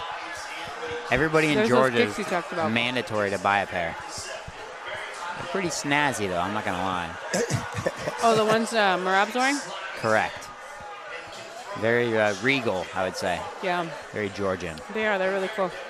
Just throwing out some jabs. Just throwing some jabs out there in midair. Well, see those kicks, though. Even though it didn't hit, it just lets you know. Looking a little lankier than we see most of the Dagestanis. Yeah, he is. Boom, went for the kick, good left hand. Umar, throw it. I mean, yeah, that's kind of the thing about this matchup is like how much of this is going to just be on the feet. Oh. It went for a right hand. Oh, Dwashvili's trying to swing back. Tighter. Little balance issue, inside leg kick. He's throwing wide. He's got to stay tighter, especially with the grappling. Throw straight down the pipe. Is that cheesecake? Can you smell that? No, I'm okay. It is chocolate I'm trying tea, to watch my girlish Good Lord, figure. Say am I, but wow. So you're really calling me fat tonight. Oh, nah. Come on now. Oh, there's a good right hand. Marab's didn't you say you need to stop eating earlier? No. I think you misheard me. I like that. Nurmagomedov trying to come with the 1-2 down the middle. Oh, see that kick right there is sneaky. Lead leg, Umar. That lead leg one? There. Yeah, he flipped that up there. Toes to the cheek. But look at that. Here comes Merab trying to get it. Merab's got to go straighter. You see how wide he's throwing, though? Yeah, he's got to be careful. He steps back out of range. Pops straight up, starts throwing. He's throwing. It gives him openings. He's vulnerable for the takedown. Oh. Goes for a right, gonna get inside. I want to see the wrestling. There it is. We got clinching. Now I like that. Boxing. Get in there and dirty box. Hit that clinch and start throwing those right hands.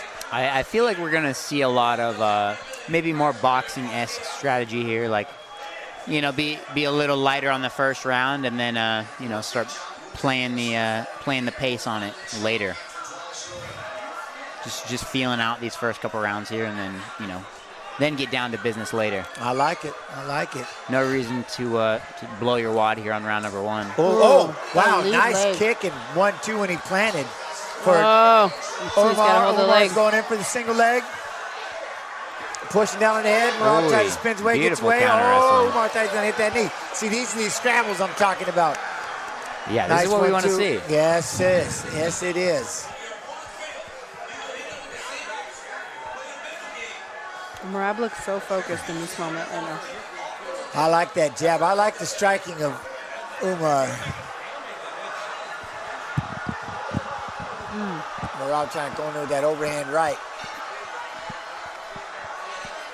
A little tighter. He just needs to be a little tighter on his strikes.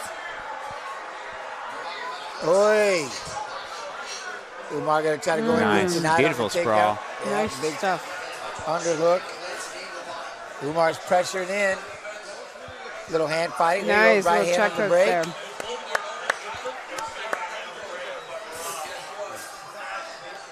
They're still mixing it up a lot with the strikes. I mean, Merab going for that little inside leg kick. I like it. He's focused right now. He looks really good. I'm telling you, this is going to come down to this is a condition fight. Yeah. Who's going to out-condition the other one? This is going to be crazy. Which one of the wrestlers has the better wrestling cardio? Oh, I'm telling you. Look at that. That's the one thing. He's got to be careful closing that distance just a little bit. Umar definitely has the strike. Oh, that shook him. Oh, yeah. He started biting down on that mouthpiece. Cracked him in the chin. That buckled him. He's chewing gum right now. Yeah, he's chewing gum. What was that? That was interesting. He cracked him right in the chin. He's got him chewing on it. He stunned that lower jaw. Nice shot, Umar. It's okay. He'll recover. It does seem like Umar's a little better on the feet. Oh, his head's it's a lot more crisp, right? The striking is just a lot sharper. Well, he's throwing straight down the pipe. Merab's throwing a little wide. Yeah, he got cracked in the jaw. Especially at that height and reach disadvantage, you definitely don't want to be throwing the wider shots. You want to be. No. Oh, that was good. That was good. I don't like these corners where everybody's trying to say stuff all the time. I think it's difficult. You're making it way harder for this guy when there's like 2 or 3 people saying stuff the whole time.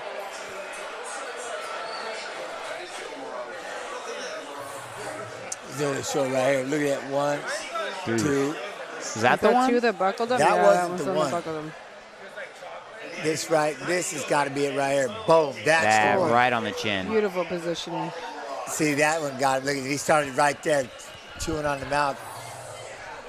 Cracked it. Chris Lieben judging on this one. I saw him. Yeah. Is he? I think I saw him. Monaco. Busy guy. Good for him. Working last night. I love that he's so involved on that side of the sport. You know what I mean? Especially, he's had his hands in the sport in so many ways. Like, to be able to officiate, that's amazing. We need more of that for sure. I wonder if we're going to see some Merab in on the legs, in on the hips. Come out switch stance, or has he been left the whole time? I thought he's been standing like this. Maybe not. Unless Merab switched. No, Merab stayed in that stance.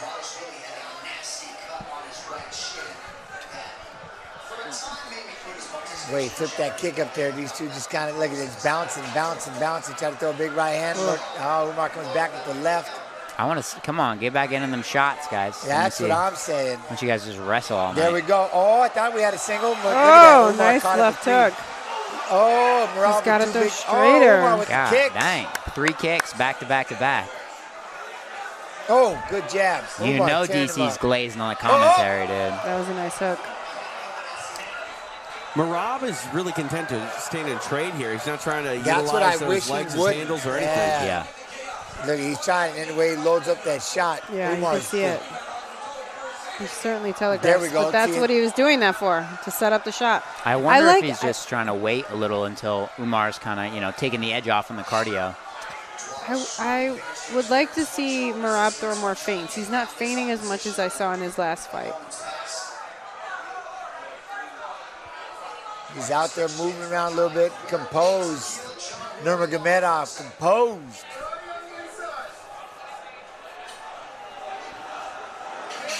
Throw that leg. Bouncing. Oh, that was a beautiful takedown. We got him around. Can you finish it? Oh, my goodness. Defense from behind him. From Umar is crazy. Oh, he kicks that feet. He's going to take the back. Wow, Umar just leveled that up. Incredible. I mean, he just leveled that up. You talked about us seeing a new level of MMA wrestling. He just leveled it up like, wow. You talked about that. Now he stopped that takedown and takes the back of Merab. Now he's got the one step the leg over, going to control that. Interesting. I would like to see Merab try and get his back to the mat, start turning back in. There we go. Doing a good job getting back to his feet. Going to try to fight the hands. Umar stands up with him, body lock. Nice job turning. Him. All right. Nice. Good get up. I still think this round's all been Nurmagomedov so far. Oh, yeah. Yeah, Merab is definitely falling behind in this. He's having a tough time adjusting to the rhythm. I mean, it's hard. It's hard when you can't get a shot, and that's, your best attribute is the wrestling. Yeah, that sprawl game of Umar, and then he's punching him with the, I love that sprawling bro. Oh, that's beautiful. Teep up the middle, that lead leg. Oh my goodness, that was gorgeous. There's that jab. Oh! Cracks him with the left knee and plants in 1-2. That knee, that was like an uppercut. Shout out Hasbullah. Right up front. Oh, tries to go with the big right hand. Nick Maynard as well. Nice stuff, though. He's doing a good job defending the takedowns. Yeah, he is. I don't know if Umar is really committing to him, but ooh, nice leg kick. The shots that he's been throwing, he's certainly defending very well. I mean, look at just the faces, like the wear that both of them are showing, like pretty much not. Merab tries to throw a right hand, let's see, can he finish this? But look at, he does a good job of standing him up. Pretty much in that over-under position. Go ahead. Pretty much just faces clean on Umar, and Merab's definitely pieced up a little bit. Yeah. Wearing that damage a little more. Over-under position, again, still holding on to it. Umar's going to reverse him, push him up against the pin. Nope, throws the knee to the midsection.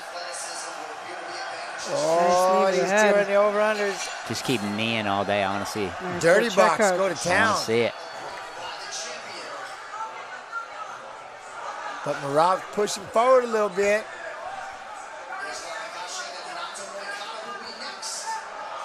He needs to. He needs that. He needs to add multiple punch combinations, Merab, because the 1-2 shots, Umar sees all of them. He's got to put the string together 4 or 5 punch combinations, 4 or 5 punch strike combinations, because I think that'll really offset. I think he ran into a left hand. Yeah, the body work there, too is nice. Look at that, the pressure. See, the one thing is Merab is starting to pressure forward, and look, Umar's getting out of the way and moving and stuff, but Merab is coming forward. He's starting to. Oh, look at that breathing. Yeah, both of them. Oh, my Lord. In the round 4, they're going to be moving as fast as they did in round 1. You know what I mean? It's going to get crazy. I mean, it's just, wow. Let's see, is he frustrated? Just trying to even settle down a little bit. Yeah. I've never understood guys, some people will stay standing in the corner. Like I heard somebody explain it as like, oh, do you sit down between rounds in the gym? Like, okay, well, no, but also I'm not working that hard in the gym. By comparison to a fight where it's like, hey, let me sit down for about 60 seconds. Every time you sit down, like it's hard to stand back up. Like you keep getting the feet, but if I'm you also not taking water between rounds, you know, in the gym. You got ice on you. I don't like the water in the gym. I don't like that because I don't do it in between the rounds in the fight. Oh, I always do. I always get combo. In between the fight? I get cotton mouth, like from the weight cut. So even like between rounds of warming up, I got to like just wet my lips a little. Okay, that's fair. Wet. I don't really drink the water, and I certainly don't do it. I try not to do it in Here we go, round 3. In training, you know, because it's the same thing as a fight. I try to assimilate, I'm into but you're right. I'm into it. I don't sit down in between rounds. Yeah. In the sparring. Well, hey, here we go. Give me all the luxuries I can afford in that 1 minute.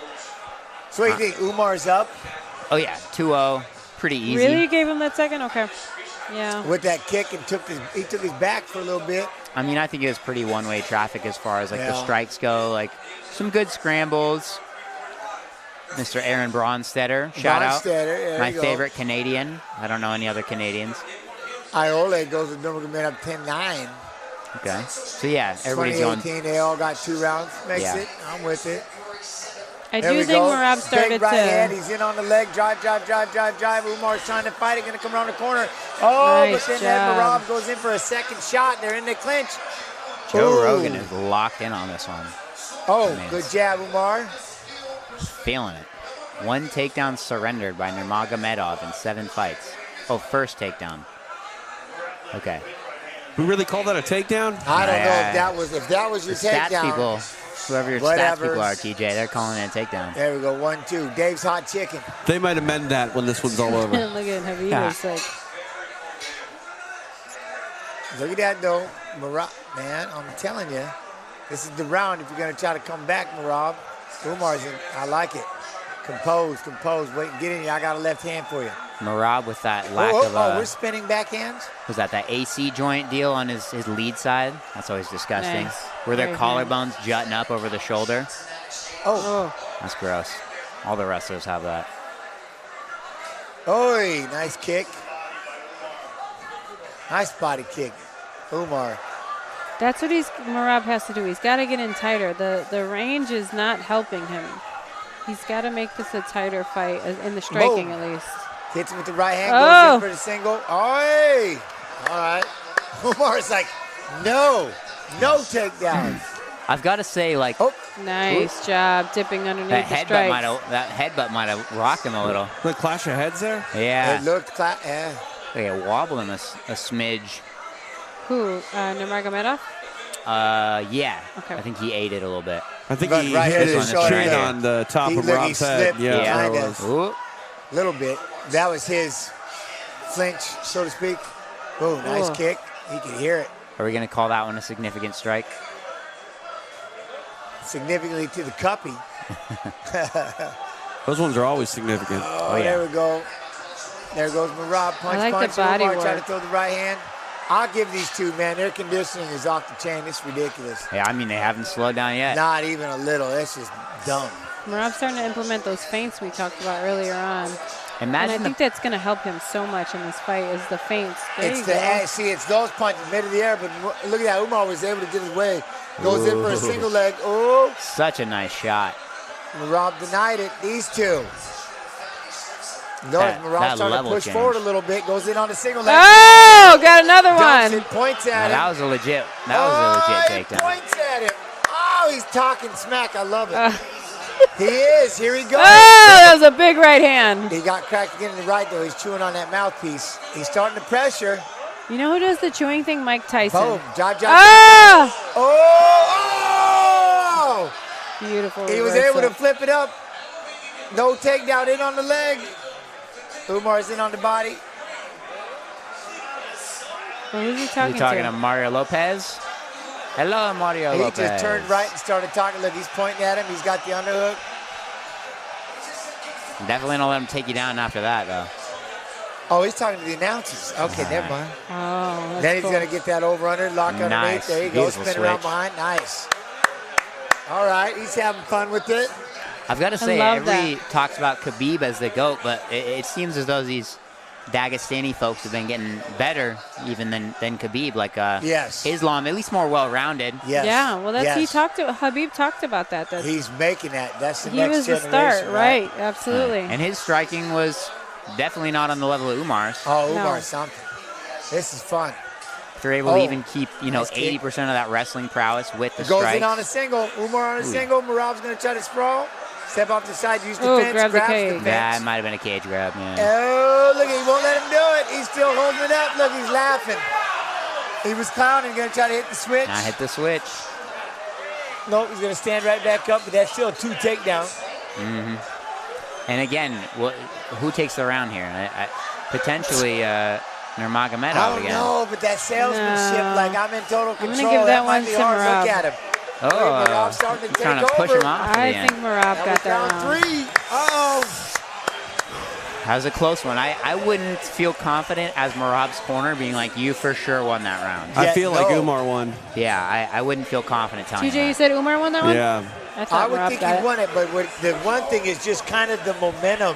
The momentum changes. It seems like a little bit. Mental warfare. But he might be down 3-0. Yeah, exactly. It might be too late unless you get a finish.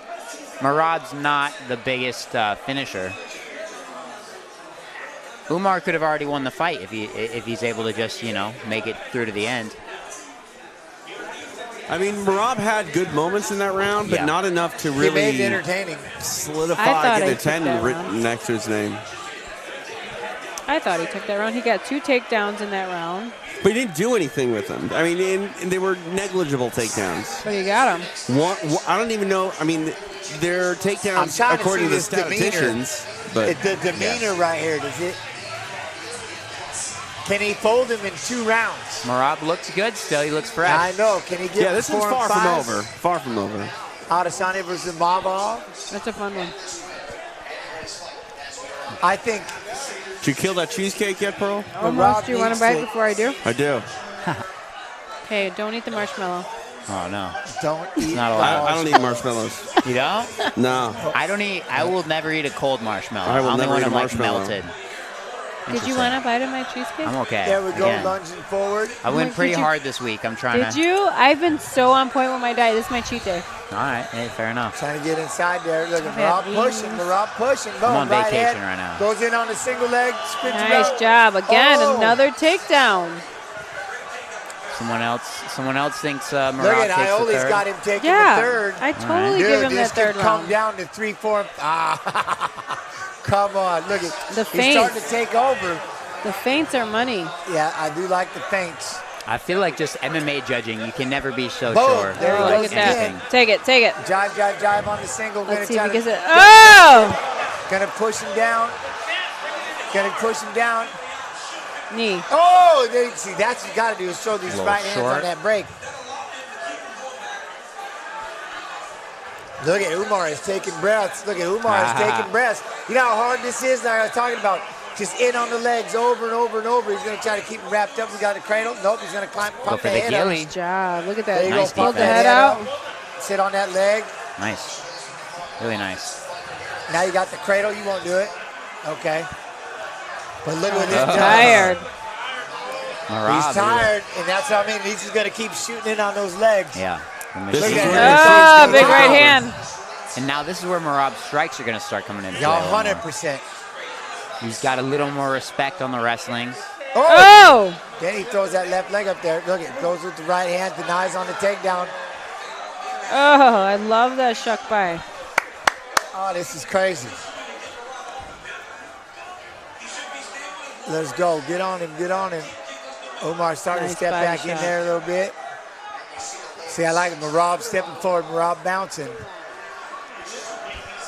Umar would have a lot of success if he just utilized the jab.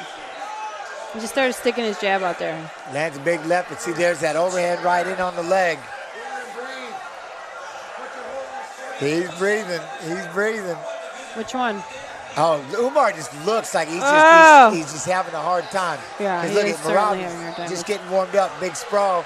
Shucks the back, trying to hit the arm drag. See what I mean? Umar looks like he's just having a hard, like.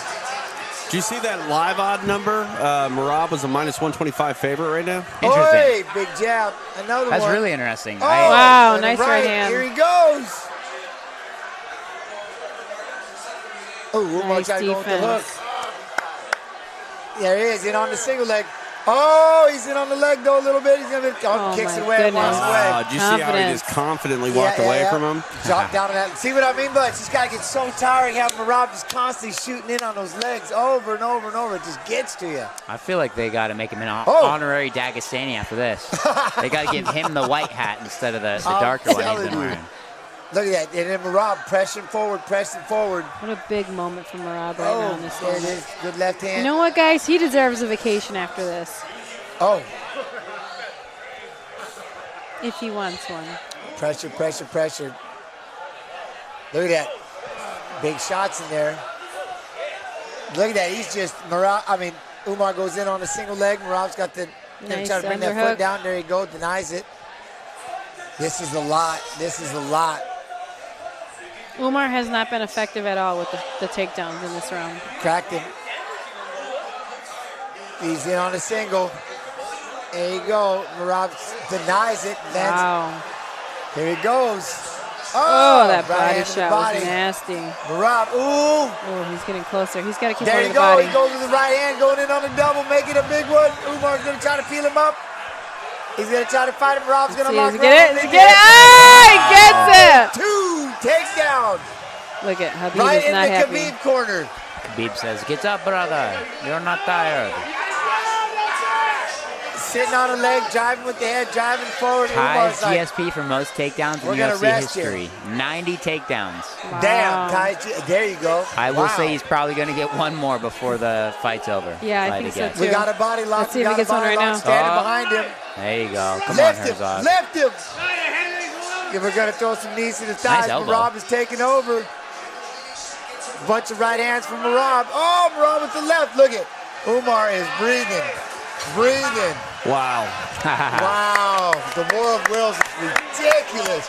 This is unbelievable. I questioned whether or not Merab did enough to win that third round. There's no question whether or not he won it. He stole the momentum in the fight in that third round. Yeah, and absolutely. Now took over in the fourth. This is a different Umar. Oh, look at, he is. He's he's tired. He's and so you talked tired. about that. You talked about would he be able to keep up with Merab's cardio? 100%. This is what it would do. This is exactly what I was talking about. Look at him. He's just, and then again, that's shot after shot after shot after shot. It wears You talked about that, and it does. Oh, horribly. I mean, he's got to dig deep right now. What I love is Merab does such a good job of hiding it. Even if he is tired, you ain't going to know. He ain't going to let you know. You know what I mean? Yeah. And that's the one thing is Umar, he's trying, but you know he's feeling it. This is some deep water here. Hope you bought your flippers. What? And to know you got, look at, you got Merab sitting over there bouncing. This guy, I think this comes down to this round. This is big. This is big. Look at, he runs right at him. Right back in. Let's go. Right back like it shouldn't even been a break.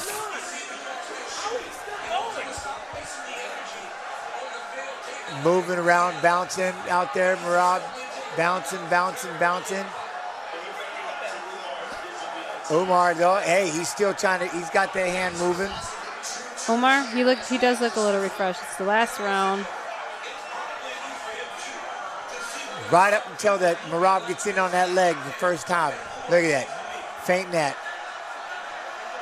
feints are money in this fight. We're gonna spin something. He's got to stop doing that.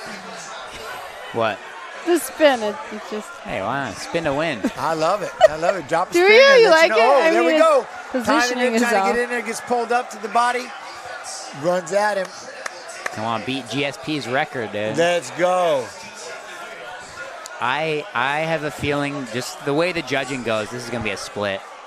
100%. And I don't know who it's going to be for if Merab were to take this round. Drive in on a single leg. Certainly up, going up, after up, it. Oh, again? Oh, certainly seems like he that was should. a nice big right hand. There he goes in on the single again. Look at this. GSP's at home right now cheering for Umar. Don't break my record. Yeah, don't break it. Look at there he goes. Boom. He's in on the leg again. Look at that. How many times he already dove in on that leg? Yeah. Umar's backing up, trying to land that left. I love the That gas blocks. tank on Merab is ridiculous. There you go. See some more overhands. I feel like, Boom. yeah, there we go. In on the That's double, one. drive. Got him up Take against it, the take it, fence. take it. Can He's he able to lock lock it? those hands. It's done. Can he lock See, it? is it locked? Oh, he's got the He's leg. gonna step behind. Nice. Trip. He's got the. Knee him in the face. Oh, Let's go. throw the knee. 100. Maybe take him back, forward, back, side to side. You know, we got all sorts of options off the body. Body lock.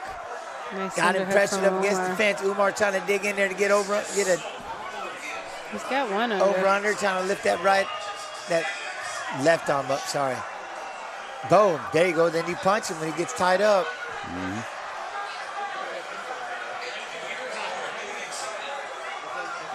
Did he have anything? No, Umar had the first 2 rounds pretty much. I think. Pretty confidently. Yeah. The third one's maybe a toss-up. Yeah. Just with the way the judging is. 100. There he goes in on a single, denied. Good Nice sprawl sprawl. from Merab. Pops back up and throws the right hand just in case. Oh, he's still bouncing, controlling the center, pushing forward. Umar's with the really likes those super low shots where Merab likes trying to run it a little more, it seems. Yeah. Boom.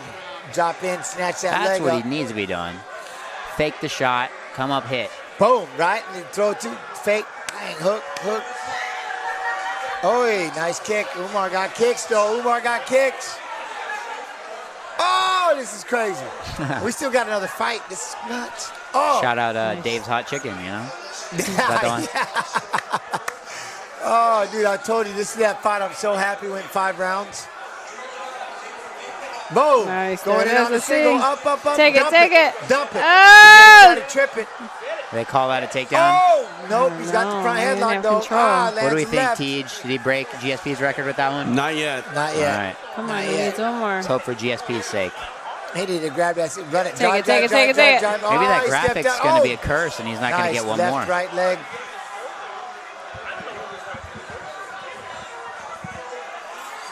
Checking the clock. I don't know if that's a good sign or not. Who was? Merab. Oh, Merab, maybe because I think he's checking because he needs to get this takedown. Yeah, Boom. 100%. There it is. He'll run it. Oh, he stepped out of it. No can do. Dang. I think he's going to run the pipe on that one. Minus 810 for That's live crazy. odds. That I'd is be crazy. betting opposite of that just because I don't trust judging. 100%. I don't think it was that one-sided No. for Merab. Oh, that was a big right hand. The best punch Merab. Take it.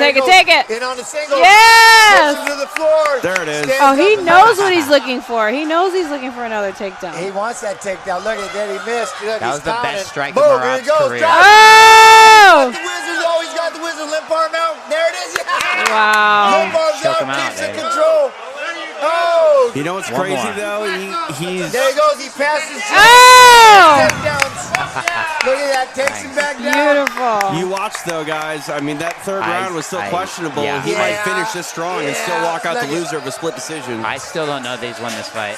Oh, there's a jab. Big fight. I mean, Big my fight. scorecard's 48-47, Umar.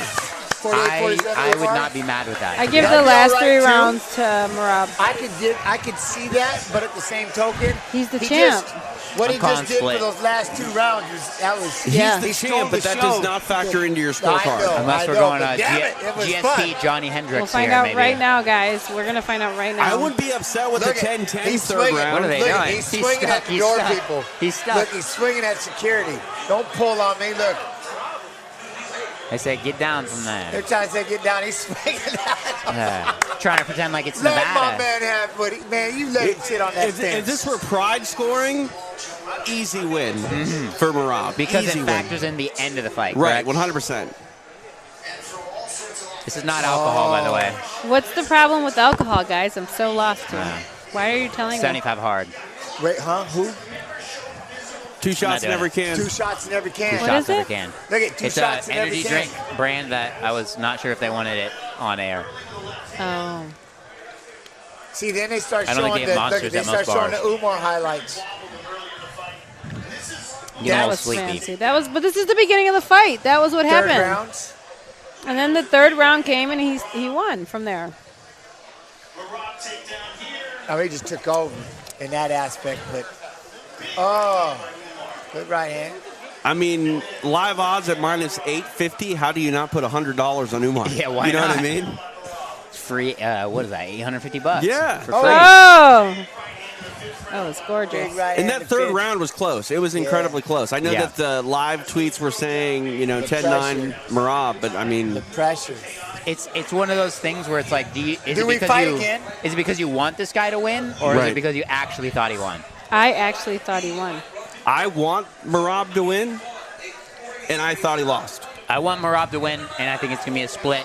I think it's a coin toss, to be honest. I figured with the I judges, wasn't really too worried about who was going to win as much as what I thought was going to happen with the pressure. Yeah. And that's what I really wanted to see. The real winner is the fans on that That fight. was Absolutely, great fight. I'd watch him fight again right now. Hey, let's. I mean, if they do it again, I would not love this to be a pissed. 7-round title fight. Oh, Hey, let's I go. would not be pissed. Then Merab would win. All right. 5 rounds. Damn it, judges. It's unanimous. 49-46. There's a 49-46. That's got to be Umar. That's got to be. Still, there's no way. That 49-46 is You hear that, chat? All those hand stills. You guys had it. That's what You had it. That's horrifying. The first 2 rounds were pretty clear. Yeah. That it was. That's why I thought this was over. 49-46 is ridiculous. I mean, I heard 49-46, Chase, and I was right there with you. I was like, okay, Umar, and new. Yeah. That's impressive. That's wild. Dang, I wish that 149-46. Well, the last 3 rounds then, right? They gave him the last 3, the 49-46. They gave him the last 4. Last 4, yeah. 49, So they he's gave only all lost but the 1. Did they give him a 10-8 on one of those, maybe? The 49-46, I I don't thought know. Umar No, usually because won you those can't first 2 make up rounds. for losing. The third round, we were all trying to figure out with the question. 2 rounds, you get a 10-8. And then the last 2 was obviously him turning it up, but I don't understand that 49-46 kind of. That's a ridiculous score. That's crazy. Who scored that one? Hopefully it wasn't Chris Lieben. Again, I don't know, but I've heard Lieben's judging was not the best. Hopefully it wasn't Chris. Just from Twitter. Hey, I don't know. Hey, I wouldn't, just because they're a fighter, I wouldn't put them in there as the judge. You know what I mean? Why? If they were As smart, judges, they wouldn't be well, a I'm just saying, fighter. I mean, there's I would certain trust things a that they fighter would more like- than I would trust they a would- regular judge. Oh, no, it's not about not judging it. I'm just saying, like, when people think like it's going to make some kind of a big difference, like everybody still has a difference of opinions on Yes, ground, on perspective. striking, Yes. on aggression, and as and fighters especially. You they're know? positioned differently across the cage. They might not have seen like And all that's the the other same thing, stuff. right? 100%. That's why I feel they should be sitting with monitors. I think they should be in a back room. Back room monitors. 100%. Let's just get like 30 judges, Let's get 100 judges. And if you win 51 of those, there you go. Well, now, why don't we are we going to just go out there and Money Moicano going to.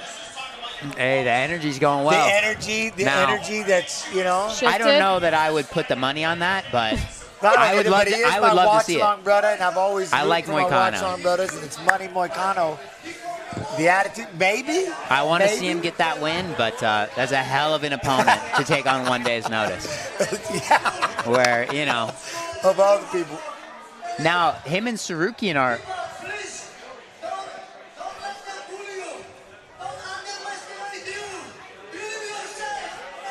All right. Very motivational. That was a big comeback. That was.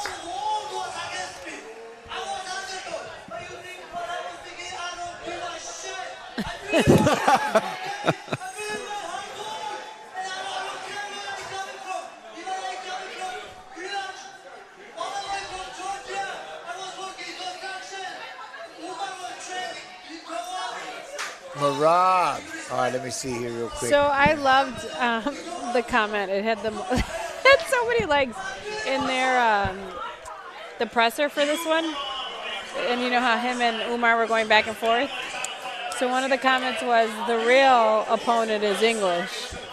Hey, you know, different alphabet. I think Georgia also has a different Jens alphabet. versus Marab. That's way too much work. What did it say? That's way too much work. They say Jens versus Marab. Let's go. That's Hey, what too about much problem. throw on just a singlet? What do you think about that? That would be tough just wrestling. I'm in though. I'd give it a whirl. I'd give it a whirl. I'd give it a whirl. 100%. You guys called it though. Chat called it. They said and still in that chat. Marab is a beast. I'm telling you, that was crazy. He but outworked again, him. I think that third round, obviously. That was but experience. That 49-46, I don't like that part. You know what I mean? That just cheeses it. Why are we interviewing Umar?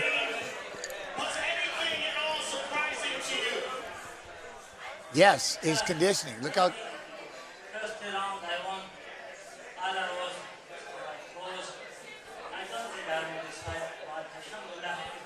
Oh, we still got one more. Bro, struggling. What? What? Huh? Oh, nothing. Pretty bummed we don't get to see. Who's struggling with the straw? Yeah. I know. Who's struggling with the straw? I don't know. Bro, struggling with that The straw? I don't have a straw. I have a straw. I might be struggling with the straw. I don't. I have a straw. I got no Try problem. not to drink ice cubes. Oh, no. Gets the people going. Don't you worry They said about these two on the mic. Which two? Because there's three of us. it. Who are these with Jens? What you mean? What you mean? I'm Jens's what? Some sort of in-law. That's some Say capacity. it to my face is all I got to say. He's like an in-law. Some sort of in-law, yeah. Like we're in-law-ish I was by just fam. I was just in town and just hopped on. And I'm like, hey, you want to come hang out and jump in 2 days? He's like, yeah. I shit. know. I've watched the fight or two. I'm like, what? Did you? I'm like, all right, let's do it. So, yeah. It's funny. It's funny people like that barely watch, or they just like watch fights. Like when you're maybe not there, they like don't know, and then they're the expert in the room. It's always very fun to watch. Oh, they're my favorite. But you got to love it, though. You got to love their passion. You got to love their support for the sport, their support for this. So, I don't know. you know, they might be negative Nancy's. I'm That's a hater. fine. All I got to say is I just always have I love it unless you get the ones that are just straight, the hardcore Disrespectful? ones that Yeah. don't mind calling you a dumbass. Yeah. I'm like, well, I don't know if I'm a Oh, dumbass. look at there's the but- scorecards. Oh, scorecards. Wait. Okay. Who did the 49? So it was somebody Chris Crail. gave Marab the first round? That's kind of weird. They gave Marab the first round. Duh. All of them? No, So the the one that gave him 49-46. Oh, okay. Gave Gave him Marab the the first. first round and not the second. Weird. The first was kind of. But I'm with you, Donnie. So Umar was a little out of breath. I mean, still trying to, he was trying to speak not in his native language, which would do that anyway. But yeah, I'm telling you, he's tired. But look at this kid is not tired. That's a hell of a pick right there. It's a lot of aura in that picture right there. Mel Gibson. Who's Nate Bargatze? I don't Comedian. know. All right. Oh, former UFC lightweight That's a guy I champion. know. The GOAT. I like it. I like it. All right, we got one more. There he is. He's There in you the go. suit. In a kimono. He's in the kimono. With Look the at glasses. What a goober. him. Love it. Love it. I like how they put Cheeto right behind O'Malley. Cheetah? A little silly. What's that? If Islam loses, it could be weird. It could be weird. Hey, 100%. I hope we're in the timeline for that. But that's why. But Money Moicano, watch along partner. Look at him. You know that'll Money. kills the energy going back in that room. Yeah, it does. Third largest top position. It certainly does. Even if you're right, it doesn't necessarily kill it, but there's no way around it. Like, dang it. Habib has to go back there, recalibrate, and also, All right, I'm refocus. I'll see you guys after the fight. I'll see you after the fight. What does it say? Wait, did you ask them and Newer and Still before we go? Huh? And Newer and Still. No, they're all rooting for the watch on partner. Period. Otherwise, they just have to keep it a shush, shush. Oh my God, Jackie Chan, is he back? He is doing the dang thing. And Marshawn Lynch. Apparently getting into acting.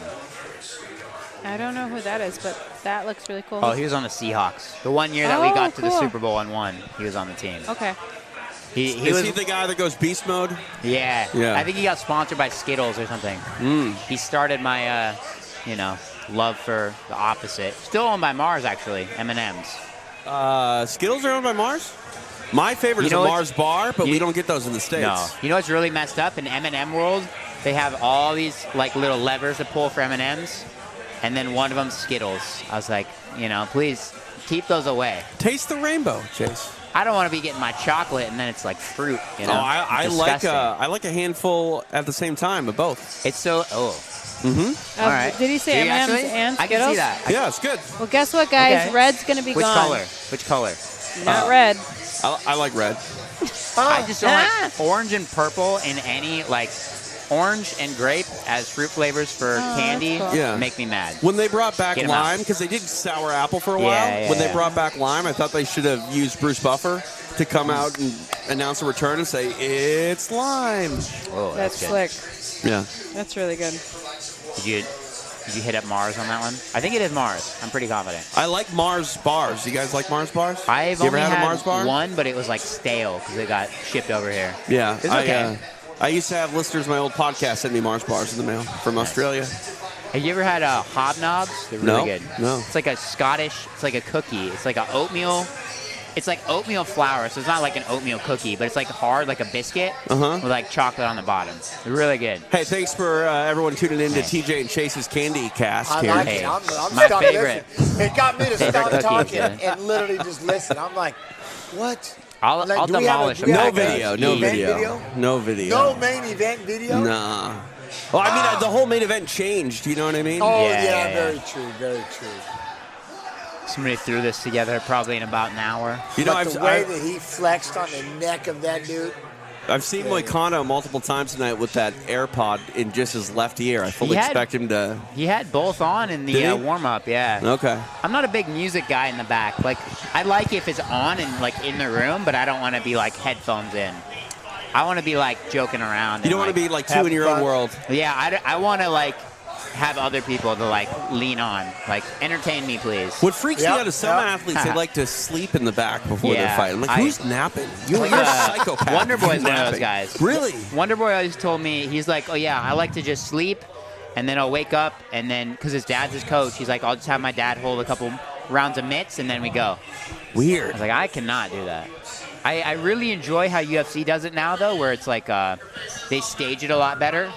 So it's like you're going to be there. Like if you're the first 3 fights, it's like every 3-fight interval, whatever.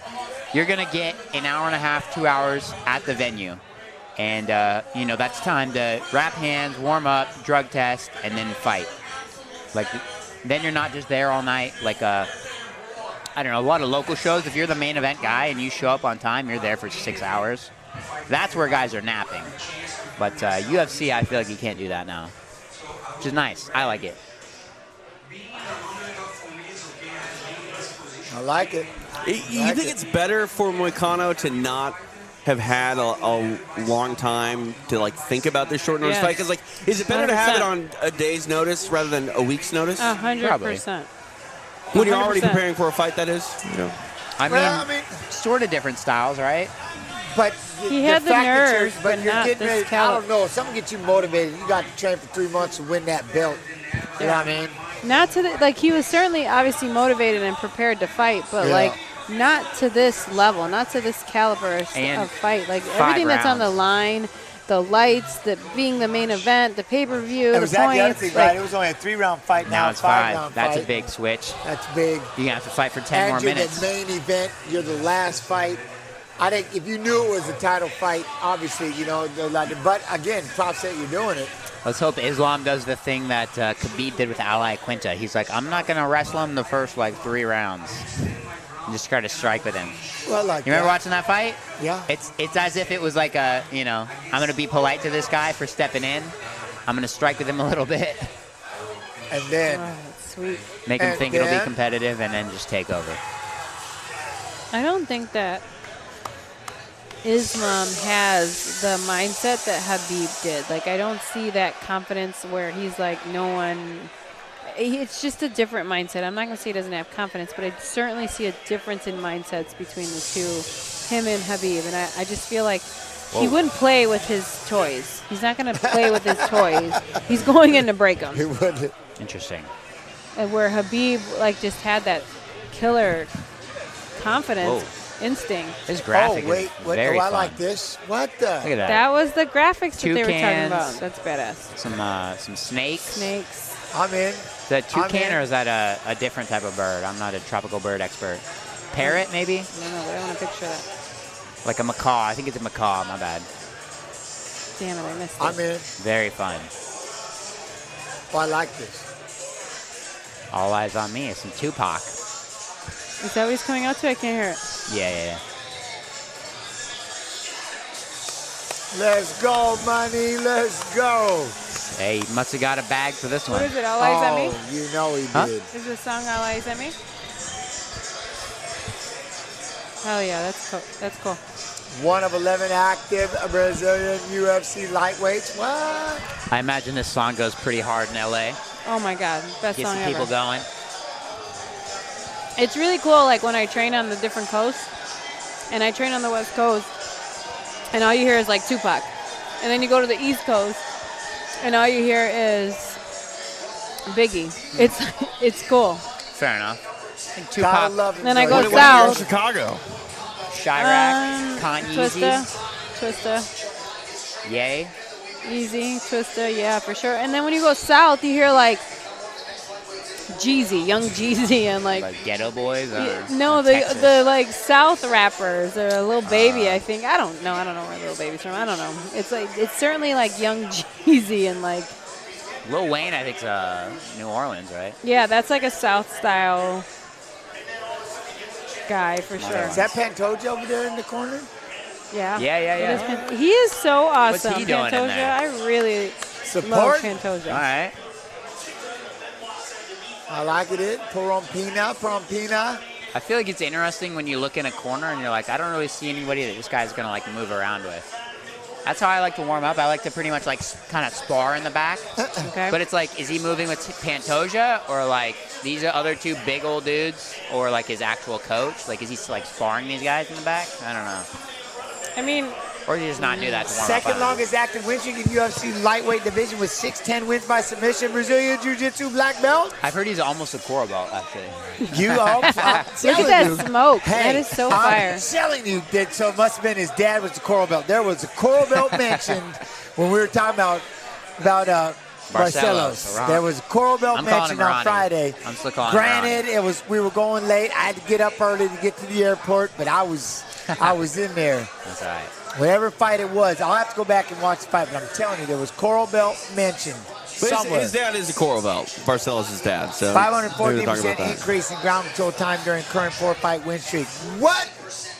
I like it. 514% increase in ground control time. Something tells me ground control is going to be very hard to come by for Moicano in this fight. This fair enough. We will find out. 2 shots in every can, though. Believe this. My Twitch chat let me out. Man, he just let me down. You know that coral belt was a conversation. Hurts me. I'm not even going to look at chat until the fight's over. No, he's mad at her.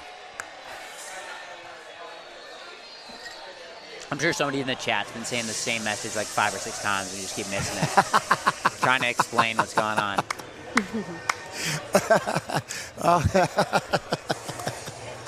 100%. Well, I can't get enough of these graphics. This stuff is cool. What? UFC's the new Pride. I'm telling you. Why do you say that? Because Pride used to have things like this 25 years ago. Yeah. Never to this level, though, because the technology wasn't good. But it was groundbreaking then, and this just blows it out of the water. Look at that circle. That is so cool. Look at this song. Dang.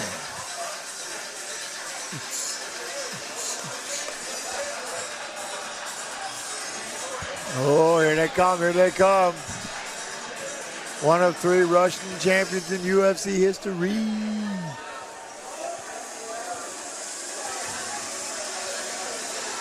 I wonder how Khabib was able to.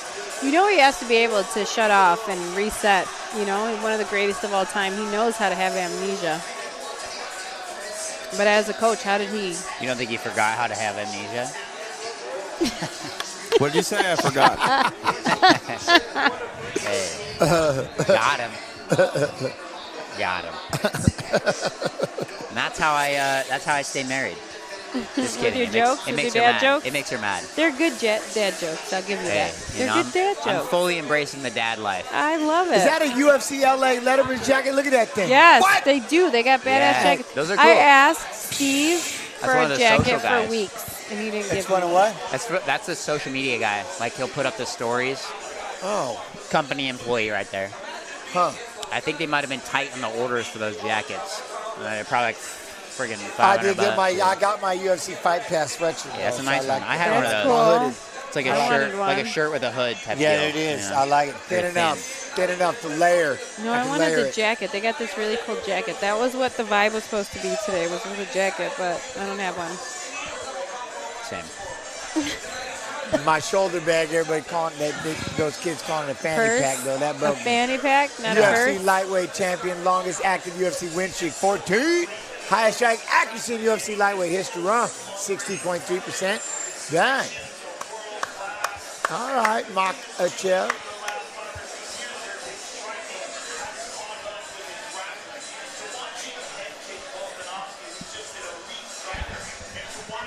Is that? It's like Islam needs to hit the tanning bed, huh? A little bit.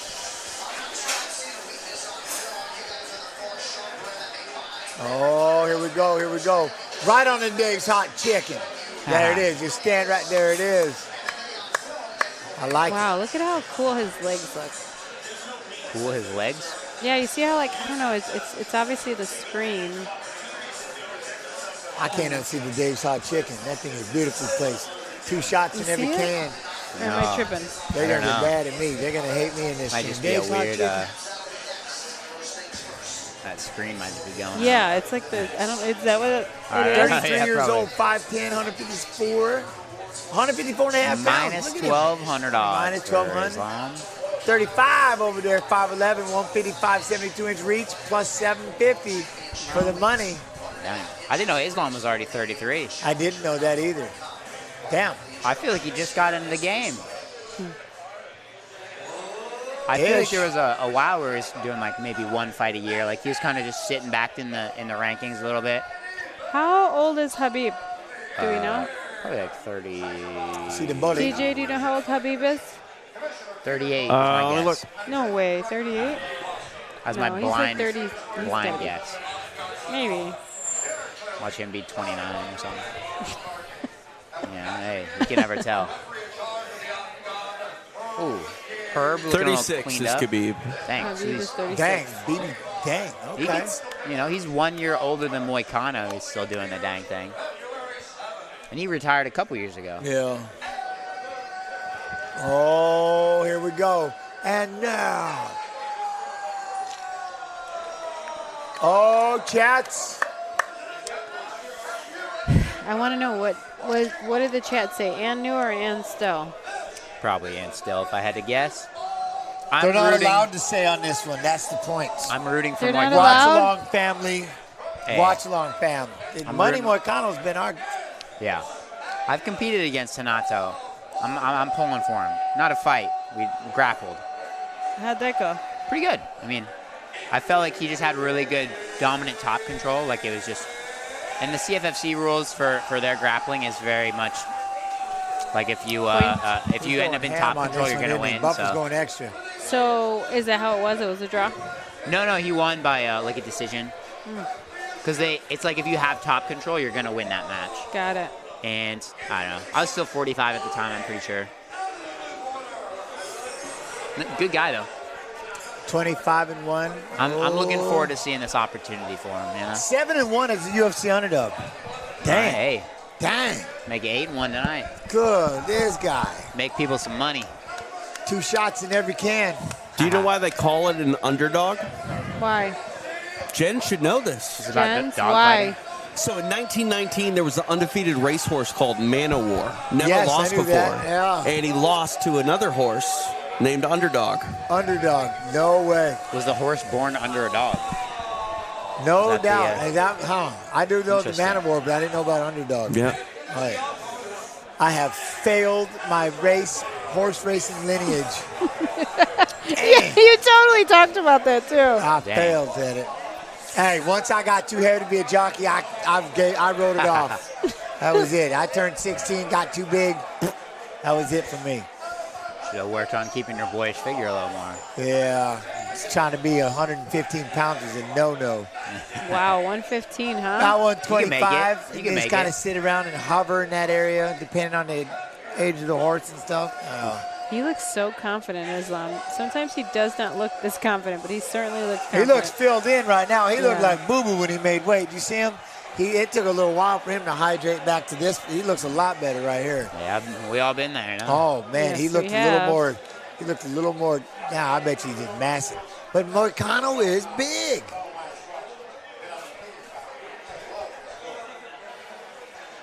No glove touch. We don't need to. We don't need to. I'm into it.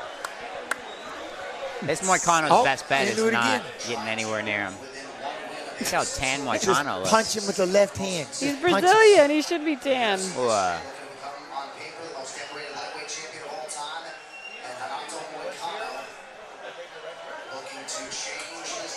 right, here we go. Here we go.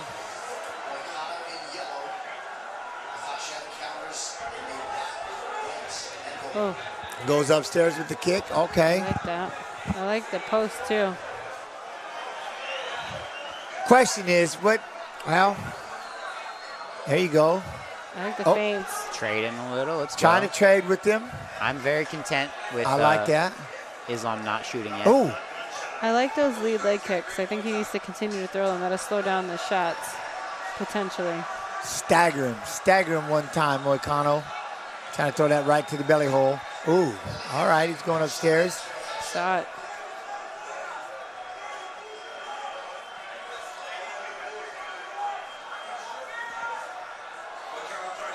I really love the feints and movement right now. What do we got going on? There? Fingers. Oh, we have a little eye poke already. Damn it. There shouldn't be a stirred warning. It should be a point. If it poked his eye. I think it was just close. Okay. I think his hands were maybe a little more out. All right, fine. That's okay. All right. But if he touches that eyeball, that's a point. Ooh. Look at these two with the lead hands. Lead hands in. All right, Mark Jim tried to throw a kick. We thought we were going to catch it and swim it by for a minute. Islam left-handed. I didn't know that. Yeah, lead hand, lead hand. He still looks skinny, though. Islam still looks a little dehydrated. I'm telling you, Moicano looks big. They do say it takes around 72 hours for the water to get back into your cells from the weight cut. I believe which is like that last, 2% or whatever that you're cutting, like the last couple pounds. Yeah. That takes a couple days. Yeah, I mean, your organs certainly need about 4 to 6 to recover from it. Even with like an IV, it still is not like your body just takes longer to process. Yeah, One right absolutely. hand. Oh, there we go. He stepped in and landed a shot. Moicano thought he was going to come back with the counter. But he is getting closer. I don't like that. I like the space. Moicano's got one of the nastiest broken AC joints I've ever seen. Like With that little off balance, he started throwing that combo. Bad hook. Caught Mark. Sorry, you're the closest one to me. You're going to get hit. It sold it. It sold it. I don't think I signed a waiver. You did it. There we go. But TJ has to deal with it all the time. I'm sorry. All the time. You don't even know. Feeling out process. Sorry. Let's TJ. go, Money. Come on, Money. That right hand. There you Oh, go. there's the takedown. Let's see. Does he take it? Crossface.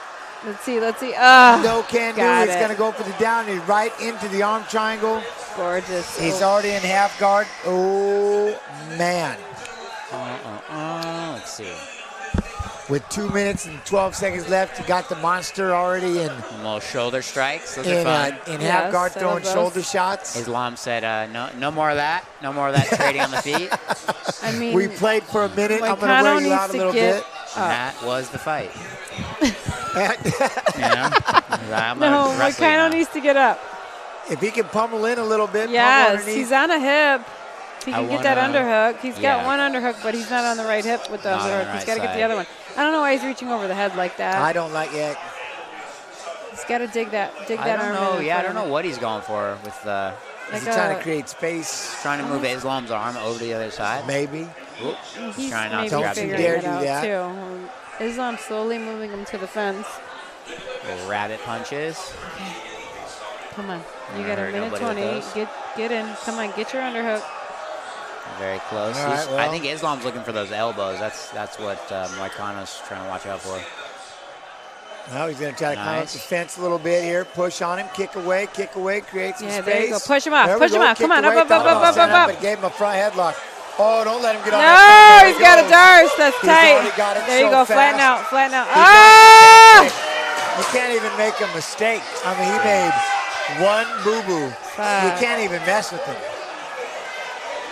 Damn, that kid's strong. Wow. When he started squeezing, it's all she wrote. He had to flatten out sooner and post on the hips. But man, that's easier to say that when I'm outside of the octagon.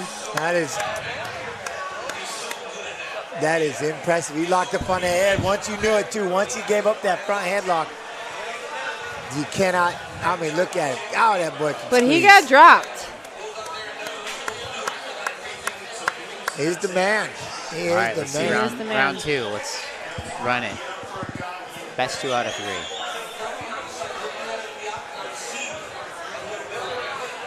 Damn, he didn't flatten out soon enough. I like it. 2 shots in every can, but I'm telling you, wait, do we get to see this? Good left. Here comes the right. Boom, punch him on the top of the head. And he said, I'm shooting today. They didn't want to show him getting dropped. And he did, Moicano did a great job initially trying to defend that, but as soon as Islam stood him straight up, it was one-way traffic from there. Just like Look at how tight. He tried to flatten out, but where's the other arm? Yeah, that was DC glazing his boy per the use. Look how tight that is. Look how tight he is. I like it. Habib is happy. It is what it is. It is what it is. Hi, Yuri or Marab for fight of the night? Who? Yuri. Oh, yeah, that's 100%. Right? That was totally fight of the night. That was my favorite fight on the card, period. Yuri or Marab? You think so? I think Marab. That pace. Come on Marab now. I love the GD fight. That's still fight of the night. Nah. Give Marab performance of the night. But I thought that the Hill. They won't do that for a decision. They won't give him a performance for the decision. I thought the Hill GD. Okay, you don't get fine. a performance bonus if you get a decision. Well, performance is for finishes. Okay, so then we're going to give it so to. So Jiri's probably got a performance. Fine. And then Whatever. Islam probably the other one. I still think the GD Hill fight was my favorite tonight. Marab proved that he has championship heart. That was 100%. That was super impressive. But yeah. Yeah, and he had experience. Still, that was experience. Champion of the world. I love how the smoke is the color of their What do flag. we do? I'm glad they at least went 1-1 for the Dagestanis. I would have been upset if we had a new bantamweight. Total dominant. Bantamweight Dagestani. Move everything out there to Dagestan. Yeah, that's just going to sit on the belt until he retires. Same thing with this guy. Come on now. Hey, I love it. I love it.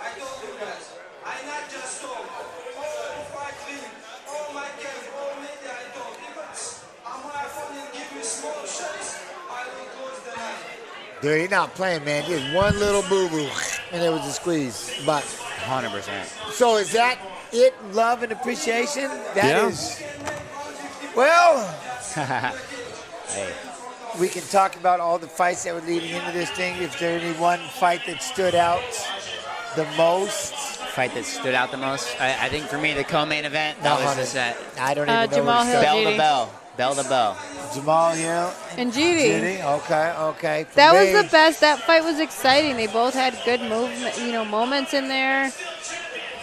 For me, there was Which was your favorite? Marab. I loved everything about that fight. What, I thought it was a beautiful thing. What were the other pay-per-view fights? We had because Talbot was the we had Kevin Holland and Rainer. Holland. Rainer.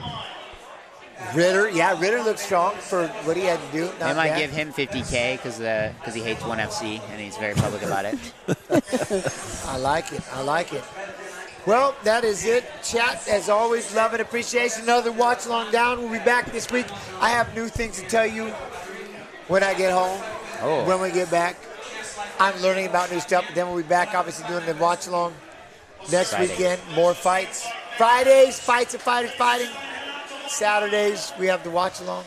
Seriously, though, you two, thank you all very much for hanging out with me. I appreciate you. Thank you. Thank you guys. So what do you call your fan base? UFC, you called them something. Huh? What do you call Pulverizers.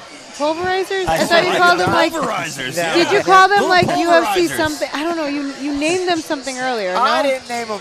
No. All right. I didn't name them nothing. I love them all. I love you all very much. Y'all my fam. They had a name. Fam. They had like a nickname. But anyways, I mean, love you guys. Got the hoopsters. Thank you guys. Yeah, he's got the hoopsters. Right. I don't know what I have. But thank you guys. I love you. I'm so grateful to be here. My little evil ones. My little evil ones. Oysters. That sounds dirty, TJ. I don't have oysters. Hey, much love and appreciation. Thank you, TJ, for over here running the show. I appreciate it. As always, UFC Fight Pass, love and appreciation. Facebook, YouTube. We'll see y'all again next weekend. Love you. Appreciate you. Y'all be real. Y'all be good. Y'all be real good. Talk to you later on. Hug myself.